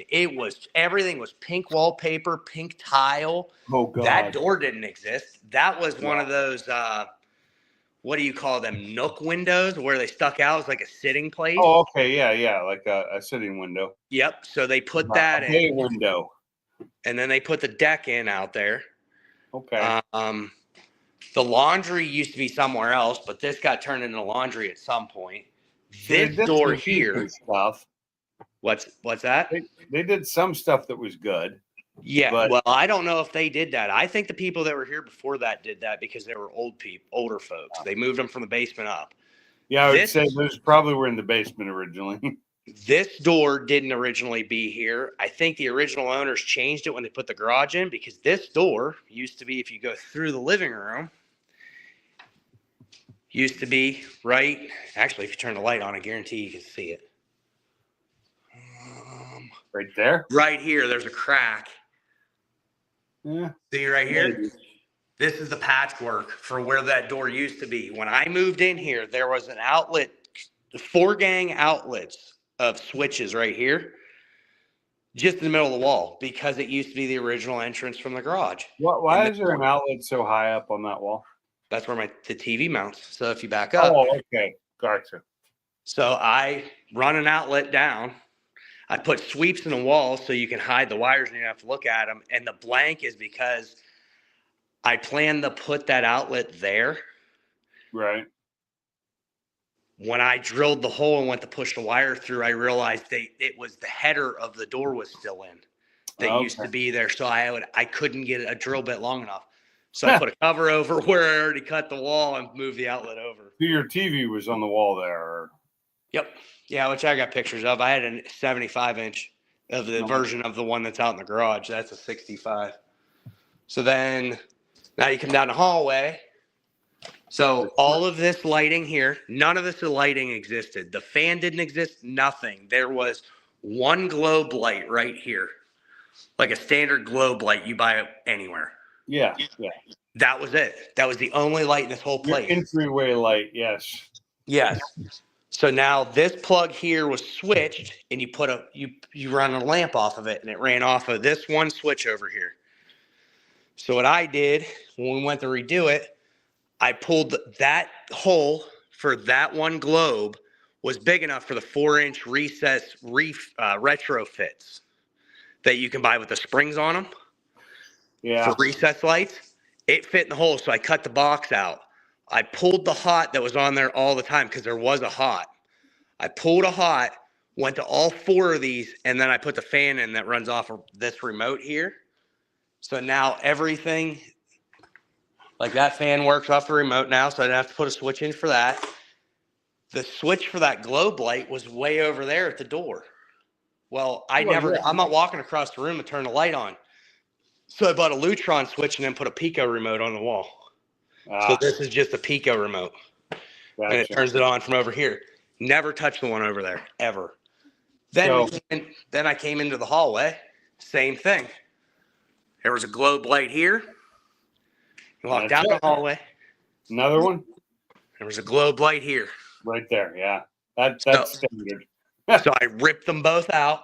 The holes were already perfect. I put them in, and I spliced into the wire right here for the third one. Have you seen the new stuff they have now? The Super Sun LED can lights that are like wafer thin. Yeah, that's these. Are those? Yeah, Okay. they're like not even an inch thick, and they got springs on them. Yeah, the new ones are even thinner. Yeah. They're like a 1/4 inch thick. They're so nice for putting in places you could never put lights before. If you buy them that they're not as like I bought a deeper recess because I like them recessed, but Right. they make a lot less recess, that they get even thinner because you're just moving the panel down. Yeah. Yes, I do know what you're talking about. The ones I was looking at the other day look like can. They looking at them, you would think they were regular can lights, Yep. but they're like not. they're so thin. So now, And they're LED because all my lights are LED. I have switched every bulb to LED. every but bulb's all LED here too. Yeah. So then we changed out the sconces, painted the walls, new medicine cabinet. I covered up because the old one used to go into the wall. Patched that, shrunk the window, I put the smart tile in. It's 12 I by like 24 that tile. interlocking. Yep. That is nice looking. I like it. It's that marble look. It's really nice. So that bathroom is way smaller than I thought it was originally. It's like narrow. It's like really narrow. So then that linen closet I showed you that was like where they built it in, we put a pantry in it basically from like a kitchen. And then I just closed it off the top. Oh, okay. So it just looks nicer. It's a little, it's not quite as deep, is it? No, because you put doors on it, and the other one before didn't have a door on it, right? No, but that's because they ripped the doors off of it. It was still 24 inches deep. That was how big they built it. So I just put this in its place, like on the side right here. This is actually, you can't even hardly see it. This is actually just a piece of lumber I shoved in there. Like, and I painted it white. In there, painted it. I painted it because if you didn't, this house had a fire in it at some point, and it was wallpaper, charcoal, painted over, plastered over, painted over again, and there was no fixing it. That's crazy. I said, screw it. I'm just going to put this pantry in and I'll cover that up. And Autumn's like, you'd never know. There's nobody. I forgot I did it till just now. Yeah. So then the doorway, this door used to swing from here and it would swing in. It would miss. Did you do a pocket door or is that a barn door? It's a barn door. My dad picked up for me for like $15 at a sale. And it was like, because the box was ripped or something. So I put a barn door in. I just put this bolt on. We didn't have a lock. And then I just put a hole in the door to put it and shut it. You know, it was just me and Autumn. Heck, half the time we didn't close the door. We didn't care. It was just us. So I made sure I put a bolt lock on for the next people. New stuff. That didn't exist at all. Nice. Whatsoever. With a light. Yep. Absolutely has to be over. Two things. And Autumn didn't realize what it's like to have a vent with a fan over top of the shower until this place. She said, I'll never live without it. I don't care where we go. So I put that in. I grew up with it. So I knew what it was like, but I was one of the only ones. Most people have them in the middle of the bathroom. Must be by code. But I put it there. It's hard. Like when I was growing up, getting one over a tub was impossible. You're not allowed. Yeah. Nowadays, you can. They make them better. So we put the sconces in. I only had one light switch, so I pulled power from this light switch. I had to actually cut out a stud or cut out a chunk of a stud to get a two-gang box in. Pulled the power and ran it up to there, vented that, so that's taken care of. This is the spare bedroom, which I put windows in, the blinds. The door was already here, which never understood why it was here until you go moving furniture in and out and you realize why it's there because it's the only way shit makes it to the other room. Other than that, blinds like that, my cats would kill them. Don't worry, ours wasn't very nice. The ones in the living room, I've replaced them a few times, but all new trim, all new baseboards, everything, all of it. If I were to get blinds like that, I need the wooden ones that don't get, the cat can't bend. Yeah. So when I moved in here, this was the kids' room. So the ceiling was purple, the walls were blue. Nice. You didn't leave it that way? Yeah. Autumn changed it. I left it for a while. She changed it when she moved in. I like the carpet though. It's a nice brand new carpet. We bought when we went to Home Depot. Their most expensive carpet was double what the next one down was. So we bought the next one down and then bought the most expensive padding. So it's nice and plush. It's only a year and a half old. We don't have carpet in this house really. One room has crappy carpet and that's it. Oh. So this is staged. None of that stuff's mine. But yeah, it still looks nice. Yep. So replaced all the windows. This was Hershey brown walls. It was so dark. Not one light was in here. It was that outlet, this outlet here was switched. So I had a lamp. That was the whole outlet switched or just half of it? Half of it. And that's what the switch ran. So then I pulled power. I forget where I pulled power from. Actually, no, I want to say I pulled power from, because all the electrical goes into the attic. So you had access to it.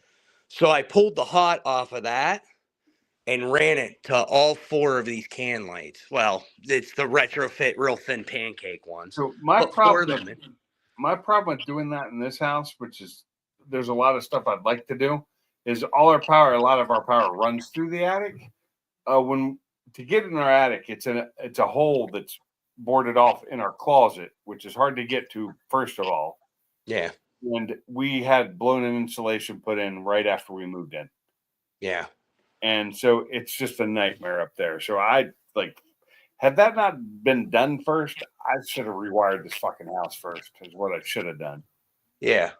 So same exact fan that's out in the living room. We really liked it. We didn't want fans that stood out. We're one of those people that lighting and fans aren't supposed to be centerpieces, make them disappear. So we painted it white. Everything's white. So the closet. So then closets, I didn't do nothing with them. They're exactly as they were when I moved in, other than we painted them. The bars, I didn't change none of the bars. I was going to, and I went, screw it. But I did put hooks there, and then I gave Autumn her own hook over here. Because this is an indent. One hook here too, I see. She only needed one. She didn't want to. I'm just messing with you, man. I did ask her. I said, do you want to? No, I don't need to. She said, barely I'm going to use one. That was another thing is we put 2 hooks here. So then when I'm done taking a shower in there, I just grab my towel. Stupid little things like that in our new house, we hate because you used to be able to dry off. Just grab your towel and dry off. Now I got to walk halfway across the bathroom to grab my towel. Oh, I don't. Mine's right next to the shower. My wife has to reach for hers. That's a good idea, though. You used to have. What's that? She does have she put one of those stick-on hooks. The Commander. Yeah. 3M. She put one of those for her second. She's got a towel right there next to the shower. Just go to Lowe's and buy yourself a couple of hooks. They're just held into the drywall. They ain't in the stud. Whatever she did what she wanted, and I'm fine with where mine is because I could you want to open my shower, my towel is right there, on a towel fucking hanger thing. Because I think I put those in. Autumn uses that one, and then mine's across the room on the back of the door. And I'm so used to having a towel hanging on a hook next to me, I never remember to grab my towel. Well, you can fix that. I probably will. So I even replaced the front door. This was the same door that the garage had, which is. We replaced the back door in here. It's like that half, 3/4 glass with the divider. That's what this was. But the dogs had absolutely trashed it. It was rotting. So I replaced our rear door, which was in bad shape when we moved in. I replaced it with a steel door with windows in it. It's like half window. Yep. The 9 square. Yep. It's one big window with a bunch of the wood make it look like 9 little windows. That's what the one is in the garage, and that was this one here too. And our front was a nice steel door that has the big oval window in it that is from 1/3 of the way up to 1/3 of the way down. And it's nice, but we have curtains. We have blackout curtains over every window in this house. Yeah. Because I don't like light, and I don't like. You don't like light. So then we put in this storm door because there never was one because we have a cat, and in the summertime this house does not have AC, so it gets on a nice day you want to be able to open up a door. We didn't do that because we do have AC. Yeah. Because you aren't living down here in the South without AC, you're dying. You're dying because even in the summer with our AC, it still gets to be 80 in here in this living room. Yeah. Because of the insulation being so bad. Now I looked into getting an upgraded system put in. We're a 2-ton now. I was looking at a 2.5 ton, with dampers and everything to help control the flow so it wouldn't hit the back rooms as much. Yeah. You know, 'cause right now the back rooms get way more air than the front room does. But they wanted $19,000 for that, so that ain't happening. Yeah. So like we put in this so we could open up the window, even if it was like we have a window AC unit that took care of most of the house because it was so small. I bought the biggest 110 AC unit you could buy, but like Autumn likes opening windows and stuff, and it is nice. So it's like, well, we can't open the front door because the cat will get out. So we bought one of them Larson window storm doors. Yeah. Then it's got the retractable window with the those are screen in it. So nice. Yeah. But it looks cold out there, so I'd take that. Yeah. So yeah, we put that in, all new doorknobs, every single door. I mean, it's just a stupid So thing. you have actually hardwood doors in your house. Ours are all hollow core inside, and they're just crappy little plasticky hollow core ones. That's all these are. These are hollow core doors. I really wish I could just get good solid doors in my house. They're so much nicer. But So I mean, like I will these. say- Go ahead. Oh God, my brain just fried. Oh, when we first moved in, we had a screen door, a storm door on the back door. When we replaced it, I got rid of it Yeah. because it didn't do us any good. And if we want to open windows, we got tons of windows to open for, like in the spring, certain times of year, we can open the windows and let some air in this place, you know? Yeah. So like I replaced, like these were like, if you go to Lowe's and buy their cheapest interior door that's just wood that you can stain, and most people just cover and lacquer and they look like crap. I call them trailer park doors. It's kind of what I call them because that's what they look like most of the time when you see them. Yeah, the brown ones, the brown Yeah, hollow they're cores. Yeah. That's Yeah, what this whole house had. I So replaced. we've got the white ones like you have, the white with the cutouts in them that make Yep. them look like real doors. That's Yep. what we have. Yep. So I replaced that one, the one on that room, the one on that room, and that one, and then we replaced the front door. This is the stairs. This is the only area of the whole house I didn't touch outside of the kitchen. Like I literally slapped paint on this 2 weeks ago. What's Then- inside that? Stairs to the basement. We're falling down to the basement. But like you could tell this was an old house that they had updated because like these are modern, like normal set of stairs. But if you look, they have this like pantry area. Look, all the wood. These stairs started here at one point. Yeah, those Running were out. steep. They were Those were those old school steep ass fucking stairs that I can't stand. Yeah. So then this is the basement. Like there's my tailgate. I still got to get this stuff out of here. But furnace, wood stove, or furnace, hot water tank. Does that flood down there? at No, all? it's drier than a bone. See, that's I so fixed. nice. I fixed all that. I fixed all the really draining wish and stuff. I would love to have a basement. So like I put in a fax manifold. Oh my God, look at that. That's nice. See, I have a crawl space that's so small I can't get into it. Yeah. I'm too big to get through the crawl space. So I couldn't do any of that. I had to pay plumbers to do that. So we did all new plumbing all the way. Me and Autumn together from the time we started, it was copper, PVC, PVC, you name it, they had it together. They had one of everything put in. Ours here was for water PVC line. here. In my old house, we had copper.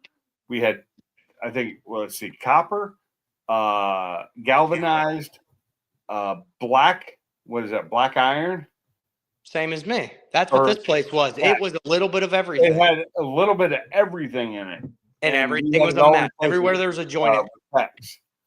But I didn't do a manifold. Well, I wanted to do a manifold because if I ever wanted to shut something off, I wasn't killing the whole house. That is very nice to do. Yes. That's So nice. I put You in can all get to new it. drains Yeah. for that. This is for the tub. And then So all get my- this. You ever All my seen things this? are ABS, the black ABS, though, in my old house. Here, they're all the same stuff that you got. Is that a copper? Is that a solid copper pipe 4-inch drain pipe. It's copper in copper? and copper. Oh, I'd replace that with PVC and fucking sell the shit out of that. I was like, God That's a damn. lot of money right there. Yeah.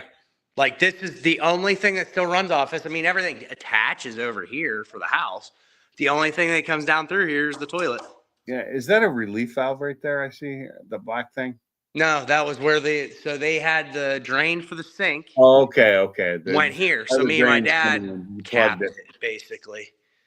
But this is the old spigot. This is the kind of shit that the plumbing was in this house. Yeah, exactly. I had that. shit too. Every year I'm fixing a leak. Finally, I got pissed off. 18 hours me and Autumn spent from the time we cut the first pipe to the time we put the last. I got a question. When you plug that drain off, why didn't you just cap it with more copper and solder it and sweat it? Me and my dad aren't good at soldering. And Sweating is so easy. I could sweat it, but I didn't have enough stuff here.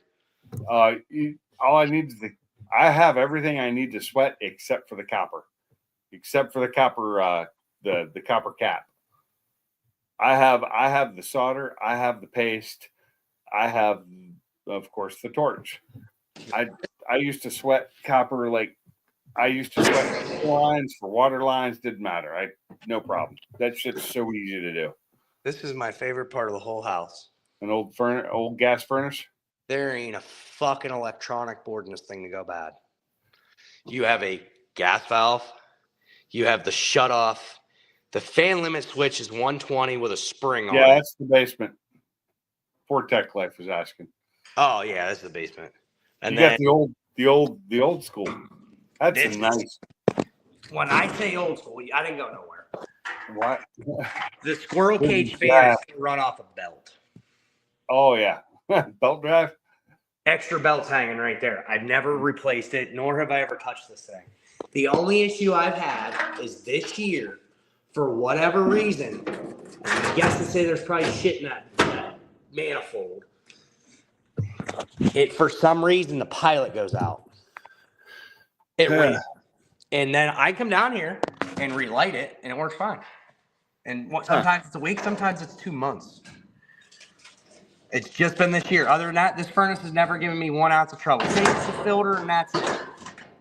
Nice. If I had a place to put a nice gas furnace and I had gas here, we don't have gas here.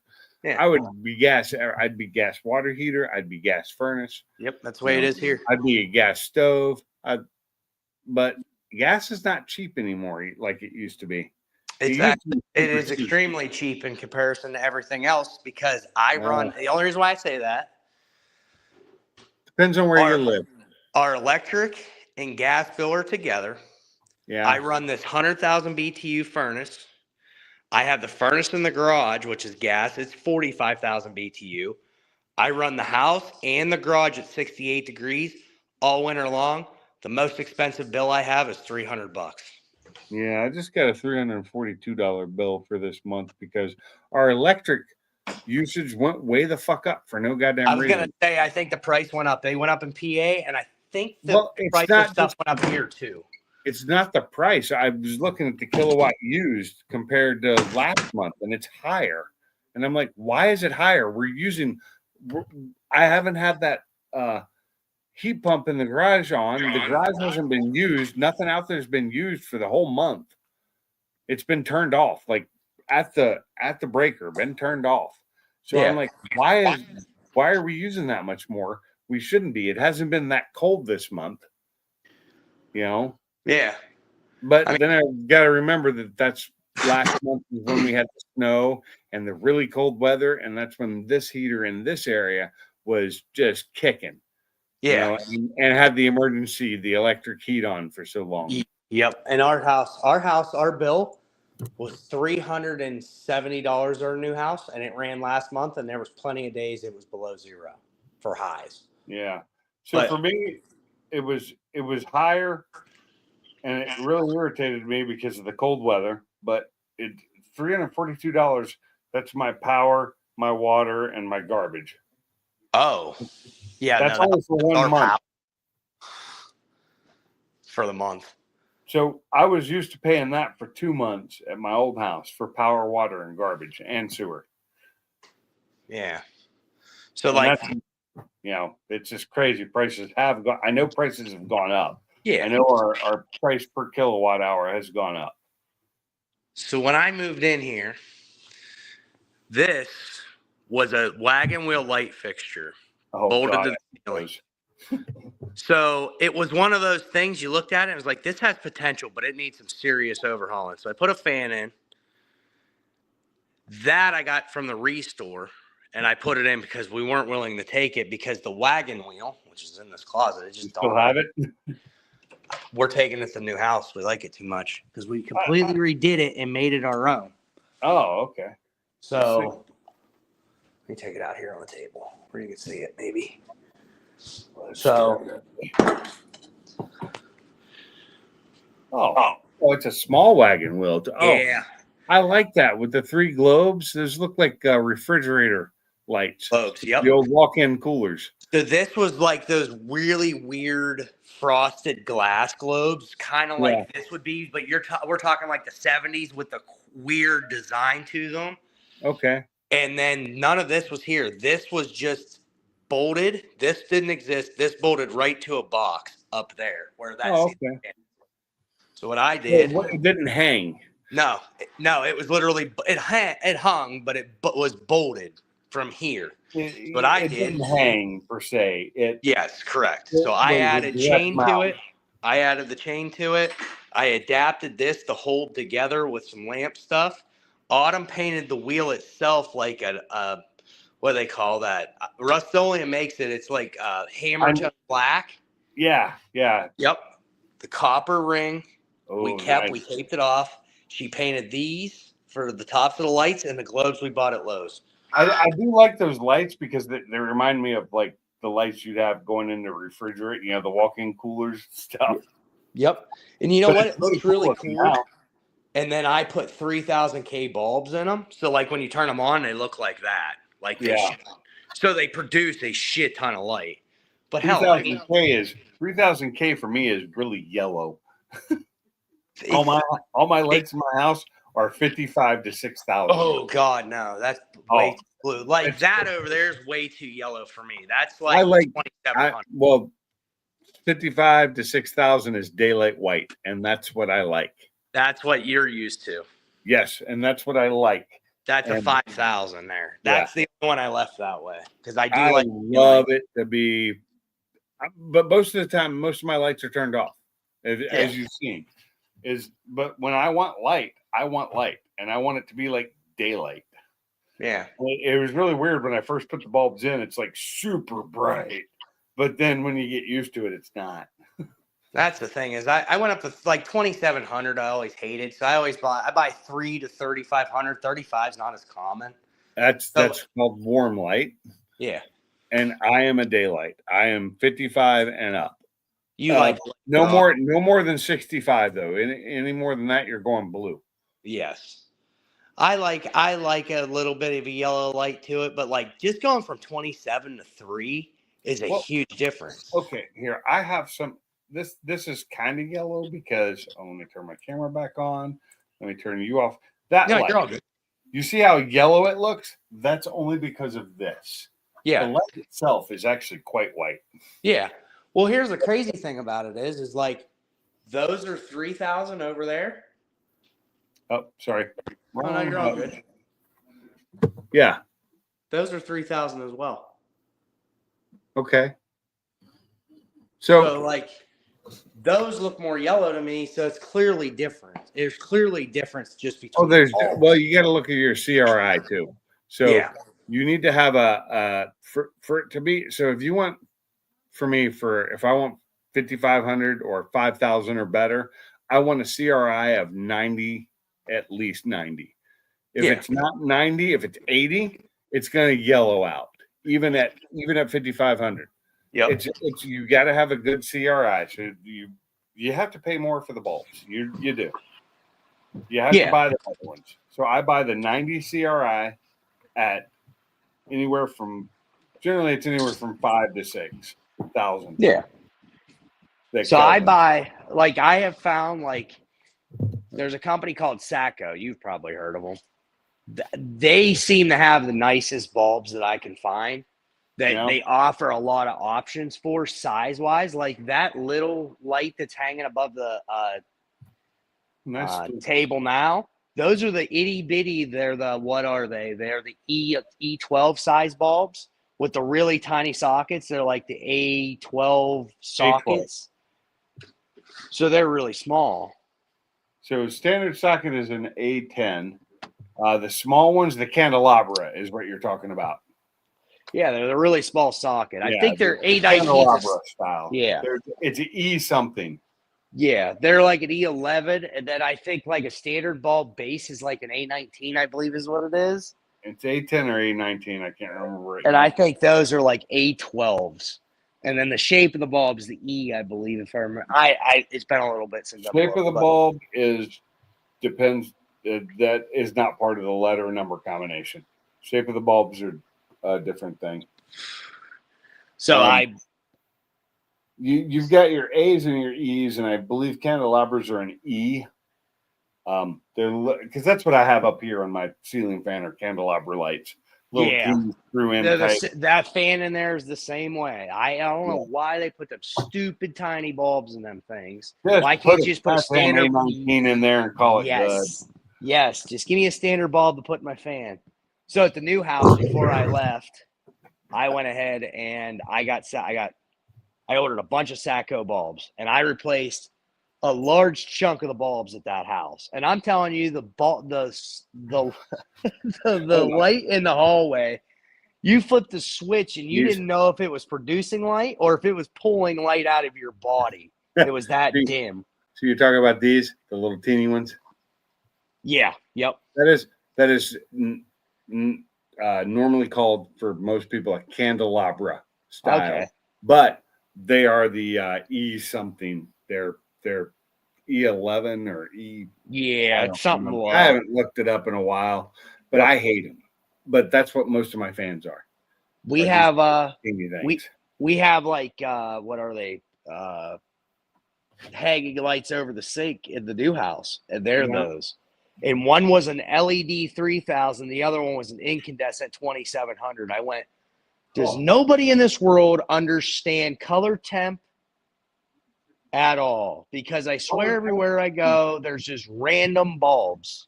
Color temp and color clarity. Damn it. Yes. You need them both, and you can't mix incandescent with LED. It just doesn't work. Well, they did. I was the only one that could see they were different. People that do it, bulb's clearly different. Like I've seen people who will replace a bulb will burn out and they'll replace it with a new LED, and it will look nothing like the bulb right next to it, which is an incandescent that's been there forever. And I'm like, when I do it, I just buy bulbs and replace them all. If you go to Autumn's one time. If you go to Autumn's grandparents and look at the fan in the kitchen when Graham turns on the light, there's one incandescent, there's one LED 2700, and there's one LED 5000K. I went, do you think you could replace those all with the same? But I really like that bright light. Then put them all that way then. Yeah. So that light there.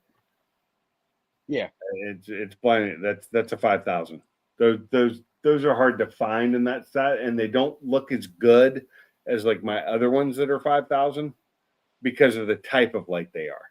Yeah. And their CRI is actually kind of low. It's like a 70% CRI. So it's not nearly as accurate as that's why I like the Satco bulbs, is because they offered all different bases. Where all do you different get those shapes. from? You can order them on. You just order them online. So I buy all mine local. I just buy them Lowe's or Home Depot, whoever had them at the time. Some of these came with me from my old house. I just had bulbs extra. Yeah. Luckily. When I moved in here, every bulb in this house was incandescent.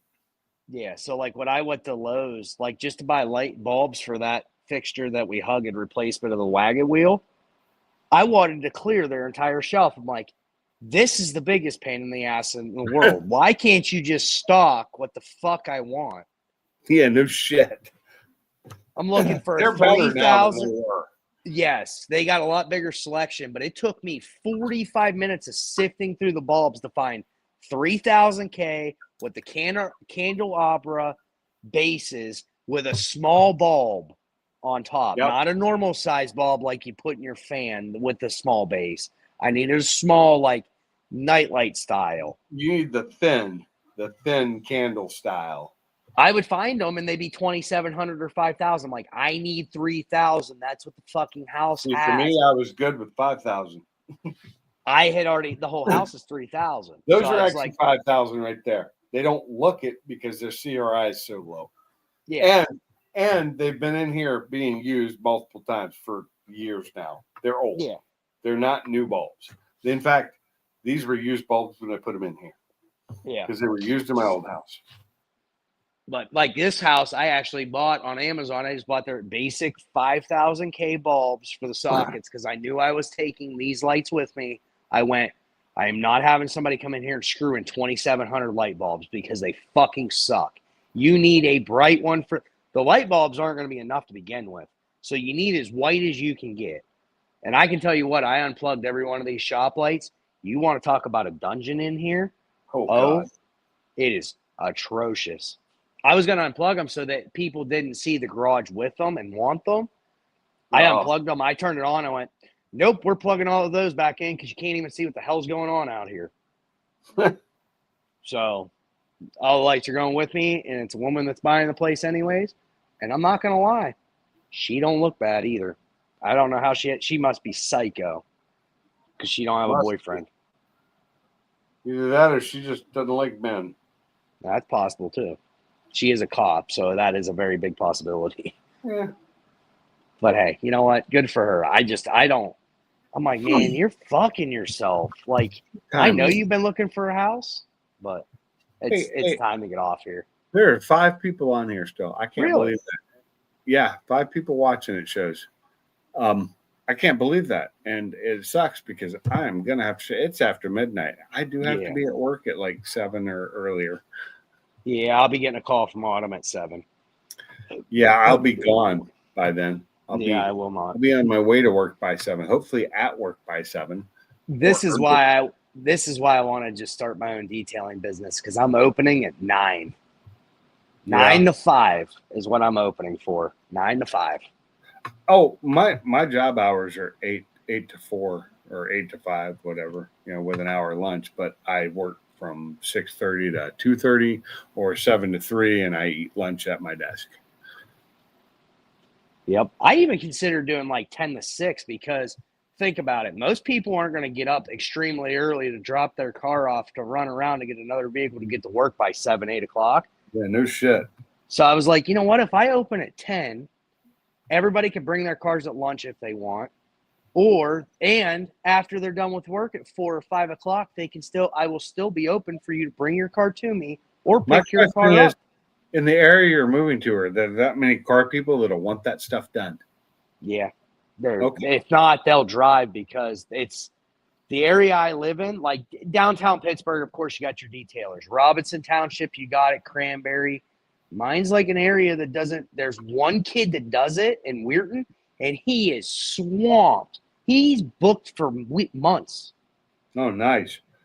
Well, and he does super work. So I'm like, and everybody has told me, they went, if you open up your own shop, we'll just bring our stuff to you. Then we don't have to go down there. And like, he's not that far away. What does he charge? I mean, what's your charging scheme? Do you know? So I got to kind of figure it out in our area, but I know my buddy had his crew cab, short bed, Duramax done, ceramic coated, polished, and it was $1,200. My buddy Steve had his white 450 done. The last one, he had it wet sanded, polished, and ceramic coated, and he paid $2,500 for it. That's not bad. I'm like, all right, people are willing to pay. My buddy says, you move home, you got your first He said, you got your first customers. He said, the kid that come up here with the trailer, that truck he wants done, which is a dark blue 450. He wants his black Bronco done. His dad wants both his Raptor Broncos done. Both of his daily drivers. His 450, which is like that blue, that like baby blue they have. Yeah. He got that on a 450. He wants that done. I've got 2 other people that want just basic details done. My other buddy's got a crew cab long bed. He actually has my detailing stuff, some of it. like some of my polishers and stuff, because he was going to So do I it, just never did. need, I just need paint correction done on my Mustang, along with some dent removal. That's something I think I might try to dabble in is Yeah. PDR. Yeah, the I think that is very cool. paintless dent removal. I think it's very cool. I need to get into that a little bit for myself, like with some of the glue gun stuff, to be able to just pop out some of the dents I have. Now my door, my driver's door, the dent at the bottom of that's a little bit more than that. I think it's going to require professional. Same with the quarter panel that's in front of it that it damaged when it started doing the thing it did. Well, that's the thing is most detailers, they get into the detailing and there's some different paths you can take. You can get into PPF and Yeah. tinting, which I don't want to do. I know a kid that does that. Screw Fuck it. that I'll ship him all that business. And I'll work with him. That's cool. I'll send him work and maybe he can, because he doesn't do it full time. But screw it. If I can send him enough work, maybe he'll start doing it full time. And then there's PDR, which I think would be really cool. And I think I'd rather do that. Paintless dent removal. Yes. So you've got, and PPF is great because you need, if it's not a new car, you need somebody to do the paint correction before they put the PPF on. Correct. And I had my car paint corrected once before I got a ceramic coat on it, but that's so old now. It needs to be redone. Yeah. Like I've got to redo, like I did my buddy's 550. I did my dad's truck. I did Autumn's car. All of them need redone. I told Autumn, Autumn's like, start your business. And she's like, until you get some work and you got some spare time, get your Mustang done like you wanted to do. Get your truck done like you wanted to do. She said, you can do my car again. She's like, you don't have to do other people's cars all the time. What She's does like, she you work for drive? yourself. She's got a Subaru Crosstrek.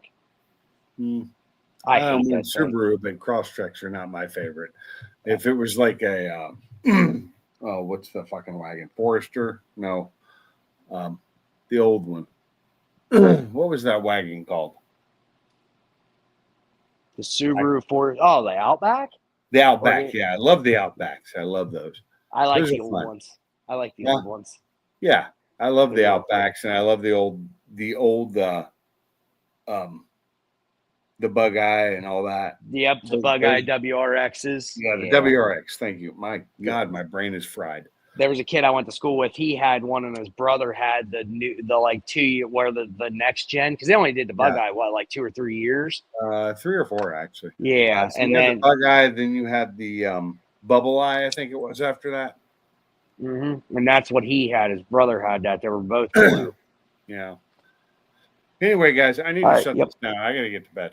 Get some sleep. I appreciate you. Sorry to keep you on so long. We ended up in I a tour. enjoyed the house tour. That was actually you've done a lot of nice work to that place. So I need you down here to help me do some of that work to my place. Trust me, Pinks. I would love to. I'm not going to pay you. I'm not going to pay. I don't give a shit. Yeah, That's never there's mattered to food. me. There's food in it. I'll cook. My wife cooks. She's even better. That's what's gonna be nice when I move home is like I'll be able to get some help on some construction projects that I want to do. But my buddies, like they always want to screw around with shit, but they don't really have the knowledge. And they beg me. They're like, dude, when you move home, will you help me? I'm like, yeah, I don't give a shit. Because they've seen what I've done here. I have the knowledge. I just don't do it. I mean, electrically, I can do all that shit, but Yeah. I don't want to. I got out of that trade for a reason. I can't go climbing around in attics and under houses anymore. If I was like 80 pounds thinner, yeah, maybe I could. If I was in better shape, yeah, maybe I could. If I felt like being up, my problem is there's only a couple times a year that it's decent to be able to get up in my attic. Otherwise, it's way too hot or way too cold. Yep. I always go in the attic whenever I was doing electrical here. I always went up during the winter. Yeah, And everybody's like, it's freezing. I'm like, you don't understand. Cold. I'd rather be Yes. cold than fucking dying in 100. Oh my God. degrees. And when you have no AC in the house, there ain't even a draft from somewhere you might be able to catch cold air. It is a sauna up there. With the blown-in insulation, that makes it a little bit harder to do anything because Yes. it's like over a foot thick. It's heavy up there. Same in my garage because I blew in the insulation in my garage. My dad wants me to do the blow in at my garage. And I'm like, I don't really want to do blow in. Like, it's really easy, but it is such a mess if I got to do something up there. It is, but it's way more insulation than you get any other way. Yeah. I mean, if you want a higher R value, that's the way you got to do it. Now, for me, the reason we did it mostly was the blown-in insulation was in packages up in the attic, unused, and I just brought it all downstairs, which is two floors, and we went and rented one of the machines from Home Depot and fucking blew it in. Yep. I did roll it here, but I like the garage is no different than the house. R13 to the walls, R19 to the ceilings. That's what the house is too. And it does its job. I kind of wish I had done that instead, because I didn't realize how thin the sheetrock was up there. Because it's falling in now with the weight. And I didn't do the netting. You can get that netting you put under the blown in, so that if you do need to take your sheetrock down, you can, and the stuff won't just fall through. Yeah. Like, if I need to pull sheetrock down, I can't. It's just going to be a mess. Yeah. Yeah. So. All right. Well, get some sleep. You got to get up for work. I will let you go. Ford Tech, good seeing you. Anybody else is on here? Good seeing you. Thanks for having me up, Pinks. Yep, no problem. Hey, everybody who's in here, thanks for being in here, and I will see you on the next one. Yep. I'll probably go live again maybe this weekend. I will be on. I will see you next weekend. I will see you this weekend. The next time you're on, I'll be on. Okay. Y'all take it easy. See you on the next one. I'm out.